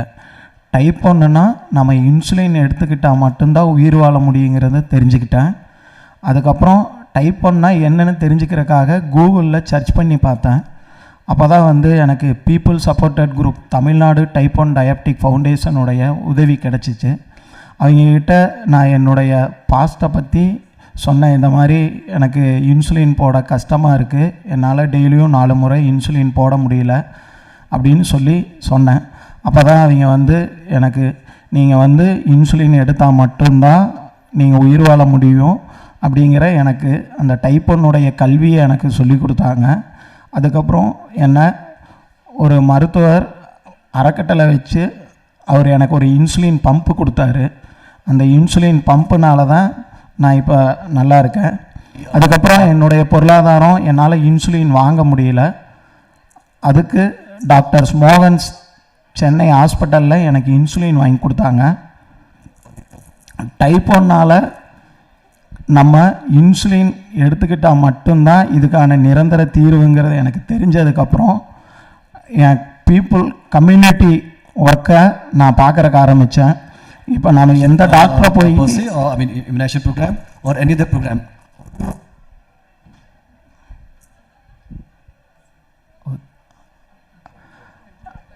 நம்ம எந்த டாக்டரை போய் நம்ம பார்த்தாலும் நம்மளுக்கு இன்சுலின் கொடுக்கணும், உணவு முறை வந்து சரியாக நம்ம சரியாக எடுத்துக்கிட்டால் தான் நம்ம வந்து சர்க்கரை அளவை கட்டுக்குள்ளே வைக்க முடியும்னு சொல்லி டாக்டர் சொன்னாங்க. ஆனால் இதுக்கு மேலே நான் என் கம்யூனிட்டியில் ட்ராவல் பண்ணுறப்ப எனக்கு நிறையா அனுபவங்கள் கிடைச்சிது. அவங்களோட ஒர்க் ஷாப்ஸ் எல்லாம் அட்டன் பண்ணேன். அப்போ தான் டைப் 1 சாதாரண மக்களை போல் வாழ முடியுங்கிறது எனக்கு தெரிஞ்சிச்சு. அவங்க எப்படி இன்சுலின் எடுத்துக்கிறாங்க, எப்படி உணவு எடுத்துக்கிறாங்கங்கிறதெல்லாம் தெரிஞ்சுக்கிட்டேன். இதுக்காக அவங்க மாரத்தான் இந்த மாதிரி மாரத்தான் போட்டியிலெல்லாம் ஓடினாங்க டைப் 1. நானும் அவங்களோட கலந்துக்கிட்டு ஐ run for insulin, I run on insulin அப்படின்னு சொல்லி சென்னை மாரத்தான், ஹைதராபாத் மாரத்தான்லலாம் பார்ட்டிசிபேட் பண்ணேன். இதெல்லாம் வந்து எனக்கு கம்யூனிட்டியோட பயணிக்கிறப்ப இன்னும் நான் நல்லா இருக்கலாங்கிறதுக்கு என் லைஃபுக்கு இன்னும் உத்வேகமாகவும் மோட்டிவாகவும் இந்த கம்யூனிட்டி ரிலேட்டடாக இருக்கிறப்ப எனக்கு கிடைச்சிச்சு எல்லாமே.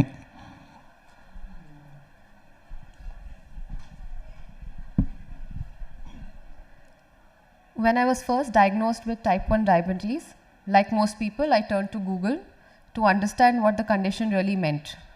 That's when I found the Tamil Nadu Type 1 Diabetic Foundation, a vital support group for people like me. They were the first to understand the severity and the gravity of my situation. The foundation immediately stepped in, offering guidance and counseling on how to manage my condition. They connected me with a charitable doctor in Coimbatore who helped me access an insulin pump, how to use it, and told me the exact doses. Later, through Mohan's Diabetes Specialty Center in Chennai, I was finally able to receive the much needed supply of insulin that I needed. It was only at this point that I truly understood how essential insulin actually is for someone like me living with type 1 diabetes. It was not just medicine, it was life. After this, I attended many workshops to understand this disease, how to manage it, and administer the doses properly by myself. Due to my health condition, I could no longer actively play cricket, a sport that I loved, but I didn't let go of my passion. I became a team manager for the cricket team that I was originally a part of, and the team which went on to win several tournaments all over the country. So with my community members and with the support of my community members and for my community members, I started participating in a lot of marathons under the campaign I Run for Insulin. And these events didn't just help me raise awareness or the funds for my treatment and to insulin, but also gave me a renewed sense of identity and confidence. So through sports, marathons, and this kind of community interactions, I began to feel like any other person, not just defined by my illness, but empowered by the journey. Thank you so much, Hari, and thank you so much, Shrita. With this, my next question is for Dr. Tandon. Dr. Tandon, can you share how integrated care, so combining public health, primary care, and digital innovation that we talked of, can actually help us to reach more people?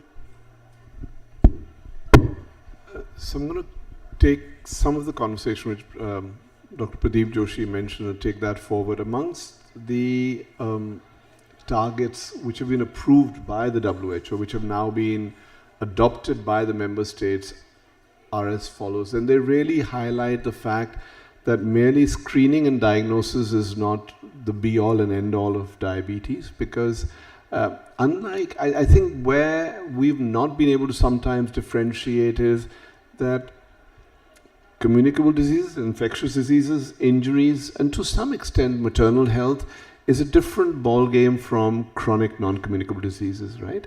Most of the first lot which I mentioned have finite periods of care. You know, if you get an episode of malaria or typhoid, you will need a course of antibiotics or anti-malarials, and hopefully you'll get better. And that's the end of that interaction. In non-communicable diseases, be it diabetes, hypertension, it is an endless, because we need to continue follow-up. Dr. Agarwal, Mr. Agarwal mentioned about the number of people who drop off. So the first thing is to understand that there's a concept of a cascade of care. And the cascade of care starts with screening, followed by confirmatory diagnosis. Lots of people who are diagnosed actually don't bother to initiate therapy. Those who initiate therapy possibly don't get monitored as well, and therefore you don't get control. And very crudely put, a rule of halves is an operation. So amongst the people who are 50% of people with diabetes possibly don't know they have diabetes. Of the 50% of people who have diabetes have possibly not initiated care. Of the 50% who initiated care, they are not achieving targets for control. So we are dropping off at every step. So the important thing is for us to understand that, as the WHO has put, you need to ensure that interventions are tailored for every step in that cascade of care. You know, just saying that we will screen people and diagnose them and, you know, we've done a great job is not good enough. Because unless you offer them treatment and manage to control their disease, it is not helpful, because you're not preventing what we are primarily concerned about, which is complications due to diabetes. The second part of the WHO emphasis also was to highlight that diabetes is, or treatment of diabetes is not just managing glucose, right? Because I think there was a glucocentricity which came in the medical profession, forgetting that people with diabetes need of course they need their glucose to be managed, they also need their blood pressures to be handled, they need their cholesterol to be handled. And therefore, the targets for control are very, very clear in that. So the targets for control proposed by the WHO, and I'm fortunate to actually to be a part of, and I in fact currently chair the technical advisory group for diabetes in the WHO, clearly says that you need to enhance the number of people from 50% to 80%. You need to ensure that 80% of the people have a reasonable degree of control. You need to ensure that 80% of people have to have a reasonable degree of blood pressure control. You need to have 60% of people who are on cholesterol lowering medication, which is about right. But the most important one, 100% of people with type 1 diabetes should have access to affordable insulin and monitoring supplies, right?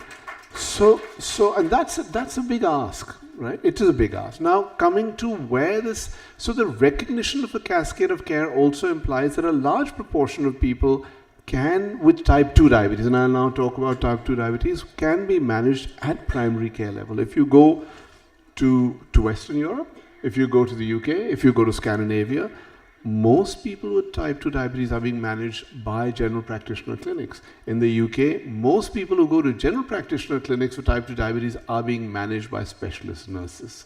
So we need to bring task sharing very clearly. We cannot expect 100 million people to be treated by, diabetologists or endocrinologists. It is not going to happen. Right?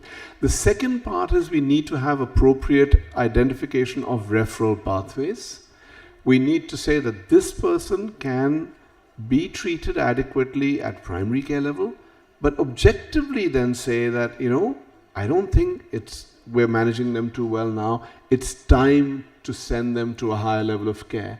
Now, this cannot be a discretionary decision making. This has to be based on objective thresholds. This has to be associated with creation of a referral hierarchy. It has to be associated with a referral facilitation. And unless you do that, it becomes, oh, I'm overburdened. Let's send half my patients up to another doctor because I just can't manage these numbers, which is not the right way of doing it. Coming to the digital part, and I think we've just heard a great story from Mr. Agarwal, not using information technology today amounts to being negligent. It's all pervasive. If you can use it to book train tickets, if you can, buy your cinema hall tickets for that, why can't it be used for something more important like managing your health? And therefore, using electronic health records, using electronic decision support software, using the ability for back-end assistance of the referral flows, again very important, using patient-facing apps so that they can get their information and get it necessarily in the way they want it is great. The Ayushman Bharat digital mission actually, and most people don't even know about it, provides you with a framework for that. And it allows you for organizations which have electronic health records to hook on their electronic health record onto the framework provided by the government's National Digital Health Mission. And it basically means that if I as a patient was seeing Pradeep on one day and decide that, I've relocated and I have to go and see a doctor in another country, I have the ability to port my data from one provider to another as long as I give permission for that. People need to know this is a facility which is available. We've created electronic decision support software that's part of my work, and at the moment, the National Digital Health Mission has ensured that any electronic health record which is a level 3 compliant can integrate our clinical decision support software. It just gives you evidence-based guidance how to treat people, right? So you don't leave it to the doctor's knowledge. Now imagine a primary care physician who's got to treat diabetes and hypertension and malaria and typhoid and asthma, and do you really expect a human being to understand how to treat all these diseases together? It's not going to happen. You need back-end support. So I think there's a lot happening. We just need to ensure that we consolidate that effort, but it's going to be we're a big country. It's a lot of people to look after. So we need a lot of people to look after them. Thank you so much, Professor Tandon. And you actually talked about a very important point about the we have a three-tiered healthcare system over here in India. So the most important thing Dr. Tandon touched is regarding the referral pathway. So that so with regard to that, regarding to the accessibility and affordability, my next question will be for Mr. Agarwal. So how could private sector partners bridge the gap between innovation and accessibility and affordability, especially in low middle income countries? I think that's a very important point for a country like India, and what Dr. Tandon ended with is we have a lot of people to take care. I think the sheer size of the population or people suffering from type 2 diabetes does put a pressure on system to have those solutions which are easily accessible, and innovation is not at a very, or innovation is at a frugal cost, if you really ask me. And I think one of the way in which private sector or companies like us, we have been able to bridge this gap is by partnering with global players and bringing some of those products which are available in other parts of the world timely in India and at India-centric cost. And what it brings for our people or our population is that we are able to provide best-in-class products at those price points which are affordable in India. I think that's one. Number two, I feel is typically, let's say, if I put an example of insulins, which is so very vital for type 1 patient. Now, classically, there are two issues which a patient or people who are with type 1 diabetes face. Of course, too many pricks, there is a cost. And if you go for a sophisticated pen, it's very expensive. Now, what we decided as a company is that every time we sell an insulin, we provide for a free pen. Now, which means free pen in a syringe is available, and therefore, to that extent, it becomes affordable. And make sure that people don't compromise on, say, compliances, or making sure that they pick up those products which are best, because the pricks are much finer, they are painless, pain-free, so to say, and therefore the compliance goes up, the outcomes are better. And then the program that I talked about, Hamrahi, which does, effectively 25 to 30% of cost of medication we bear on us, and almost 50% of cost of diagnostics we bear on us, just to make sure that everyone or anyone who is on these platforms are provided with that assistance which are there. And the last is the usage of technology, which Professor talked about. I think we are very, very extensively investing in technology. We are also bringing some of those models in which the knowledge is not getting limited to only if we reach out. We should be able to provide for those platforms or sources or resources which can be accessed by anybody and everybody who needs, at the place where they need, in the language that they need. And then you setting up a system back wherein they can reach out to HCPs and providers like us, who can then get them connected to our educators. We have deployed close to 200 people who are working on this project.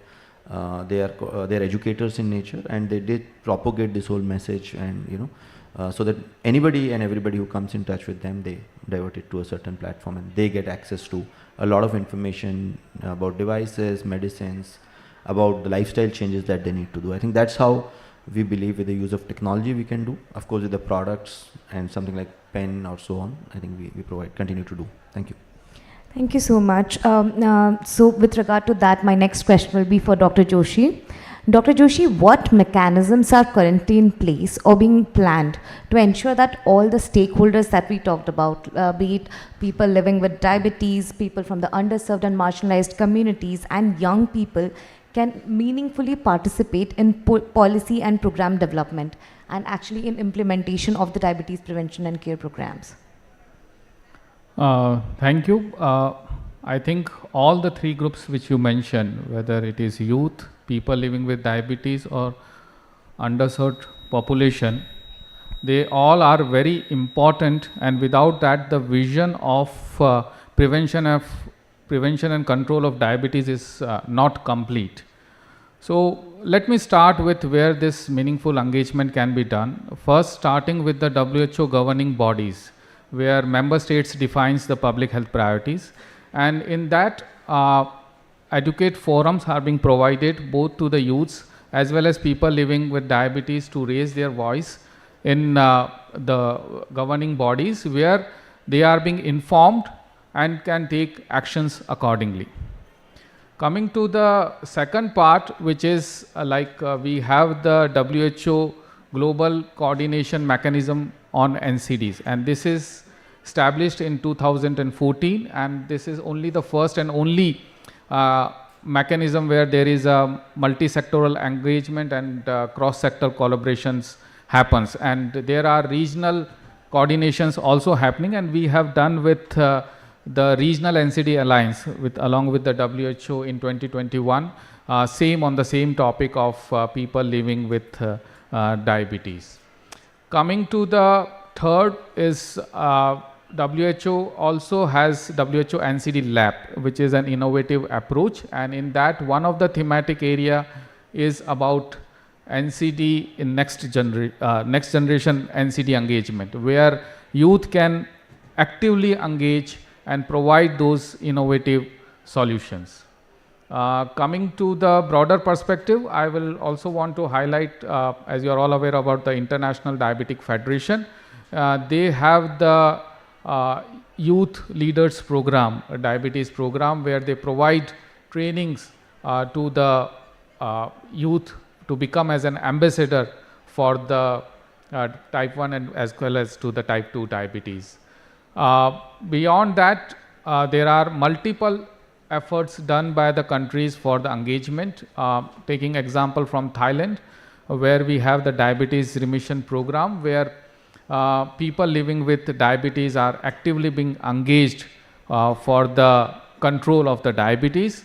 And similarly from Bangladesh, where we have the engagement of the religious leaders, where the stigma related to the diabetes is being addressed, to especially in focus with the underserved populations. So there are multiple mechanisms, but the thing which we are discussing in this panel, that these platforms will not functional. I am talking about our regional context, where there is a low health seeking behavior. There are limited awareness about these things and the stigma. These three things, if we are not able to address whatever efforts, whether all the stakeholders does, we are not able to make that meaningful engagement. Thank you. Thank you so much, Dr. Joshi, for sharing actually about what are the existing platforms where which the youth can actually leverage to carry forward this diabetes prevention and control agenda. In regard to that, Seema, my next question is for you. What role can the global organization like Beyond Type 1 play to elevate the young voices and ensure that lived experience is shaping the diabetes policy? So I'll pick up where 3 points that were brought up. Dr. Tandon talked about the proportion of the size of the critical issue as equal to the size of the population that needs to be addressed for it. And Dr. Joshi brought up about the stakeholders trying, and it's still not enough. And Saurabh said about the various innovations that we are bringing in. That's where we come in at 3 levels. The first is, our founder is Nick Jonas. So we leverage that. We leverage influencers, we leverage celebrities, we leverage lived experiences and youth voices. We have 4,000 global ambassadors already. And we use all our partners, because we don't say we know it all, to create youthful content, stories. That is the first thing, to advocate and build awareness, which is lacking. Second is, we really use technology and community to create networks. And these networks are only to bring attention to this critical issue and to help sustain people, not just from a level of surviving, but to thrive, to know where to access care, to access community or a network, and just simple information so that no one needs to die because of type 1 diabetes. So we really do that. At the third level, we then come to drive. So from survival and thriving, we talk about driving. And that is when we don't just create platforms, we don't bring youth to podiums, we create platforms. So when I say that, I mean we really, you spoke about the ambassador programs and mentoring. So that is something very critical for us. We create ambassadors and a pipeline of leadership that can actually be in rooms where decisions are being made and take their voice all the way.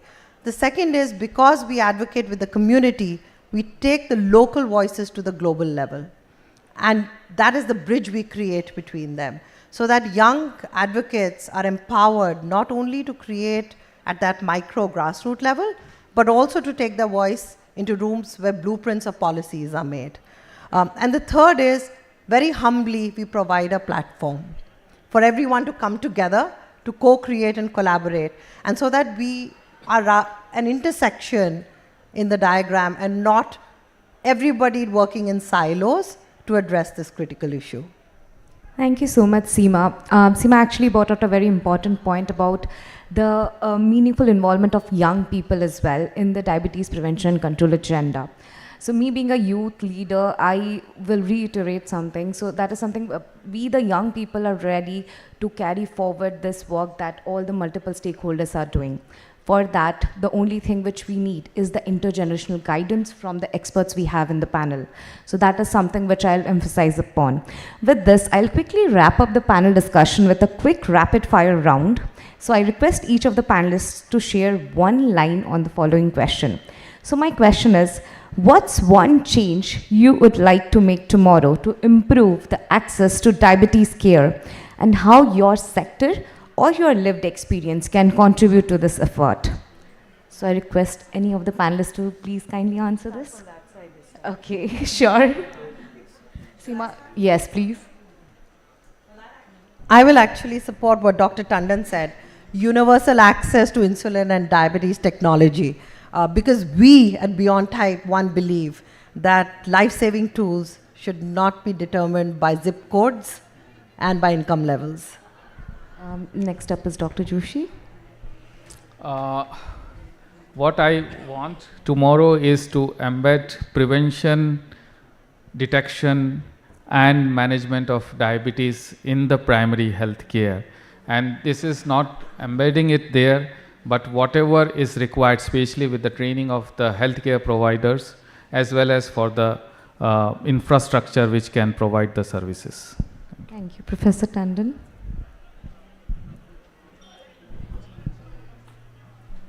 I'm not sure if there's one thing, there are so many things, but I think overall, to ensure that there's equity of care, full stop, right? And that will include virtually everything that's going to be said at this point in time. We need to ensure equity of care. Thank you. Mr. Agarwal? I think equity to inclusion. And we are really looking at, we have around 200 people who are talking about reaching out to unaccessed market, and I would go forward for making it 1,000. And if we get a public support in terms of some policy framework which allows insulin to be at a subsidized cost, though we have a controlled product which is available in India, but if we are able to further make it affordable, I think the access can really significantly improve. And we are ready to put 1,000 people out there on ground who can reach out to some of these marginalized people who are not covered under healthcare right now. Thank you. Princess Padmaja. Thanks. So yes, I second what Seema said, but to add to that, I'd love to wake up tomorrow and have the stigma shattered around type 1 diabetes tomorrow. எனக்கு ஒரு கையும் காலும் பாதிக்கப்பட்டனால என்னை டிசபிள்னு அறிவிச்சாங்க. இதே மாதிரி என்னோட உடலில் உள்ளுறுப்பு பாதிப்பாயிருக்கு, கணையத்துடைய செயலிழந்தங்காட்டி தான் எனக்கு இன்சுலின் சுரக்கலை. அப்போ இதையும் மாற்றுத்திறனாளின்னு முன்னுரிமை அடிப்படையில் அழைச்சாங்கன்னா எங்களுக்கு தேவையான முதன்மை மருத்துவம் எங்களுக்கு கிடைக்கும். இந்த மாதிரி நீரிழிவால் பாதிக்கப்பட்டவங்களுக்கு ஒரு பிளாட்ஃபார்ம் கொடுத்தாங்கன்னா எங்களோட வழியை நாங்கள் இன்னொருத்தருக்கு சொல்கிறப்ப அவங்களும் சாதாரண மக்கள் மாதிரி வாழ்கிறக்கு ஆசைப்படுவாங்க. As someone living with type 1 diabetes and being recognized as differently abled, I've come to understand both the privileges and limitations that come with this condition. One way to scale diabetes care effectively is through authentic representation and collective advocacy, along with access to insulin, medical devices, and appropriate food options so that nobody is left behind. Along with that, platforms like these, like WHS and the Moth Workshop, storytelling workshop, that offer a meaningful opportunity where experience and struggles of individuals like me, my fellow panelist, Princess Padmaja, can be shared and understood not only by national leaders but also by international stakeholders. Thank you. So we will now open the floor for a brief Q&A session. So I request all the audience to pose the question to the panelist. I request you all to kindly be brief so that we can accommodate as much questions as possible. So do we have any questions?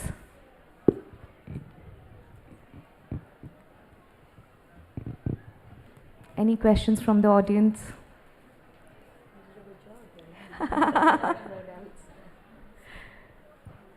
So any thoughts, reflections, not necessarily questions, but any thoughts or reflections on the panel discussion that we just had? Can you please pass the mic? Hello, yeah. Thank you for a comprehensive panel discussion. As a comment, I'm on the WHO GCM, I'm on the steering committee, where I'm also on the steering committee as a caregiver. And what we realize is that there is one person per region who's a part of that committee. And overall, in all of our discussions, what we struggle is that it is one voice that is on that particular committee. So how do we really, because all those meetings happen in English, so it is actually a privilege to be knowing this particular language. So there's so many languages that we come across.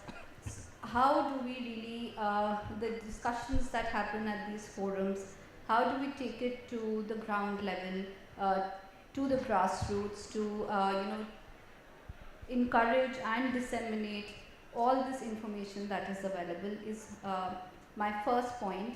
And the second is that we are, yes, doing community engagement, and we need to, it's a comment that we need to understand that it is extremely difficult to do meaningful community engagement.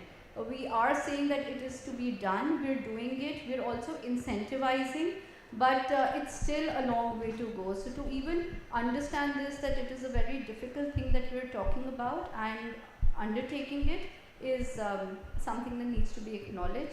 But on the first part, we are still struggling with disseminating this particular information, how to take it to the grassroots level about all these organizations and bringing everybody to this particular forum is something I would want a comment or suggestion on. Okay. Thank you. I think the answer to is that there is a global WHO global coordination on NCDs, but as you have rightly mentioned, there are 194 countries which are representing, and this is very difficult. So we require the regional coordination committees on NCDs. Then only that we are in a smaller group, and then the issue related to the language can be further we can decrease that kind of the challenge which is there. The other thing where the civil society organization plays and other stakeholders plays very important role is that when this coordination mechanism comes up with the case stories or the lived experience, where we have to translate it into the local language and disseminate, that is where we have to work together. Then only we can reach out to the last mile. The other thing which comes to my mind about the community engagement, and there are experts who can further allude on that one, is that it is the peer group which actually helps in the meaningful engagement, and that we have seen in other disease conditions also.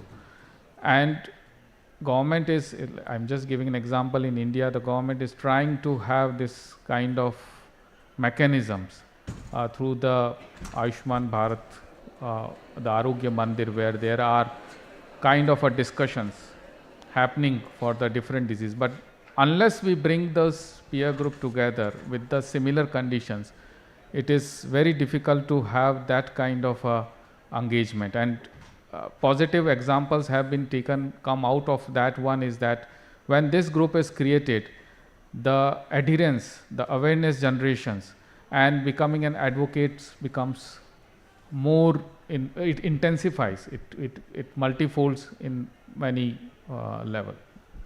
I will stop here, and then if other. Thank you, Dr. Joshi.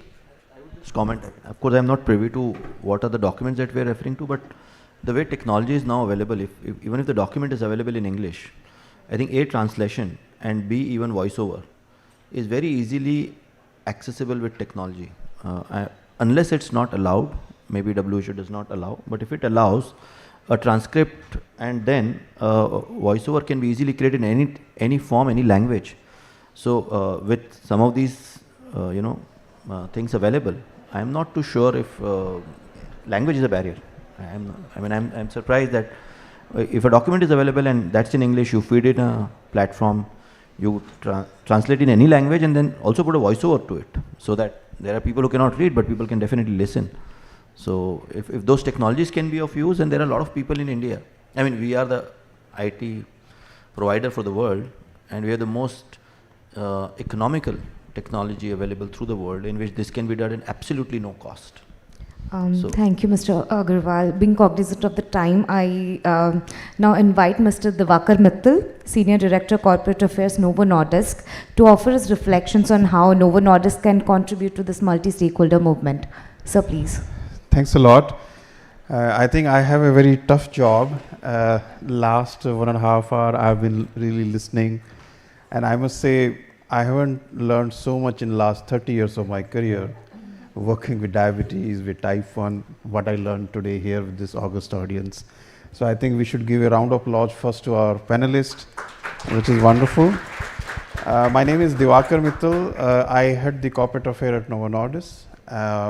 Diabetes is very close to our heart. For 100 years, we have been making insulins, particularly type 1 diabetes. We do a lot of work in our country over here. We run programs like Changing Diabetes in Children for last 14 years, where thousands of patients, we have been especially in low middle income areas. In last couple of years, we have been working with the state government in a partnership model, because sustainability of care is very important. So we have been working with state government, with medical colleges, creating something called Center of Excellence in a hub and spoke model. So where those medical colleges, they could work with primary care, with the district hospitals, where care could be given in a very longitudinal manner. And happy to see that lots of very good states are coming forward and working on this. And today we have 16 Center of Excellence in 7 state government.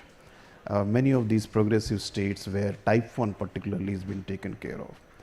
I'm personally really amazed to see states like Rajasthan, where a lot of work is happening and can happen as we move along. Coming to this panel, which has been wonderful, a couple of very interesting thoughts coming for all of us as we all are playing our role, raising the voice about type 1. So if you see the distribution of disease in our country, from Kashmir to Kanyakumari, for type 1 is symmetric in nature, because disease is like that. In a country where more than 60% of India lives into rural areas or countryside, we end up seeing a lot of type 1 on the countryside. So this is where the point of primary care comes into picture, which came up today also. Strengthening primary care is very critical. Care has to be delivered where the person is. So primary care really has to take load, especially on type 1, because the disease pattern is like this. In our own experience, my own personal experience, I have seen in last so many years, access to care, because when we are talking about primary care, it is not just providing medicine, it is also access to care, the health system strengthening and acceleration of patient journey. Like Professor Tandon spoke about titration, optimization, adherence to therapy. So it is not just about access, it is also about acceleration of their journey in terms of the pain point which these people they go through.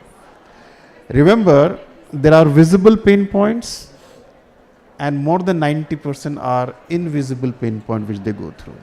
So the care has to be like that, very personal, and this is where the thought about community health, like somebody was asking, how do you reach out to this in terms of language?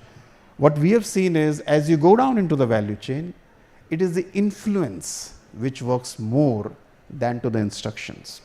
So the community plays a very big role. How do you bring community together, and how do you kind of meaningful involvement, like you spoke about, something so interesting. Unless you have meaningful involvement, which is possible only when you have community approach, we cannot have this model. Another thing which comes out very clearly, as Sir spoke about, Professor Tandon, integrated care.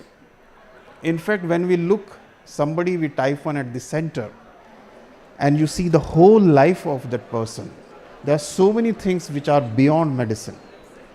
So integrated, because it's a life which you have to take care. They have pain point. There are so many issues which they go through, social issues, cultural issues. So the whole integrated care, and I agree with Mr. Agarwal, digitalization, digital health, point of care is extremely critical, and this is where I think in our country lots of work is already happening. In fact, Princess Padmaja spoke about something very interesting, removing the myths. There are a lot of myths, especially what we have seen in the early part of the journey when somebody is getting diagnosed, they are flooded with myths. And those myths, using community approach, using the peer groups are very, very important. Last, not the least, all this can happen through co-creation. And that's the reason I love this word, beyond type 1, which you have. We have to have co-creation. We all have to contribute, whether it is primary care level or tertiary care level or even secondary care level.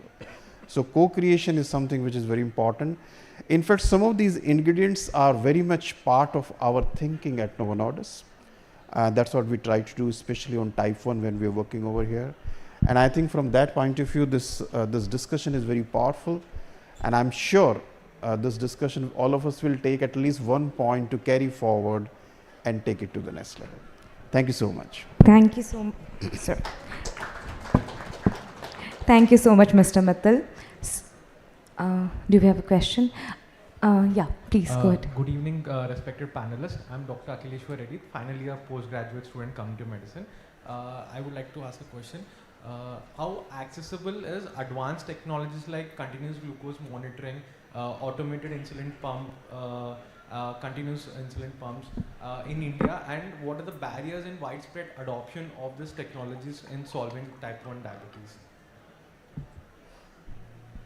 So please. Medical and Let's start the panel all over again. Yeah. I've had the experience of living with type 1 without these technological supports, the CGMS and the pump. And I lived 25 years without it, and I was just on the multiple injections then, and now I'm on so the beeping you hear is my pump, not my phone. I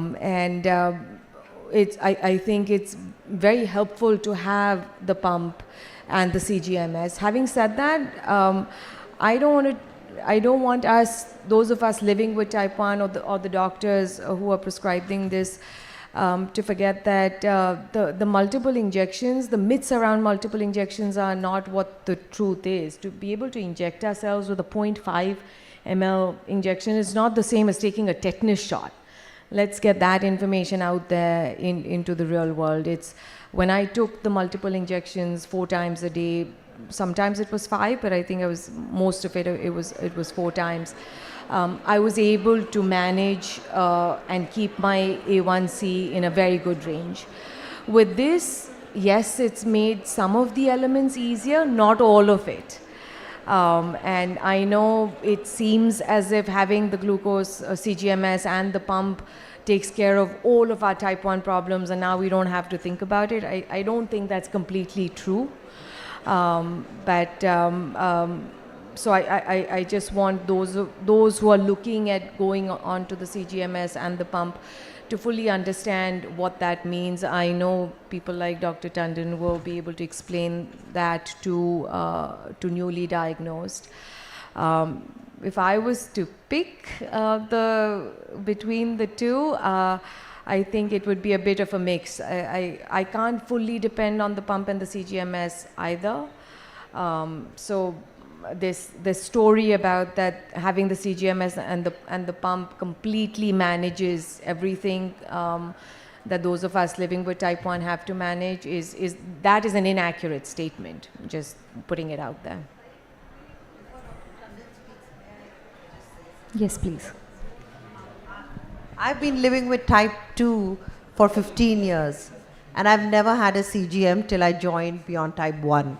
And sometimes they can cause anxiety because you're always looking at your readings and whether they are in range all the time. So while it's great to always, to have technology, sometimes it can also be a mental health issue, because now I'm always wondering what my reading is and whether I need medication.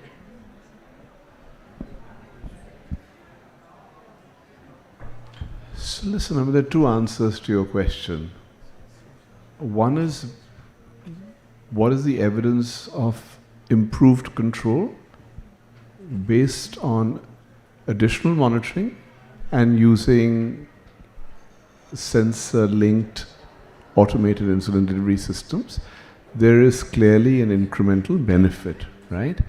Does it mean that everybody should be on it? The answer is no, it's not required. I think I couldn't have said it better than what Princess Padmaja said. I come from a clinic where about 2% of my patients are on a pump. I could have hoped for more, but there are clear barriers for that. So I don't think we should be obsessed with this. And I don't think we should sit and moan and groan and whine that just because I can't have access to A or B, it means I can't manage. Please remember, people manage their diabetes even before, and they will continue to manage it otherwise. Wherever there are issues which need an escalation in the intervention, either in terms of technology for delivery or technology for monitoring, they should be considered. But it's not pump लगा दो, CGMS लगा दो और सो जाओ. नहीं होता है काम उस तरह से. Thanks a lot. Thank you, everyone. Maggie, do we have time for one more question? Yes, please, pass the mic. Hi, everyone. Thank you for the amazing session. I'm a person living with type 1 diabetes since last 10 years. And it's such a proud moment for me to see Princess Padmaja and Hari on the panel. I was quite emotional and overwhelmed when they talked about the community. So my question is actually to Dr. Tandon, to understand that while we're talking about technology, CGMs, amazing initiatives like Hamrahi, how do we actually plug in peer support groups to the healthcare system? Because we have seen the impact of having youth champions, youth advocates coming forward and helping to bridge those gaps that we talked about, the language barriers, the communication barriers, and the barriers that you said. Of course, we know that healthcare system is quite overburdened. So how can we, plug in the peer support groups, these communities, youth-led communities, to kind of bridge those gaps and improve the diabetes care in India? So let's concentrate on type 1 for this, because type 2 is very large, and it's a totally different answer. For type 1, you will realize that there's a consolidation of people with type 1 diabetes in certain institutions and centers where there is an expressed interest and expertise available. If a child has type 1 diabetes today and goes to a general pediatrician, they will very often channelize that child to a colleague saying, they manage this problem better than us. So therefore, it's not reaching out to individual patients. It's already a community at the clinic level has already been created.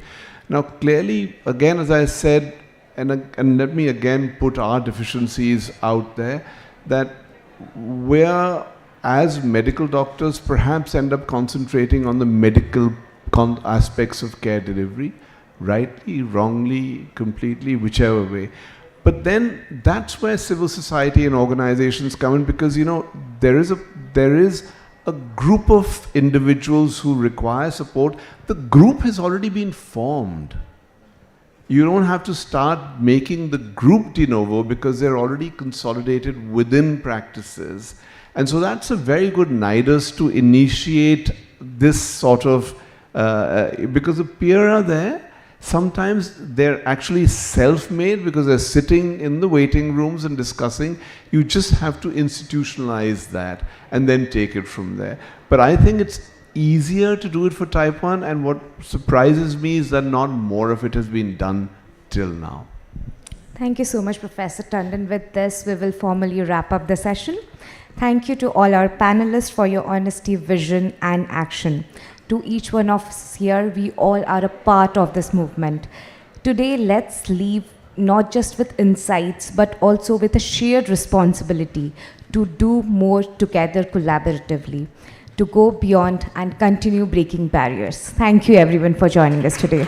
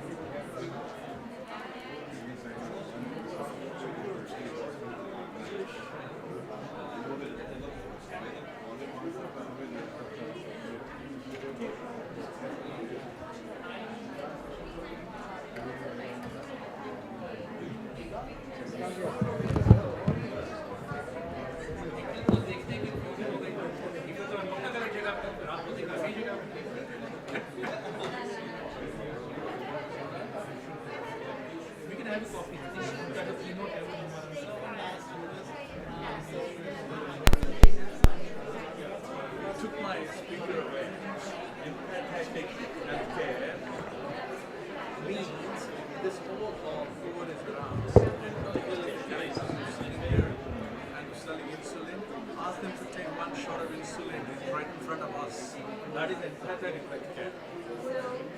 Just for that,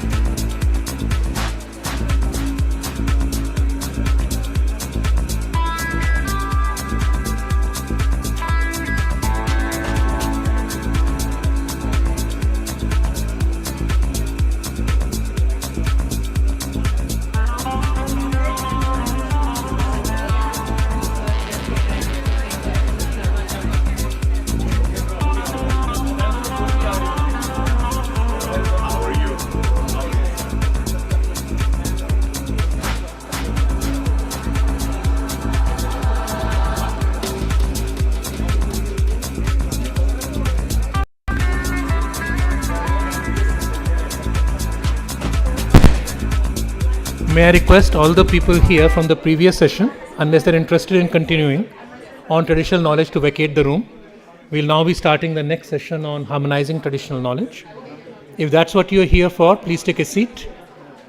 If that's not what you're here for, there are better places to hold your conversation.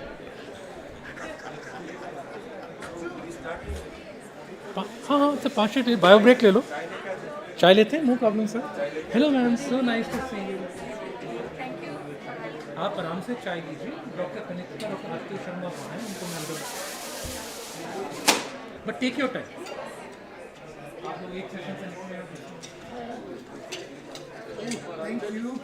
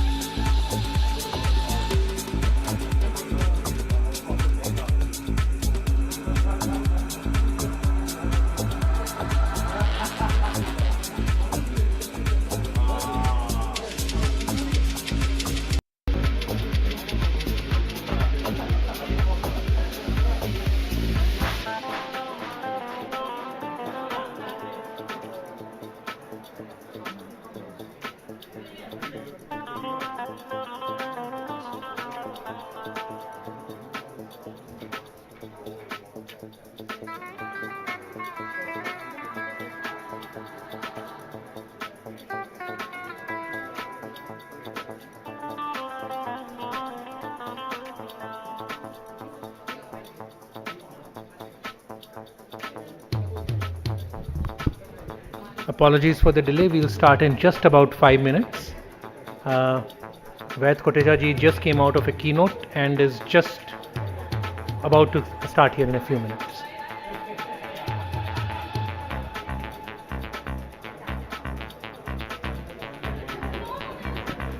Okay, I can see people coming.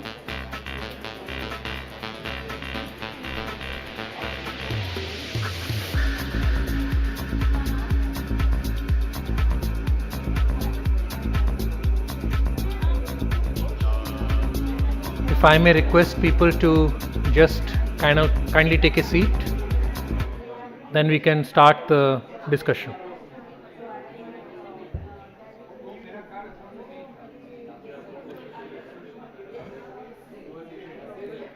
Let me start by introducing the chairs. Ved Rajesh Kotecha ji, Secretary Ayush. We are very, very thankful that you agreed to grace. I know that you were already delivering a high-level keynote in a previous session over here, and I'm very grateful that you are able to come here to join us. In the previous keynote, some of you who were lucky enough to attend, I was in a different session so I couldn't, you heard about how it is important to scale Indian traditional knowledge systems for better health access. But the only way we are going to scale these systems in an appropriate way that everybody is convinced about is to provide a framework in which we integrate a variety of learnings from different things and harmonize the knowledge. I've had the pleasure of knowing Ved Kotecha ji for many years, from the time I used to be at the Institute of Genomics Integrative Biology. And of course, Mitali and Dr. Tanuja Nesari, we opened a center of excellence using our genomics at that point in time. So may I invite Ved Kotecha ji to start us off. Well, let me introduce my other co-chair, because I think I'll finish this theme before I go to the panelists later on. When I speak about harmonizing traditional knowledge systems with modern ways of looking at things, who better to talk about it than Professor Ashutosh Sharma, the President of the Indian National Science Academy and also the former DST Secretary. During the time when Professor Sharma was there, I remember we opened a variety of initiatives, and in fact, if Mitali remembers correctly, in the very beginning of the Genomics project, DST had been a major supporter. So I would like to first invite as a keynote Ved Kotecha ji to come and tell us about a summary of the wonderful talks he gave in the previous session. So we'll take that as a starting point and his views, and then we continue with that with Professor Ashutosh Sharma from a modern perspective. Then we will then start with a panel discussion to take forward how to harmonize things and get all your views together. Kotecha ji.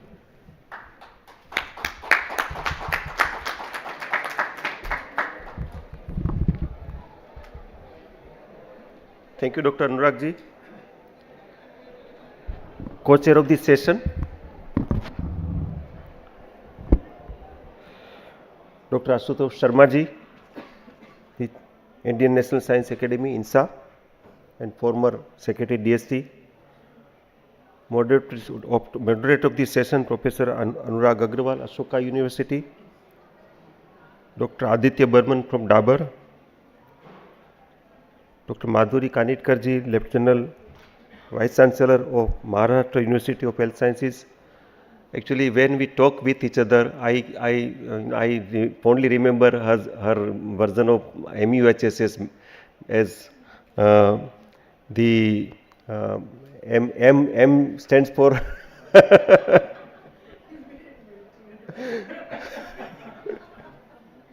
Military University of Health Sciences. So she has brought in a transformation of MUHS, and we are really thankful to your good self, Dr. Madhuri ji. Dr. Mitali Mukherjee, IIT Jodhpur, Professor Tanuja ji, the Director of ITRA Jamnagar, Professor Anna Acharya ji, DG CCRS, distinguished guest faculty members, experts, researchers, policymakers, and all young audience. Namaskar and a very good evening to everyone. It is both a privilege and moment of deep responsibility for me to address this session as the chair. Earlier today, I had the opportunity to speak on the theme Restoring Balance scaling up access to traditional medicine for health and well-being. That address was a call for equity, accessibility, and the global integration of traditional medicine in the pursuit of holistic health. In this session, we focus our lens more sharply on a critical pathway that connects academia to policy, science to society, and tradition to innovation. We are gathered here not just to reflect, but to reimagine, to explore how India's rich traditional knowledge systems can contribute meaningfully to contemporary healthcare and drug discovery, and how our policy ecosystems must evolve to support this synthesis. In the earlier session, we had a great panelist participated, an eminent doctor from Bhutan, Dr. Soumya Swaminathanji, the former principal scientist and former Secretary Government of India. She was also there. Aditya Burmanji is also here. He was there. And among the panel, we also had the regional director of WHO Siro, Ms. Samia Wazed. She was also there. And there was a young participant, a pharmacist, Tanushri Jain. She was there. So we had words and wisdom from all across the scientist community, the young people, the academia, the industry, and collectively we thought about how to bring in, the traditional medicine in mainstream ecosystem through different pathways. Through we also had a panelist from Germany, a professor from Charité University, and there was discussion about the high-end evidence generation. There were discussion about the business model to bring in traditional medicine into the mainstream, and not only evidence generation, but then there are different perspective of traditional medicine and its importance into the resilience and into the restoring balance between this conventional health system and traditional health system. We all know that traditional health systems across the world have grown from the soil, wisdom, and live experiences of communities over millennia. These systems are not merely health services, they are complete ecosystems of healing that emphasize harmony between the individual, the community, and nature. India is proud to lead by example in this global renaissance of traditional medicine. One of the most significant milestones in this journey has been the establishment of the Global Traditional Medicine Center by WHO at Jamnagar. This center is the first and only WHO global outpost dedicated exclusively to traditional medicine. It is envisaged as a global platform for research, innovation, policy dialogue, and capacity building. India has supported this and committed for 10 years the support to this global center for traditional medicine. We had a host country agreement with WHO to support this center in India. It is a full-fledged department or outpost of WHO. As Dr. Agrawal rightly pointed out, the story of artemisinin, derived from the Chinese herb quinhao, has become a global symbol of what traditional knowledge system can achieve when paired with modern science. Once a humble remedy in traditional Chinese medicine, it is now a cornerstone in the global fight against malaria. This example is not just a scientific triumph, it is a message of immense possibility. If China could offer artemisinin to the world, why can't India be the next success story? With our rich pharmacopoeia of time-tested herbs like ashwagandha, shatavari, guduchi, why shouldn't the next globally impactful therapeutic discovery emerge from the treasure troves of Ayurveda and other Ayush systems? The potential is vast. What we need is the will, the investment, and the vision to unlock it. Let me also inform the audience that as a 2030 agenda from Government of India, Ministry of Ayush, we have visualized, envisaged to get at least, to establish at least 3 botanicals from Ayurveda as a globally accepted botanical medicine, not a not just the food supplement, but globally accepted, visualized, established research generated with high-end evidences, at least 3. So, we have selected 5, and out of these 5 our research council has started working on GLP dossiers, and we also are working with the ICMR to have large scale multi-center trials, so that by the end of 5 years, at least out of these 5, 3 can become the globally accepted botanical medicine. That is the dream that we are visualizing. Dear friends, our true challenge lies not just in generating research, but it's in ensuring that it travels the full distance from the lab to the policy. I have just given the example. The real impact lies in our ability to translate that research into actionable policy, into clinical protocols, and ultimately into public health outcomes. We must actively work to bridge the academic policy gap. This means developing clear and accessible policy briefs, designing healthcare protocols rooted in evidence, and supporting new drug discovery pipelines within the Ayush framework. At the same time, we must build a regulatory ecosystem that is both scientifically rigorous and facilitative, not a roadblock but a roadmap. I also would like to mention that as a initiative of the whole of government approach of Government of India and ease of doing business, we did work on the licensing and regulation of the drug licensing of traditional medicine in India. Out of 35 compliances, we have removed 31 compliances. So, only 4 are left, and all criminal thing were taken off, and is a real commitment of government for bringing in ease of doing business without compromising in the quality aspect. So, that is a very good example how we can achieve such thing by a commitment to the serving of the people and bringing something innovative. To drive high-end integrative research in Ayurveda and Ayush, the Ministry of Ayush has launched this Ayurveda Biology Integrated Program, and under this Ayurveda Biology Integrated Program, these 5 botanicals are being worked out. These botanicals are Ashwagandha, Brahmi, Shallaki, Boswellia, Sunthi, ginger, and Methika, the Dana Methi. So, these 5 has lot of proof of concept level research. There are some high-end publications also, but the missing thing is GLP data, GLP dossier and safety studies. That is already going on. We have started working on this. Our DG is here. He is also one of the panelists. He may like to inform more about that. The integration of Ayush systems with mainstream healthcare and the promotion of an evidence-based approach to traditional medicine have been at the forefront of national health priorities as envisaged in National Health Policy 2017. Notable strides in this direction include the co-location of Ayush facilities under the National Health Mission, as well as the establishment of advanced center like the Ayush ICMR, Advanced Center for Integrative Research in different aims, and the Department of Integrative Medicine at NIMHANS. Recently, the CIB of AIIMS, the apex body of AIIMS, they have decided to start an academic department of Ayush in all AIIMS. So, this is also a very good new development. So, please visualize, once it happens, it is a big step of India.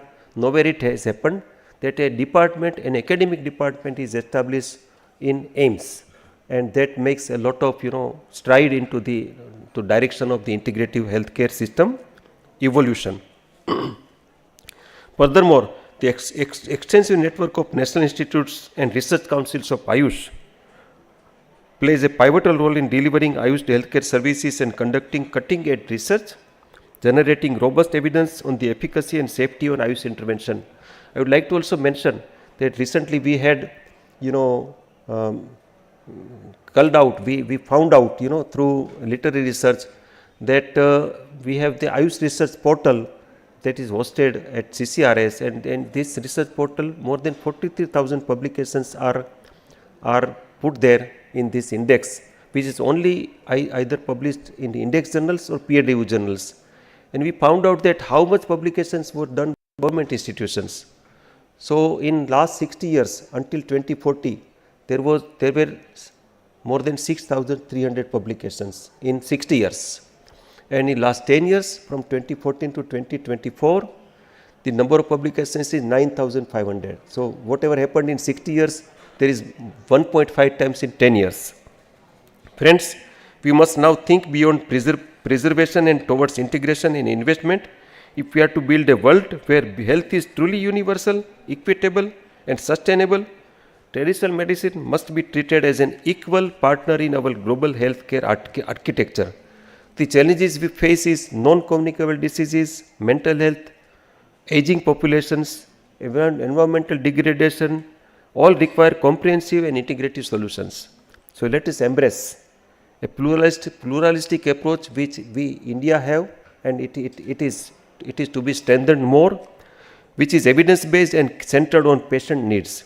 Let this session be not just a discussion, but a starting point for deeper collaboration between ministries, between systems, between generations of thinkers. Let's reimagine drug discovery and health systems for the last mile delivery.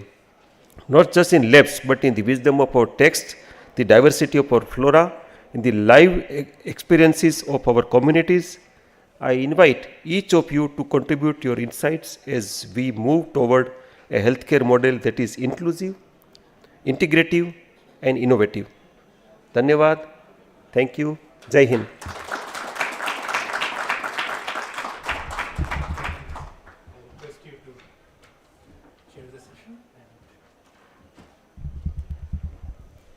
What better continuation can there be of a connection between traditional knowledge, science, and the fact that science came all through history, through observation. And there is not just one type of science. And to ever the pendulum swings between the various types of ways in which science is done. In fact, I'm teaching a Principles of Science course this time in Ashoka. And we talk about the various type of reasoning and how you arrive at the same truth in either direction. But the best person to continue on this and say how we can together harmonize what is often called scientific knowledge with traditional knowledge through scientific thinking systems is Professor Ashutosh Sharma, former Secretary DST, as I said, some of you were not here that time, and the President of INSA. Sir, your words.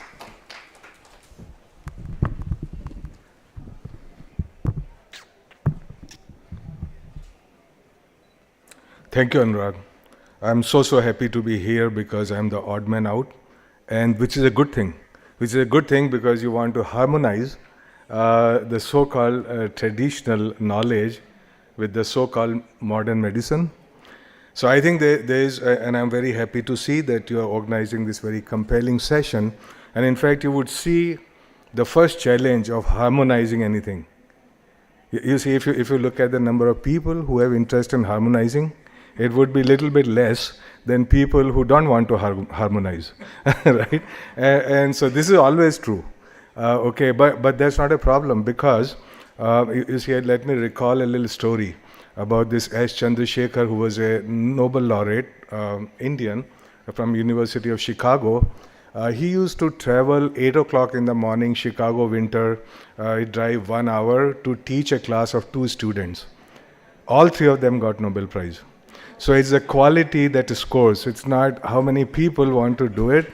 And I'm so happy that we got the right kind of people here, including me, you, everybody, and everybody, Ved Rajesh Kotecha ji, and Lieutenant General Madhuri Kanitkar, Rabi Narayan Acharya, and everybody that I know them for very long, Tanuja Nisari, and others. Mitali Mukherjee, I just met her because I'm also a visiting faculty at IIT Jodhpur. So it's a small world. Now, I was coming to the point that, you see, when we talk about traditional medicine, we already assume that traditional is something which is static. I think it's a huge mistake, actually, to assume that. And then we assume that modern medicine is always very progressive, and it is something which is based on evidence. It is based on so-called very rigorous clinical trials, which it is. But the whole point is that nothing in this world is static or ought to be static. In fact, if you were to look at even Upanishads, and I've read half of them, there is nothing static about them. It's not the final product, but the quest. And I think that quest is so important. In fact, you know about this stuff about what is important, journey or destination, isn't it? You heard that? So people would say journey, isn't it? But so that's the process. But of course, you have different processes for the same destination, which is health and happiness. And may not be a single path to that particular thing. We know that, especially as Indians who have been the storehouse of this traditional knowledge. So journey or destination, of course, destination may be shared. Some of the journey may be different, but it could be intertwined. Then I heard another twist on journey or destination. They say, no, it's the company that matters, neither journey nor destination. And I had another twist on that. I said, company that's paying for the journey. That's what matters. So I think this is a metaphor for why certain systems become successful. Okay, I don't want to get too much into that. But the point is, if you have no compelling business model, which makes as much money as some other would, then you know that it gets less preferred. But this is not a weakness of that system. It's just that the company is important that pays for the journey. Now, harmonizing traditional knowledge and modern health system we are talking about there. So clearly that this is power of research is so important. And so we, when I remember with Kotecha I met first time, I think perhaps it was 2000, just when he had joined. So we had met in DST office, 2016, something like that. Or maybe I stand corrected. 17, yeah, okay. So by that time, I had already initiated a program called Satyam, which is an acronym, which is called Science and Technology of Yoga and Meditation. Now, believe it or not, 2017, so people come around, they're saying, hey, I recall there were even, journalists coming, you're doing pseudoscience, what are you doing? Are you connected with some organization? I said, no. What are you talking about? I mean, we are the ones who have to do this kind of research. Why should it be only Stanford people who are doing this? Right? I mean, we ought to be, very proud of the fact that we have this knowledge that we need to take forward. But on the whole, I was able to convince all the journalists that they had only like positive stories about that stuff. And I remember that we had this meeting, and I pointed out to all the PIs or wannabe PIs that, look, this is not business as usual, that we would have very rigorous standards of the process. Okay, so process may be, okay, that would satisfy the people who are reading top journals. So you might require a functional MRI for it, so be it, whatever it is. So, you look at all this stuff very so-called scientifically. I'm not saying that traditional knowledge is not scientific. I think we make huge mistake in saying that somehow that this may not be as scientific. So I think it's a question of understanding and awareness. So when we talk about integration, where would this integration come from? So this integration at the research level, okay, some of it may be there. In fact, I remember there was also a program called Biology of Ayurveda. Now that Biology of Ayurveda, I personally kind of monitored it, say how many proposals are coming, what kind of proposals are coming, what do referees say about it. And so problem there was that there were whole lot of them, and in fact it was the chairman of that committee was Dr. Veliathan. So who had kind of an integrative approach to medicine, and he was very positive about it. Only thing he said is, look, that they are not making good use of all the modern tools of analysis and so on. So how do we bring about this integration? I am afraid until this integration happens at the medical education level, and we are not already too conditioned and too biased about certain approaches to health, that this becomes very difficult to do it. It's a great idea to create programs or the departments of traditional medicine in AIIMS and perhaps other medical colleges. But what about the courses? That there has to be also an introduction to the ideas which may appear to be very alien to a modern practitioner. And so it is the conditioning that actually matters, is the awareness that matters, and is the understanding that matters. And I think, how do we cultivate that? So I think if we could cultivate that in various forms, and this is one of the forms, the mixing here. As I said, it requires interdisciplinary, transdisciplinary, out-of-disciplinary, multidisciplinary, sometimes all kind of disciplinary approaches. And I can tell you from the experience, because by degrees I'm a chemical engineer, but most people never thought that I was a chemical engineer. At different times I was a physicist, sometimes a theoretical physicist, sometimes an experimental physicist, sometimes I was a chemist, sometimes a material scientist. I was also among the people who were the first ones to identify stem cells for the cornea. And so I was proud of those publications in the 80s, with the hot topic, stem cell and everything. So the point is, we should not define our identity too strictly. But that's the problem, is a very modern problem. And so people just are very afraid to talk to anybody who is not like themselves, who are not, this peer group is so very important, and this peer pressure becomes so important. And how do we create that awareness? I think that is the critical point, because after all, not everything is solved by this approach, only in that approach. Of course, if I had an accident, I need surgery, but before I get to my agitated state of mind leading to accident, I need well-being. And so it would have been much better if I had taken care of my state of mind before the accident over years, then I would not be in the accident. So we require different approaches. So we know how the framework for integration, everybody here knows. I'll just repeat some keywords. Ethnobotanical research we need, of course, to figure out medicinal plants and stuff. Phytochemical analysis, what is the active ingredient, but that's actually a dogma. So I have to say that to insist that there is a thing called a single active component, in some cases it may be a dogma. It would not fit into some of the traditional approaches, because the whole that matters, and not just a particular component. So sometimes it is a particular component, and sometimes it's the whole, the 5 components working together in a particular form, which may be important, and we cannot carry our dogma too literally. Clinical trials for safety and efficacy are important. IP protection for traditional knowledge is extremely important. We have seen many cases of that, and then we woke up whether it was haldi, patent and stuff like that, traditional knowledge. So unless we document and patent traditional knowledge, that whole lot of this may be plagiarized and money is made somewhere else. Regulatory frameworks are important, incorporating Ayurveda in national healthcare systems already happening. Acceptability and affordability are important. And community engagement. So there is this National Innovation Foundation. If you were to look at their website, you would see that they have documented a whole lot of these medicinal plants and practices across by doing Shodh Yatras. So only thing is, they don't have the same medical muscle. So there is just, somebody, but at least they have done the basic research on ground and documented it. And some of them even patented. So one can take some clues from there and go forward. Community engagement, important, capacity building and training people.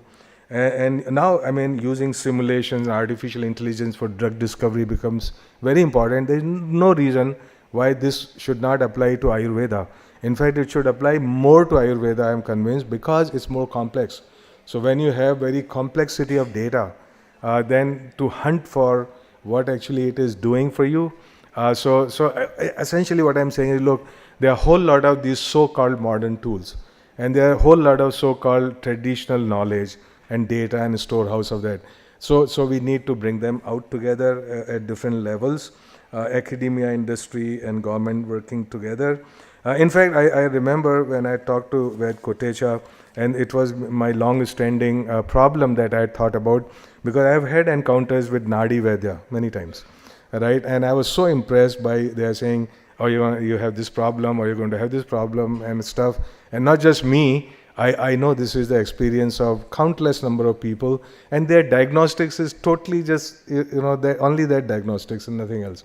So I said, look, why don't we actually, convert that into technology? And only now I have seen 2 startups in last couple of years who are doing that, where it's just a question of, you need a sensor, you need actuator, you need to pick up many different kind of frequencies and their fast Fourier transform, what have you, every possible signal processing tool, and then you put in the traditional wisdom about, hey, what is the interpretation of this? And once you put in AI with this, your quest would be complete. And so then they would Nadi Ved in every lab, every home, in fact. And so that could be done. And it's something which can be set up so easily. You see people coming out of AIMS, blind diagnosis, and then you have, Ved sitting there, Nadi Ved, and doing that, and then you correlate with your software, and you see double blind study, and you can figure out whether it works or it doesn't work once and for all. And that would be, health at everybody's fingertips. But anyhow, thank you very much for having me here. I so totally enjoy talking to people who know more than I do. And so I'm very, very happy. Thanks, Anurag, for having me here. Thank you very much. Bye-bye. Sir. Please. May I invite all the panelists on the stage? I'll introduce them as they come up.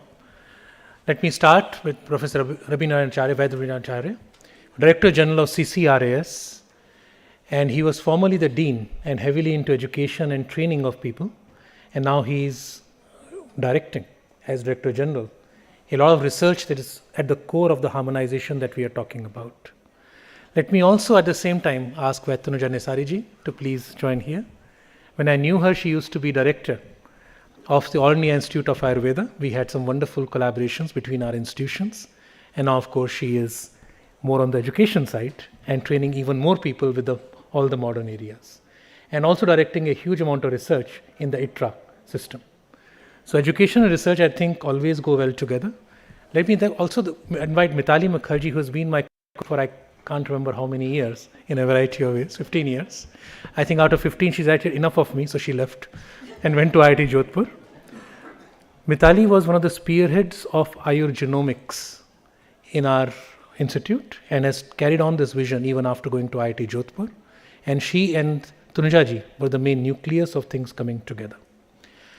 Let me now invite another person whom everybody knows, Dr. Lieutenant General Madhuri Kanitkar.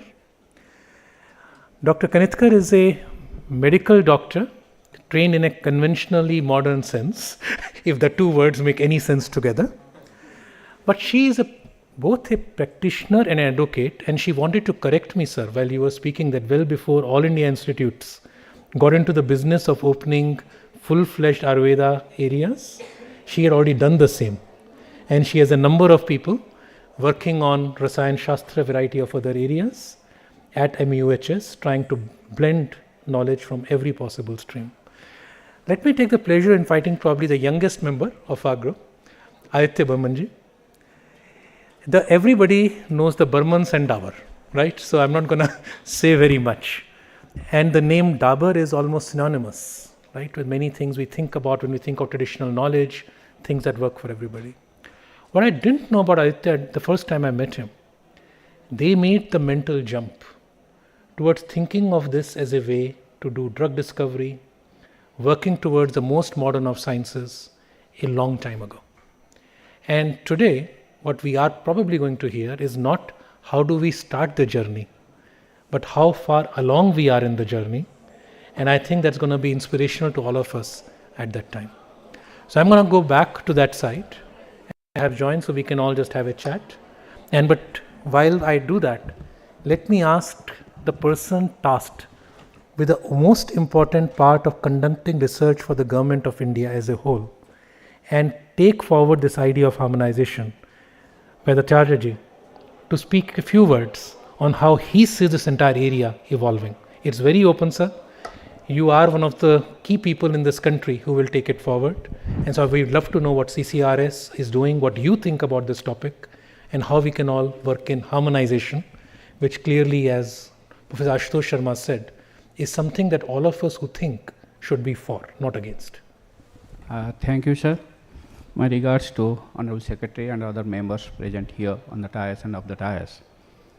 I'll be just sharing what CCRS is doing in terms of collaborative research, what I have been assigned to talk about.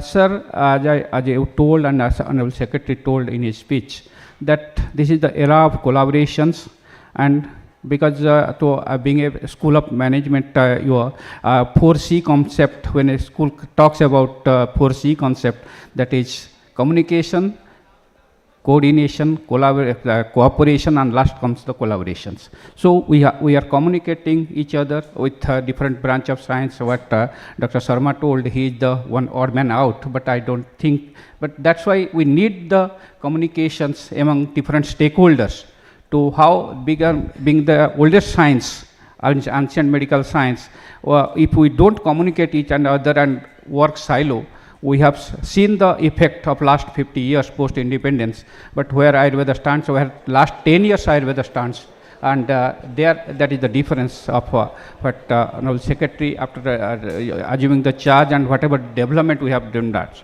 Just I am to say about what CCRS is doing. I will share a few things what now we are doing in terms of, because ministry mandate is to popularize Ayurveda to public health. So we are working with different ministries in collaborations, Ministry of WCD, and we are working with near about 77,500 populations for management of with near about 10,000 Anganwadis we are covering for management of anemia. With this under the Mission Utkarsh program and the Poshan trackers there, how to management with Ayurveda interventions only. And we are getting quite success. That is a 1-year program, and near about half a month, half a year we have completed with and we are getting good result. And not only we are starting, we are already, this is based upon our previous experience of ministry under different primary health care programs.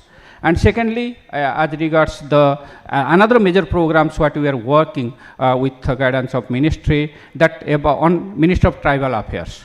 Near about, we are working with near about 2,500 students, 25,000 students, and we are managing and we are diagnosing them, and particularly sickle cell anemia and anemia, and diagnosing them in the HRM school, that is their school, Ekalavya Model EMR school, and giving the appropriate treatment to them. And we also so that near about 75 EMR school across the country in 14 states, we are working on that aspect. So these are the two major things on public health where CCRS is working.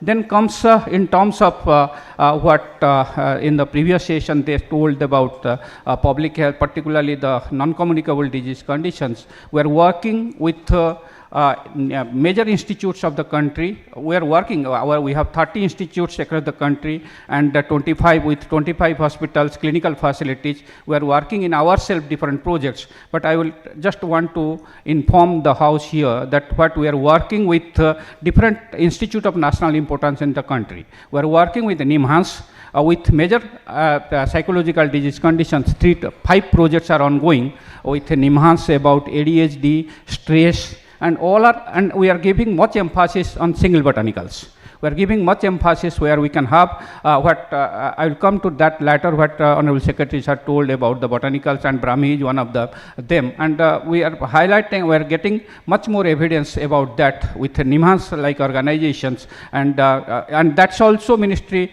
another project, ministry is giving Center of Excellence scheme to them, and we are working with NIMHANS on different disease conditions. Then comes another one of the best institutes in the country in the management of cancer, that is Tata Memorial Research Institute. We are near about 5 projects ongoing on about evidence-based medicines on animal studies and also clinical studies with a preventive, palliative in both, and curative. In 3 aspects of cancer we are working, and we have developed our own formulations also there, and we are validating them clinically and also experimentally in that aspect with it here. And again, another institute of national importance, that is AIMS, what Secretary Sir told, recent Government of India has taken a major initiatives that we have ICMR, Ayush Integrative Research Center in the AIMS of our country. And in about 23, all the AIMS came forward to us for that aspect of research, and we are working with selectively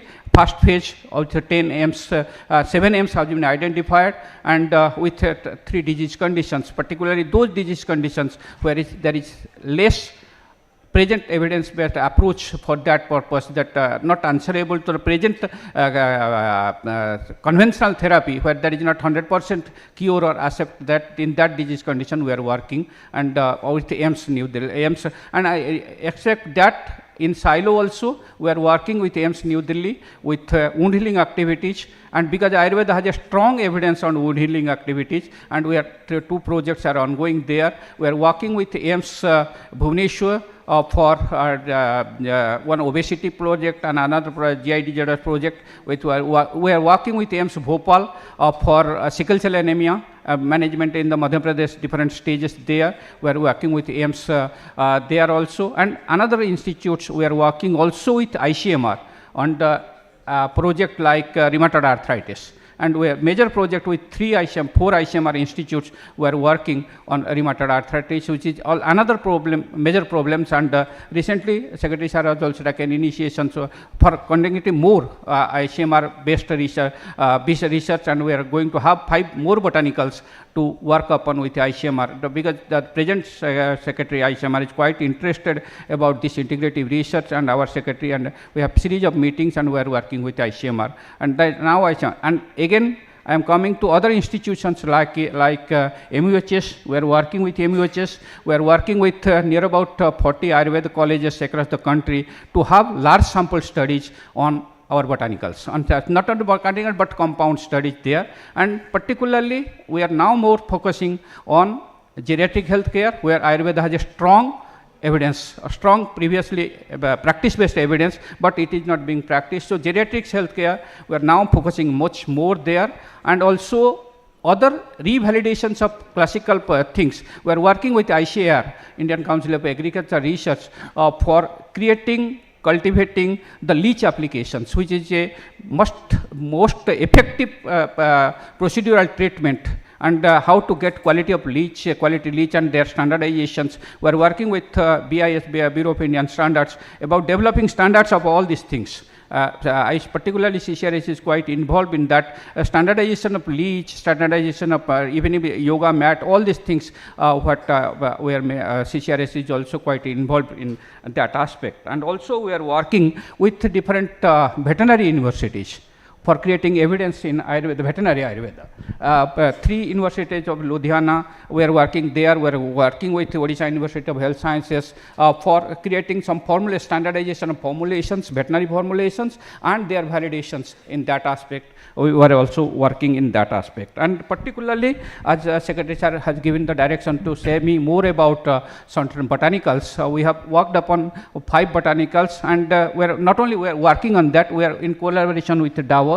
We are working on 3 major GLP certified companies. We are working with them, and starting from short-term, long-term, mid-term, long-term toxicity, whatever the GLP standards, we are following that, and hope, and we are quite confident that within 2 to 3 years we will be in a position to come up with the formulations of botanicals with US FDA. All the standards, whatever US FDA approved, we have consultant in that aspect. So hope we will have that aspects there. And we are working with ILBS also. ILBS, that generally Ayurveda is blamed for liver disease, all these conditions that our herbal drugs are that, but to get more evidence, even if you all will be astonished, the ILBS is coming up, giving us the program that come up with some mineral formulations which is more effective in biliary disorders, and that as on today they don't have answer in that aspect. So the mineral formulations we are having, Ayurveda has been strong formulation there. So how to come up with that, we have now working, we have find out certain formulations there in that aspect also. And we are working with standardizations. As regards Ayurveda is also blamed for standardization, not having standard formulations. We are working with near about 10 CSIR organizations in the country, starting from NBRI, Lucknow, CSIR, many CSIR, 10 CSIR organizations, about the probable mode of action, the Ayurvedic formulations, and first the toxicity. All the ICR and toxicology institutes, and almost 10 bhasmas of Ayurveda in GLP certified laboratories, how our bhasmas are safe and have a creation of evidence in that aspect. We are working with CSIR, even if with a huge amount of, even if funding from, all are from ministry funding, giving GLP standard of a single herbal formulations, not a herbal, single mineral formulations causes us 1 crore rupees. We are spending huge amount for that, keeping evidence medicine on formulations. Thank you. And also we have another AMRA study, many formulation studies. We have a lot of working, near about 360 projects CCRS is running as now for different standardization purposes. That's a massive, massive body of work. And I'm actually going to break the order I sent, and because I heard Dabar, you're already working with Dabar for these things, and I know that Aitya was very passionate about letting everyone know today that it's not the beginning of a journey from his point of view. Aitya, let me go straight to you. Yes, Doc. Well, thank you very much, and sir, really appreciate the trust and the faith. You know, it warms our heart when we see this kind of interest, something that has been inherent to us for so many decades, to see that same level of passion coming from another quarter. So thank you very much for that support. I think, you know, for us, Dabar is always looked at the traditional medicine and Ayurveda specifically in a very traditional light. And you know, the journey was many decades. You know, 1884 we were established, and until 1990 there was a lot of you know, doing things in a very similar way. We obviously were pioneers in taking the, you know, putting it into a bottle, putting a label on it, making sure that what we said was in it, making sure that the efficacy was there. Even then, my great-great-grandfather, he was very conscientious of quality controls. He was very conscientious of efficacy. So these were always a feedback mechanism that he had with the prescribing doctors. But in 1990, something changed.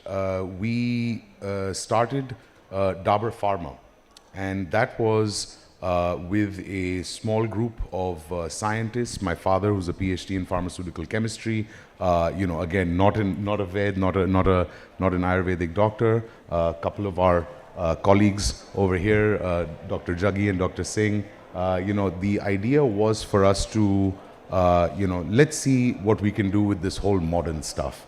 And what ended up happening was that we basically became a extremely a large player in the oncology pharmaceutical space. So starting with taxanes, going on to platinum products, all the way through, you know, everything except for the monoclonals. We kind of stopped before that. But you know, the idea was set in us that, look, these are two very integratable systems. And since then, over the last sort of, I'd say since 2010 onwards, we've been looking a lot at what exactly, you know, how do we do this? It's not a matter of can it be done. Of course it can be done. The technologies are there, the tools are there, as we'd mentioned earlier. But how do we make this easy to do and easy to replicate, right? And one of the key things, I think, was cost. You know, at the end of the day, it's an expensive thing to run a trial. So great, let's run a trial. But how many can you run? What are the resources that you have? It's not infinite. So one of the main things was, how do we make things simpler to do with the same level of result, with the same level of knowledge that comes out of it? So of course, you've got, you know, in vivo studies, you know, long, expensive, hard to do. We do those for pharmaceutical companies. There are the in vitro studies. So first you've got to take in vivo and convert it into in vitro. You got to figure out, you know, how to make the cells behave like that without, you know, being inside an animal. But then came some other interesting stuff. Came microfluidics. You know, multiplex equipment that can run multiple things at the same time. And now, of course, we have in silico, right, virtual. So how can we, you know, and the cost of each one of these, while the cost of development gets higher and higher, but the cost of application gets lower and lower. And really, that's how we were seeing things. So what did we do? Took a little page out of the original Dr. Berman's playbook and just said, all right, let's try some stuff, you know. And the idea was not traditionally what people do is to say, okay, here's a product, it has, you know, 35, 40 things into it, made in all kinds of different ways, and let's see what this does. Well, we know what this does. It's been around for 140 years, at least in our, you know, at least in our books. You know, centuries before that in traditional medicine, where we said, okay, what are the 35 things inside that? What do they do, right? And so we started very much from the ground up, and it was not about what does the end thing do. We have to obviously test that. But before that, what do each one of these things do and how do they interact with each other, right? And that, you know, that kind of knowledge only comes from having a very deep understanding at a team level of you know, biopathways, what works, what upregulates, what downregulates, what inhibits, and really being able to isolate out of that really what components are we looking at. So this was something which, you know, was a bit of a game changer. And when we said that, you know, we started doing this, it was a lot of it was for interest. Some of it was for some clients here and there. You know, they would ask us, you know, some person say, oh, I want to do some trial on a particular drug. Well, okay, great, on a particular extract or whatever that they had in mind, you know. But I'd say that you know, so we got a lot of information. We figured out, oh my God, this can work, and it can be done relatively inexpensively. And then we realized, wait a minute, we're not the only form of traditional medicine. So we've had the extreme privilege, you know, to work with folks with traditional African medicine, with traditional Chinese medicine, and coming up with usable products that have huge efficacy. You know, bioavailability in certain areas is much higher than in others, and you have to have the ability to see, okay, what is relevant in this case and what is not. You know, is the same herbal extract the same thing that should be taken orally or that should be taken topically, right? While they might have the same effect, the oral one might have a much easier way of getting digested, but the thing that you take topically, it might just not go through the skin at all, right? Adversely, something might go through the skin really well, but when you take it, it's, you know, its solubility is so low, it just passes through your system. So, you know, which is it? What do you pick? So you have to not just know one bit, you actually have to know a few different bits, because then you can plug and play with this, just like they do in pharmaceuticals. So this is, you know, something that was very, you know, it was a lot of fundamentals coming together to really produce something exceptional, and that's really where we find ourselves. Absolutely exciting to see that, you know, this kind of Dabur Pharma merging the old and the new, and not just being inspired by Indian traditional knowledge, but by global traditional knowledge is indeed the way it's supposed to be. I'm going to switch to Ved Nasari ji. I mean, I want to go back to the time when you started the Joint Center of Excellence with IGIB. And I would love to know your perspectives, your experiences on how that worked to enrich both sides. Of course, we'll have your counterpart, Mithali, go right after. And of course, that particular center no longer exists as such, and both of you have moved on. But there are very important lessons from that collaboration that I'm sure will be very valuable for the audience. If you could tell us your perspective, I'll just leave the audience with this much, that many years ago, Mithali convinced me that there is a lot to be done for the intersection of genomics and Ayurveda, particularly Prakriti and traits, and we could use it for discovery of the idea of personalized medicine which existed in Ayurveda well before it became a buzzword. So over to you, Ved Nasari ji.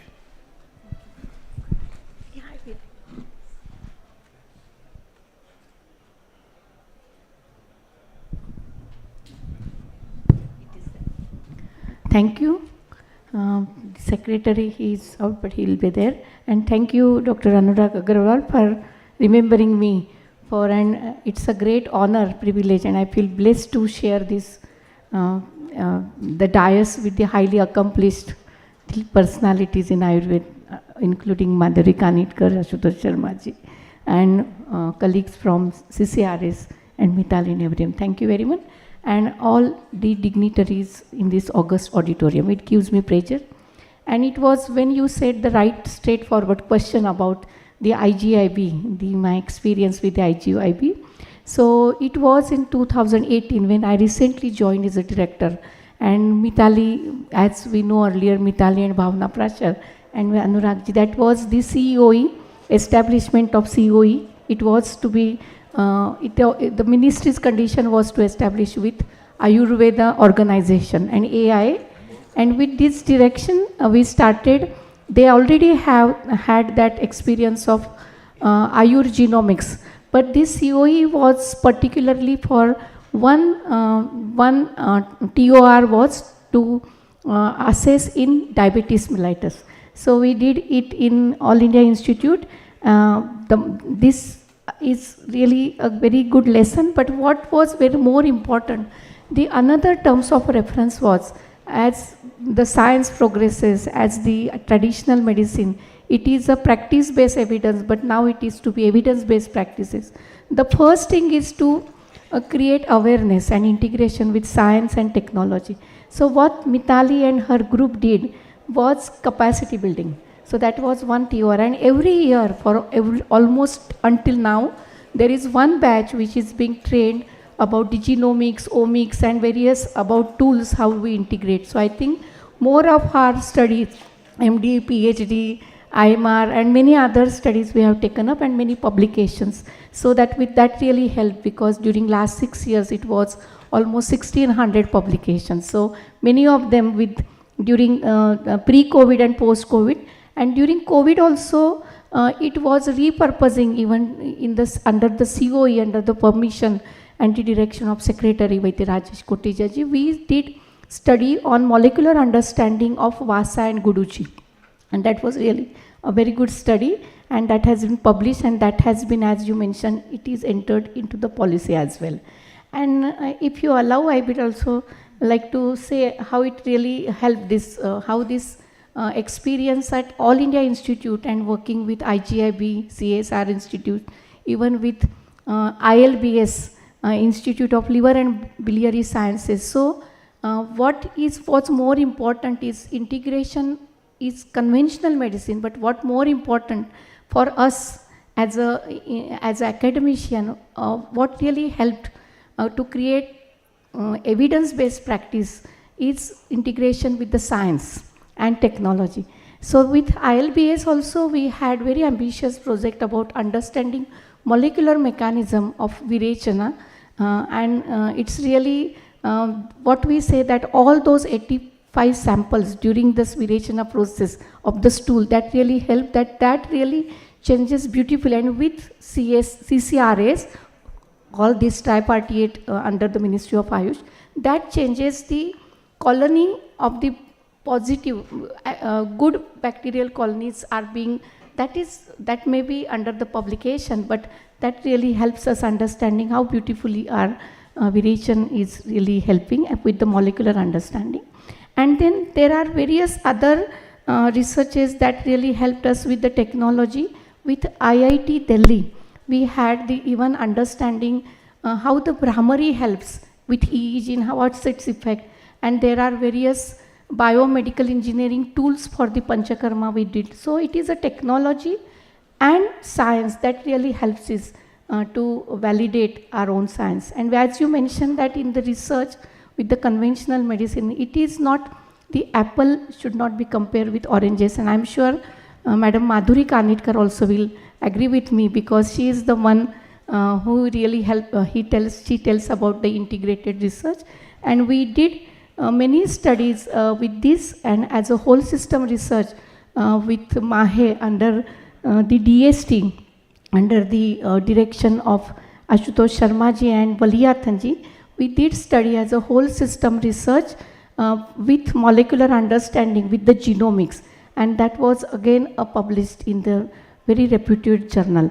And lastly, when we say that the Ayurveda has a potential of validating not only whole system research, but also as a reductionist double-blind controlled clinical study, as Ravinarayanji mentioned about and Sir mentioned about 5 botanicals. So this is one study everyone would be happy to know that about Ashwagandha, as Geeta Krishnan is also here in this auditorium.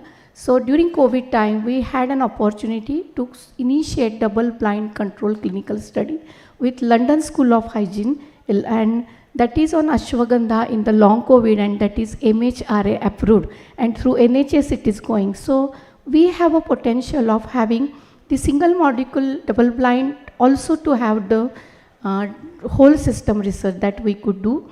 And as I have changed my gear, I can say my next inning in the ITRA, Institute of Teaching and Research, which is a WHOCC now. So recently it is a Poshan Maha. It is a Poshan nutritional fortnight. Poshan Maha is going on.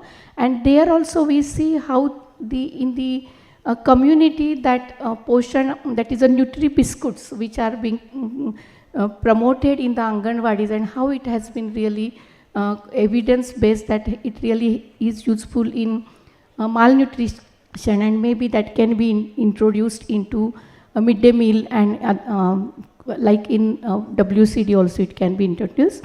And lastly, with WHO and changing the gear, when everyone is talking about AI in traditional medicine. So there is under digital health, there is a working group on AI in traditional medicine, and as Secretary mentioned, as there is a policy paper also is being published and it would be released soon. So we are working, and I had an opportunity to work as a co-chair. Rajeshwar is also there.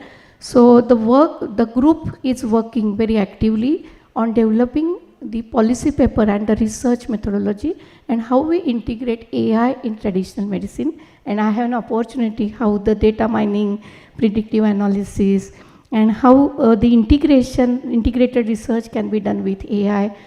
Quality control, maybe Barmanji also will agree that QC is really very, we can really enhance having adulterant substitute can be identified with all AI model.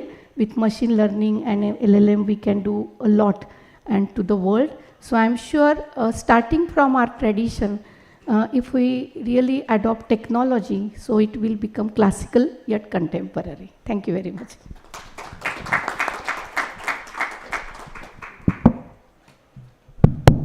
I think the most logical follow-up in this sequence would be to go to Mithali now and get a perspective from her side, because I think the last paper, Mithali, you and I had together was on using AI in Prakriti automatic classifications. But I'm very sure with your journey starting from genomics, getting the entry into genomics and the thinking, you must have gone through a lot of thought as well. So over to you. Yeah, so thank you for giving me an opportunity to talk here. I come from a very different area of genomics, and I got into Ayurveda in a very circuitous manner. The idea was that when genomics started, there was a lot of questions about P4 kind of medicine, predictive, preventive, personalized and participatory. And people were looking for solutions from the genome sequence, but genome sequence gave more surprises because there was no definition of a healthy human.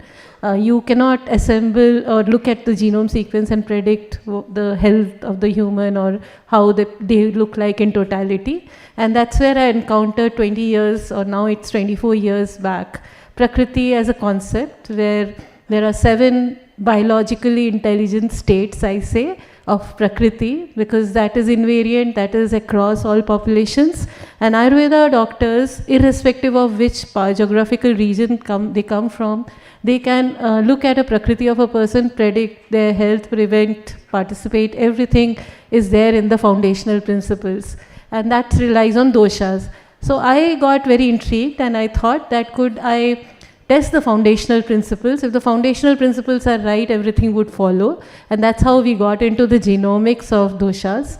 And we discovered that the genomics, when you do on doshas or take people of predominant Prakriti, you get molecular correlates of doshas, which start to now make molecular conversation with the modern biology. That's where we got Anurag in, because we saw differences in such kind of axis which were relevant in health states. So we discovered pith cough differs with respect to hypoxia responsiveness, which got relevant in adaptation to high altitude or high altitude pulmonary edema.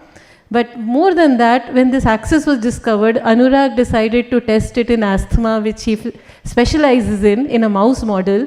He asked what happens if you tune this hypoxia in asthma, what does it happen? And mouse becomes very, very lot of inflammation sets in, they become steroid resistant, mitochondria, shape, everything gets compromised.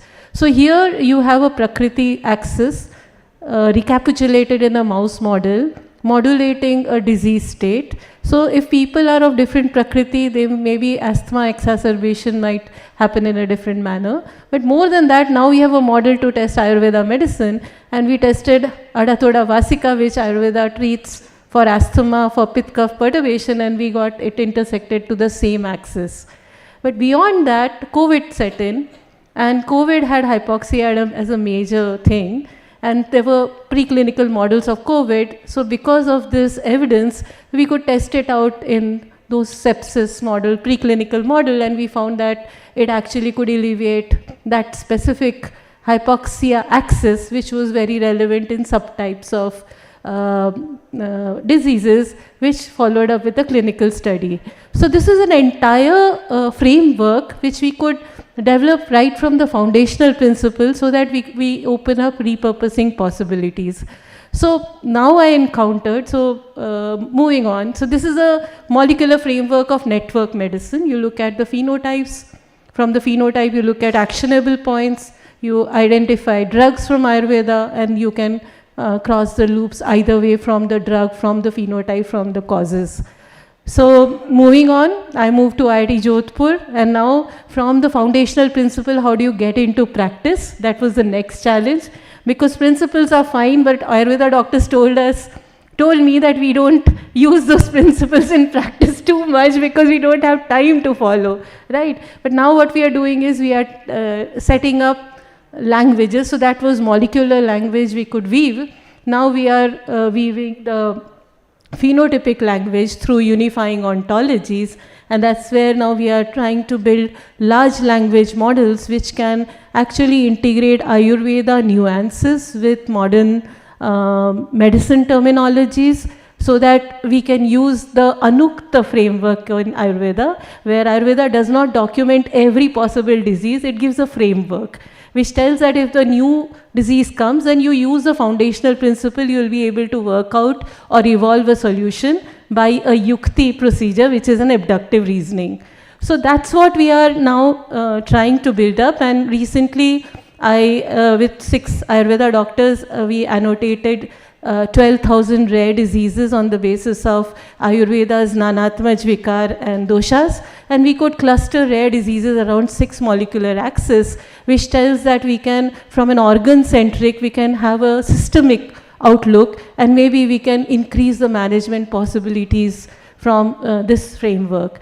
So suffice it to say, I think if we really want to do integration, we really need to thread the information from the molecular level to phenotype level, and we seem to have got a working language which now is amenable to lots of technologies, sensors, computer vision, large language model, and we can actually now have it implemented in clinical settings. So that's where the next phase we are wanting to move into, Madhuri ma'am's cohort and Dr. Acharya's cohort, because if we get apps and if we get platforms, then we should be able to integrate with their studies to get evidence-based solutions, which increases more options for patients. Because at the end, I'm a patient and I want to choose what I want to take. And if I have a platform which allows me to choose in an objective and evidence-based manner, that's what I would want it. Thank you.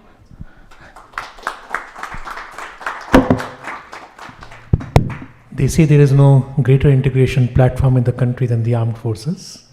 And of course, now in the medical system, they very soon say that about the Military University of Health Sciences.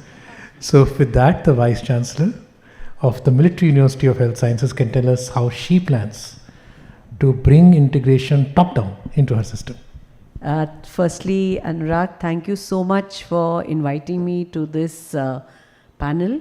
And I feel so comfortable in a whole line of friends who we have worked to on a large number of situations and large number of hypotheses. So I'll start with why the need for integration, and that compliment you for investing in a panel which is so integrated. So I mean, this is, I think, the first point. And my first brush with this was when I was in the military in a very, very stressful situation, and suddenly a very fit person develops hypertension, and I'm sharing this. Someone told me about Yoga Nidra. I went into it in 3 months, my BP was normal.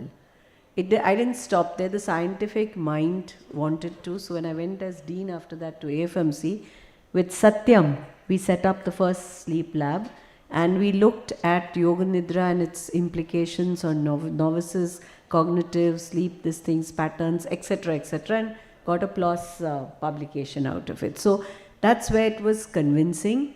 And to my good luck was into the integrated group that was formed under Niti Aayog, and that's where one was convinced. So instead not going and making MUHS into a military university, but I went there with a purpose, because I was convinced that a state or a health university is the best place for integration. Out of 660 colleges under MUHS, 68 medical, 100 plus Ayurved, so many more this. I mean, when you have a platform ready, available, it's just that no one has put them together, and we were developing. And while very correctly you talked of, practice based on evidence versus evidence-based practice. So that's the difference. So, and I think our traditional knowledge was around wellness. From that, modern medicine moved to illness. And now the community is moving back to wellness. And for that, you have to remove the I. You have to add the we. It's my standard thing for integration, that if you want to get from illness to wellness, it cannot be isolated with an I.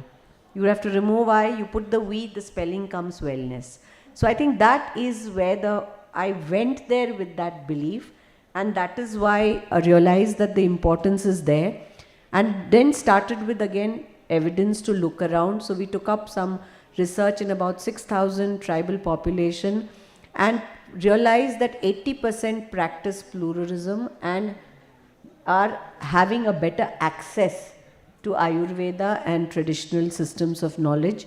There's the fact that the doctor-patient ratio is grossly inadequate in areas where they need it, and therefore it was so important to integrate the two. And what one saw was the opportunity that every state health university has so many colleges. So we started out with the thing of getting a pro-vice chancellor who'd been dean of a Ayurveda college. And now the complete infrastructure in the university is integrated. We have the DSW or homeopathy. So every pathy is this thing. So with that came in empathy. And I think that is important. And I think the increasing patterns of non-communicable diseases is so relevant that we need to look at different approaches. And I really thank Vaidya Koteja ji and Vaidya Acharya, who really supported us, because it was not just starting. That today we've been able to, we are I think the first center in the osteoarthritis certificate, we've completed the complete. So the trust that was put onto us, so before even AIMS now has been mandated, we set up a department of Ayush, and we set up a postgraduate institute with the civil hospital. So we already started integrating, and I'll just come to some of the ways which we can invest in and make this into a policy if we can really upscale this model. The challenges, I think challenges are all in the mind. First is, biggest challenge is acceptability by allopathy. I've been a pediatric nephrologist, but unless one is convinced, Anurag has been a scientist. If you have a scientist mind, you keep an open mind. And you want to say it is black or white, there are no grays. So, and you keep the open mind to prove everything. So you go in it with that respect. And I must thank the leadership for all, giving this incentive, and the new ICMR guidelines, which now officially has brought in a addendum for integrated research. We didn't have any before this, and MUHS took the lead and started doing this and was questioned. Even I was questioned, but we incorporated all the things for giving IEC clearance to the ICMR registered, the IEC that we had, and we put in the systems in place which have now become policy. So I really feel very happy about it, and we can go about it excellently.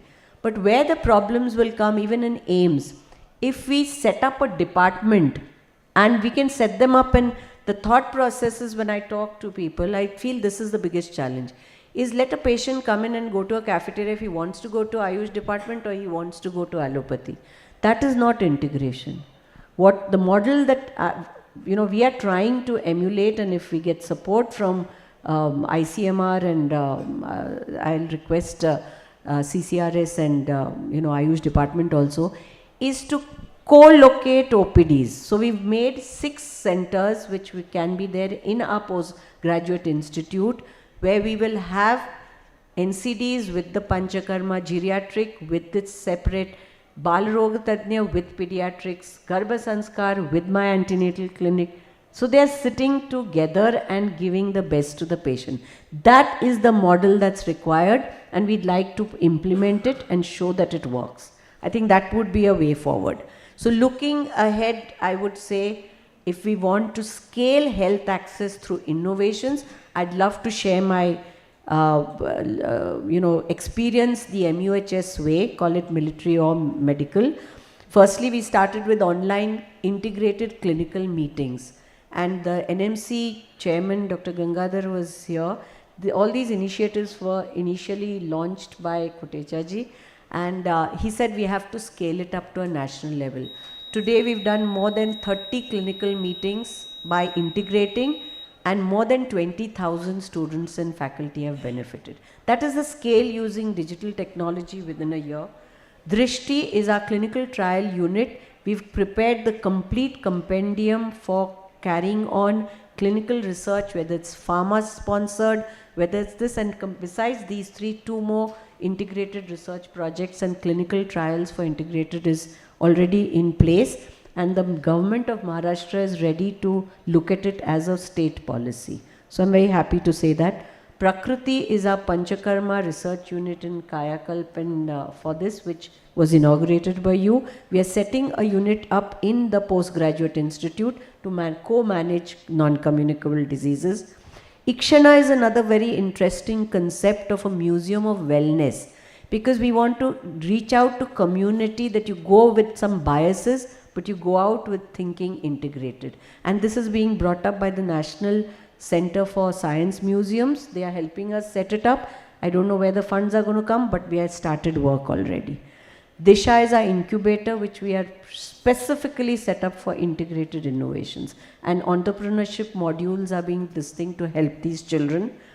The Maharashtra Postgraduate Institute, which is right under the university, and our Ayush department are integrating for all these diabetes mellitus, preventive cardiology, geriatrics and pediatrics. We've started integrating students, because unless the students, they don't grow up working together. So we've started a summer internship project for 2 to 4 weeks. People from Ayurveda cross into allopathy, allopathy go into. So my Panchakarma unit has physiotherapist, allopathy, everyone coming in, and it's beautiful to see how this. So we have to start with the beginning. We can't, so we need both. We need a top-down and we need a bottom-up approach if we want to really scale it up. We've also started a MSc in pharmaceutical medicine course, which is an integration of medicine and pharmacy, because somehow in the health universities, we've separated, they've gone into other traditional universities, health doesn't have pharmacy. So we are the ones who are running a module which is competency based with industry partnership, and a whole parallel session is being put into it for Ayurvedas an elective, or when people come from the Ayush background, they can do that course with elective in this. So this is completely innovative and designed and already running. We've started capacity building with the first university with a faculty development academy for tiered level, where we start an HSET. So capacity building is for all faculty, including the Ayush. And so therefore, I think if we want to really scale up, I think the way forward will be integrated thematic clinics and taking this experience and extrapolating it and running it across all health universities. That would be really disruptive, quick, and a low-hanging fruit. The model has been read. My only submission to the Ayush department is, when university opens departments like this, Ayush, because they're not affiliated with any college. Today they're all upset that none of them get teaching experience. They're actually doing research and teaching. So I would be taking up a case. So I'm requesting Secretary to help us give them this teaching experience. Already we have taken this initiative. Oh, thank you so much, sir. So I end my here, and I think the way forward is only I, remove I, we together, and we will get wellness. Thank you so much. You know, with the last session of the day is always a problem with the inauguration afterwards. You can't extend it even though you started late, because other sessions ran late. I can hear the buzzer. What I can do is, as we exit the room probably and figure out what's happening to the inauguration, there'll be an opportunity for those of you who want to ask anybody, questions. If they have time, they can try answering, and that might be the best way of interacting. So rather than opening it up to the audience for questions, I will simply leave you with the possibility of interaction with the very, very esteemed members of the panel. But before I let them go, I must just thank them all. Very busy people. And when I messaged, these days everything starts with WhatsApp before you send the formal email. When I messaged Ved Kotechaji, it took him just a few minutes to just respond and said, yes, we will do this. And then of course, when we are planning the World Health Summit, it was a small thing. Then of course, WHO Traditional Medicine Center came, made a big thing. But he continued that even after that, we will continue this session as a way, because harmonization and getting people from very different perspectives brings value in itself beyond a different session. So I think I'm so happy that all of you came here together. And in fact, right after this, Vedacharji, after you agreed, we met at that TB meeting where we were discussing how severe malnourishment in tuberculosis patients, which is very not, you can't just say, let's give them calories. It doesn't work that way. But the modern medical system does not know necessarily what to do to make people gain weight. We have some ideas regarding surgeries and other things to make them lose weight, but we really have no idea regarding more calories to make people gain weight. If it was that simple, we would all be very good at it, and we aren't. So it was wonderful to hear that day when you spoke about it. Tanujaji, we have spoken so many times on so many things, learned so much from our association with All India Institute. And it's always a pleasure, to hear from Professor Ashutosh Sharma, because he's full of wisdom beyond the usual. And I think he was the one who made the entire audience laugh the most. And I think it is always, when I spoke about it, I was speaking to Aitya as if this will be the future or what we might be doing in the future. He was like, come back, doc, we already done it. And Mithali, always a pleasure to have you. Thank you all so much.